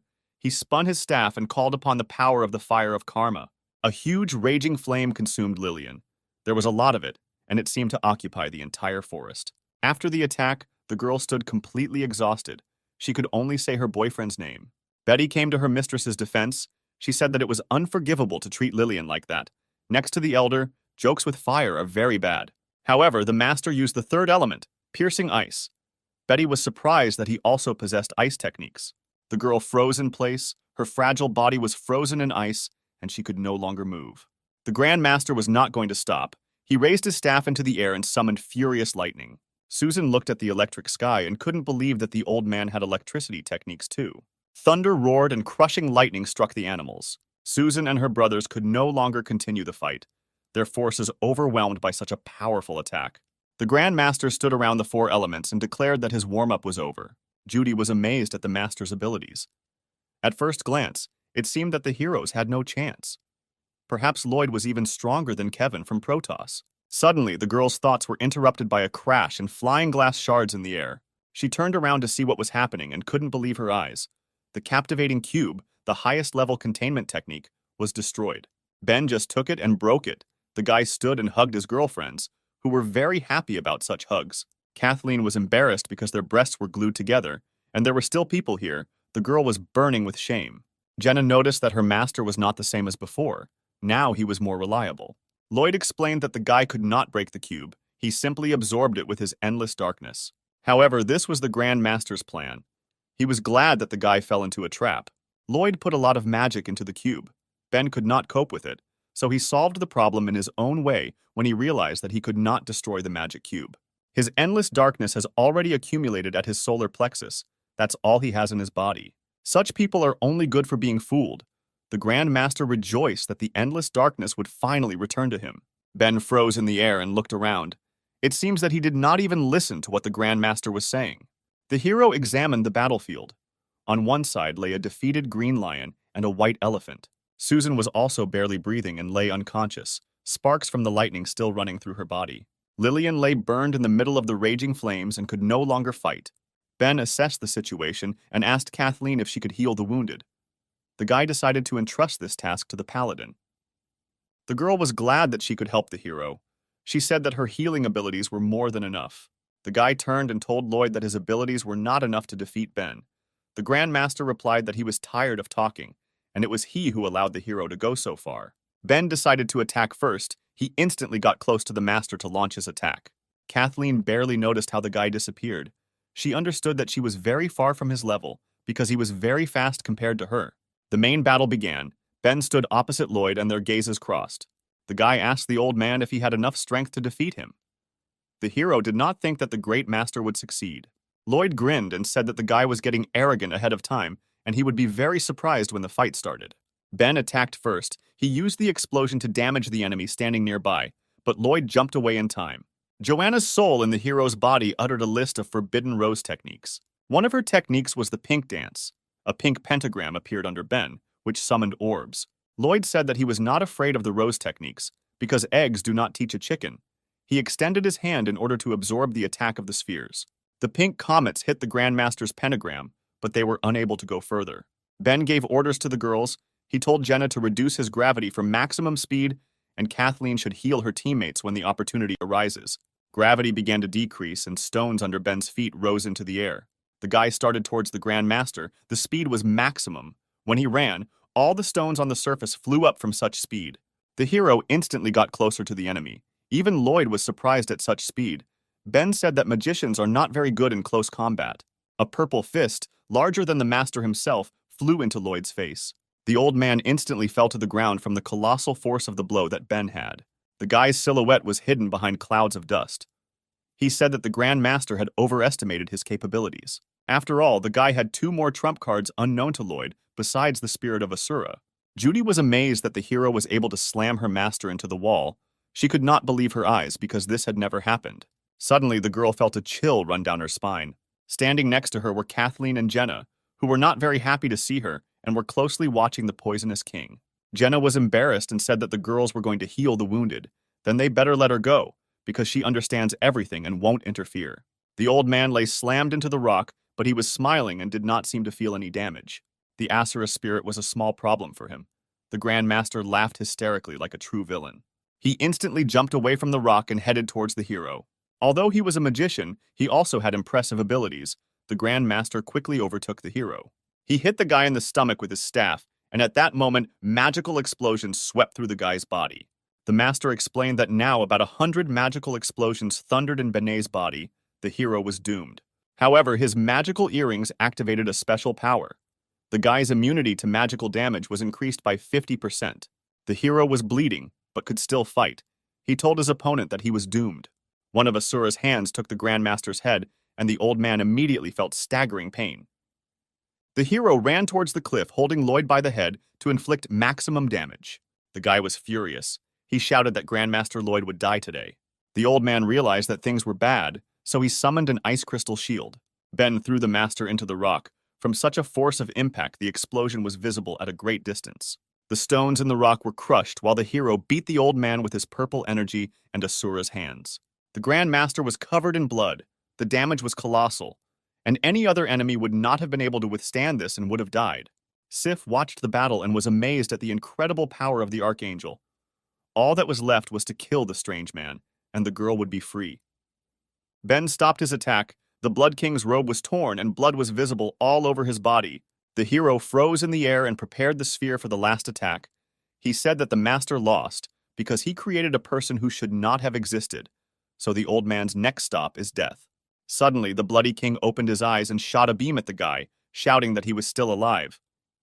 Ben was preparing to bring down the purple star, but suddenly his body was pierced by pain from a ray that passed through the hero. Suddenly, Jenna felt some sharp pain in her fragile body. She had a bad feeling. Her heart was squeezing and as if it was about to jump out. The girl realized that something might have happened to the gentleman and looked in his direction. At that moment, Ben's attacks began to dissolve into thin air. The distraught old man said that the hero turned his own weapon against him and even mocked him. Pink earrings can neutralize only half of the magical damage. However, if you concentrate and hit twice as hard, then absorbing half the force will no longer help. The girls in love wanted to kill Lloyd because he did something to Ben. The warriors tried to attack the Grand Master, but were immediately frozen in ice. A beaten-up Lloyd said there were problems, but it was all over. Ben hung in the air without signs of life. Lloyd decided that it was time to deprive the guy of his abilities. An ominous green aura appeared around the old man as he used his main ability, skill extraction. A dark green aura crept up to Ben's heart, who seemed to be already dead. The forces of the Grand Master tried to take away the endless darkness that the guy had.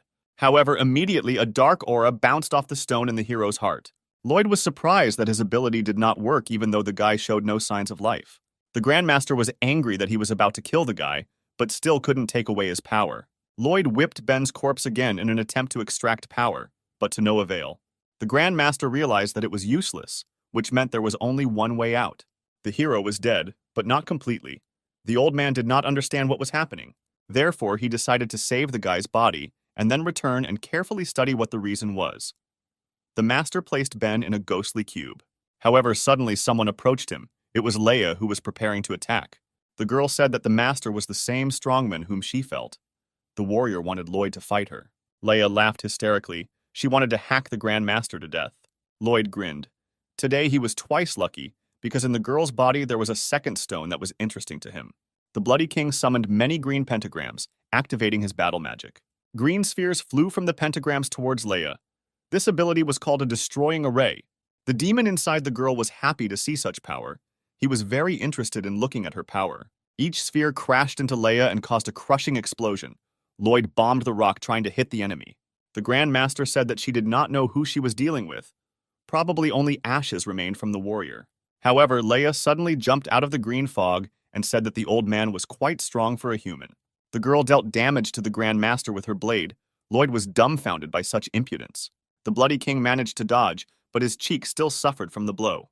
Leia was surprised that he not only dodged, but was able to strike back. The demon said that their battle is becoming more and more interesting. He will not stop until he kills him. Leia and Lloyd clashed in battle. Ben, frozen the cube, and Jenna, frozen in ice, watched this. While Lloyd and Leia were fighting, they did not notice that Ben was gradually regaining his strength at this time.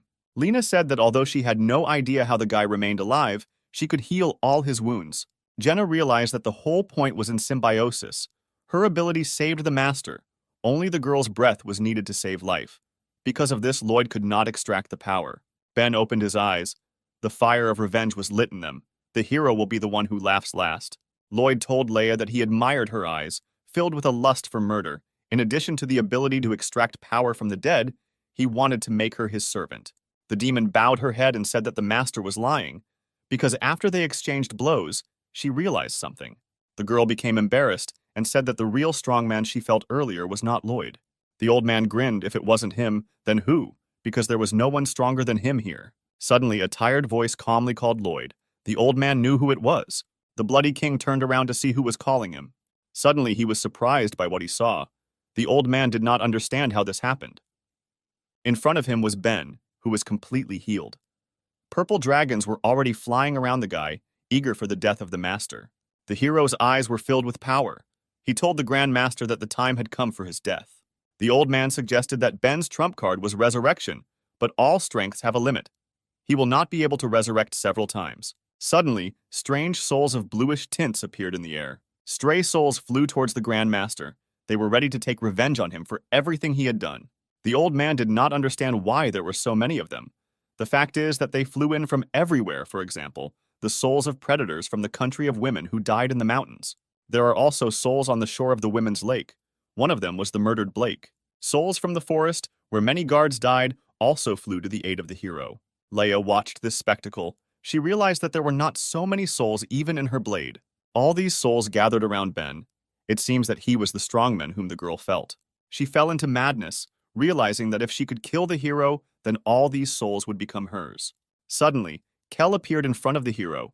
He said that he didn't think that the hero would now use the power of 10,000 souls. To be honest, the former king was also a wandering soul. Under the influence of the power of 10,000 souls, he clearly heard Ben's orders. Kel apologized to the guy for underestimating him. All this time, the former king slept in the hero's body and regained his strength. So now he wanted to help Ben avenge his death. The hero's power increased many times over. He thanked Kel and said that he would keep his promise. A bright flash of light shone, blinding Lloyd and Leia, Ben gathering all the souls into himself. The demon inside the girl could not help but tremble because he saw in front of him simply incredible power that he craved. Lloyd couldn't believe that the hero had seized the power of the dead. It infuriated him that he didn't know about such an ability.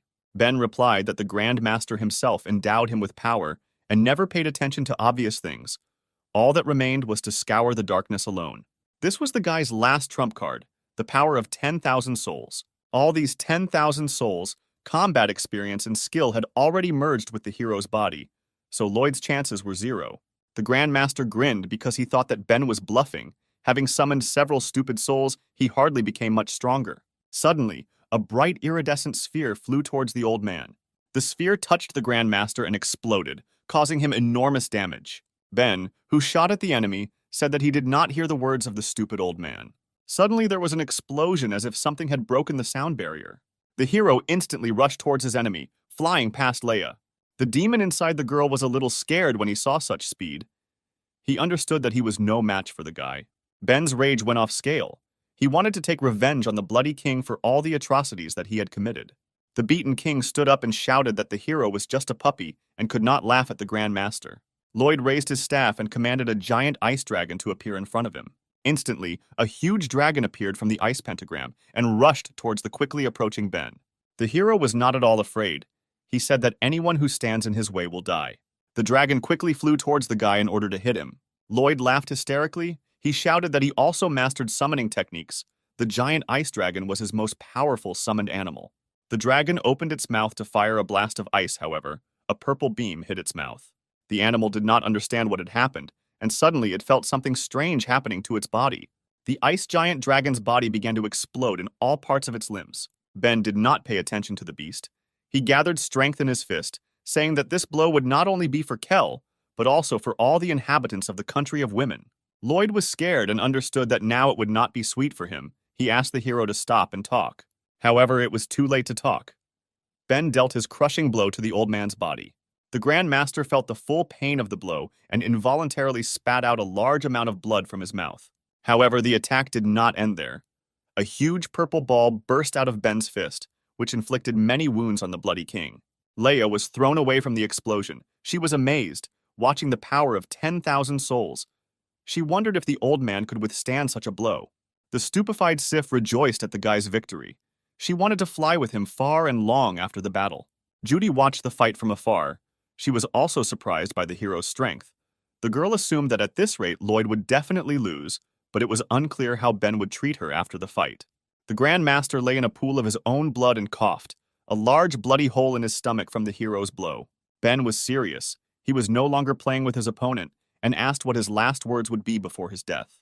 The beaten old man wheezed that the guy was rejoicing early because he still had an ace up his sleeve. Suddenly, the crown on his head began to shine, and strange red rays shot out in all directions. Leia, who was nearby, did not understand what was happening and what kind of light was blinding her eyes. Suddenly, her mind was clouded by the rays that Lloyd was emitting. The old man went wild with madness and said that he had won because his ray of reason controls people with evil thoughts. Therefore, right now, Ben will have to fight with his ally, but if he does not want to kill Leia, he can surrender to the bloody king. Ben turned around and looked with a stern look at his bodyguard, who intended to kill him. Suddenly, gloomy dark eyes appeared around the girl, and she could no longer move. Lloyd trembled, realizing that his last trump card had not worked for the hero. Ben grabbed the old man's head with his hand, intending to make a final attack. The Grand Master began to beg not to kill him, because he knows the secrets of endless darkness. If the hero saves his life, then he will tell Ben everything, and he will be able to become stronger. The hero leaned towards the bloody king and said that this was not necessary. Ben clenched his fist and blew up the Grand Master's head, the lifeless body of the invincible fighter falling to the ground. The enemy's blood was dripping from the hero's hand. He supplemented his words by saying that he could ask Lloyd's soul all the questions that interested him. After the death of the Grand Master, the ice in which Kathleen and Jenna were chained began to crack. Suddenly, the ice mountain split, and the blonde realized that apparently Lloyd had lost. Kathleen also guessed that the guy had won. She was glad that the battle was over. Lillian also came to her senses after the burns. The girl knew that her boyfriend could be relied on. The battle was over and our heroes were now no longer threatened. Ben stood near the master's corpse. Suddenly, he began to use the 10,000 souls technique. The hero named the old man and ordered him to appear in this world. A blue aura began to emerge from the body of the once former king, which gradually gathered into one form. Restrained by the technique of 10,000 souls, Lloyd appeared to Ben. He called the hero master and said that he would listen to all his orders. Eric was shocked by what he saw, because his former leader bowed his head in front of some guy and called him his master. Ben ordered the old man to tell him everything he knows about the power of endless darkness. The Grand Master said that endless darkness is associated with the original predator. It is the key that helps to remove the seal from it. On the deadly island where Lloyd once lived, there is one sealed lair where such a predator lives. He said that if his master mastered this power, he would be able to rule the whole world, but the hero was not interested. Lloyd suddenly bowed his head and apologized for his rudeness, and Ben realized that no matter how strong a soul is, it will still obey him unquestioningly. The hero decided to talk to the spirit about the original predator later, because now it was necessary to restore order here. Leia was still under the power of the demonic sword. She said that the old man whom she could not kill for half a day was easily killed by Ben. The guy really deserved to be called the main strongman. The hero knew that Leia was under the power of a demon. He asked if the demonic sword also wanted to measure its strength with him. The girl replied that after such an impressive fight, there would hardly be a fool who would want to fight him. Ben bowed his head. He was glad that the demon understood that he was weaker than him. The guy used Asura's power and ordered the demon to leave the defenseless girl's body, otherwise the hero would use his power. Blade was in ecstasy at the sight of the hero's power. For him, it was the best sight to witness colossal power. The demonic blade fell to the ground. The voice of the sword said that it could change its shape endlessly. Therefore, the hero just had to wait. The blade promised that the next time they met, he would definitely finish him off. Suddenly, Leia's pupils turned white and she no longer looked distraught. The girl fell to the ground unconscious, and the blade stopped shining with a dark aura.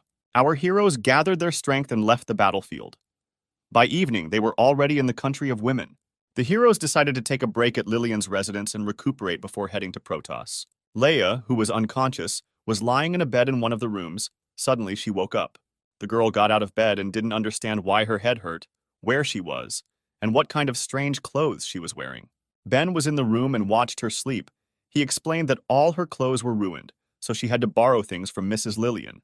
The girl was embarrassed. She asked the guy if he had dressed her in these revealing clothes. The hero replied that Leia understood everything wrong. Jenna changed her clothes and washed her. Ben saw that the girl had woken up and was fine, so he decided to leave, but suddenly Leia stopped him. The girl repented. She said that she didn't remember much, but apparently she drew a blade against the guy, so the warrior asked for forgiveness. Ben smiled and replied that there was no need to apologize because she was under the control of a demon. The hero left the room and closed the door behind him. Leia needed rest, so the guy decided to take a walk. On the way to the garden, he met Jenna, who asked her master if the demon from the blade could appear again. Ben didn't know the answer to this question, but he knew that if they wanted to defeat the demonic blade, then most likely they could only rely on Leia. The hero turned to the spirit who was standing nearby and said that he leaves the protection of the girl to him. If something goes wrong, then Ben will destroy the soul. Restrained by the technique of 10,000 souls, Blake replied that he would not let his master down and would carry out the order. Ben continued his walk with Jenna. The girl told the guy that during the fight with Lloyd, he used her ability, symbiosis. Kevin told the blonde the secret of this technique. She did not expect that the master told the secret of this ability to Ben too. The hero replied that Mr. Kevin would not tell such a secret to everyone. The girl wondered how the guy found out about it then. Suddenly, Ben pushed the girl against the wall, which made her feel embarrassed. He said that he learned about the ability in a different way. The guy pressed himself against Jenna and replied that he guessed about her, just as he guessed about the girl's intentions. The sweet beauty was embarrassed because Ben was so close that she could feel his breath. From excitement, the girl did not understand what to do next. Her heart rate was rising, and she decided that in this situation,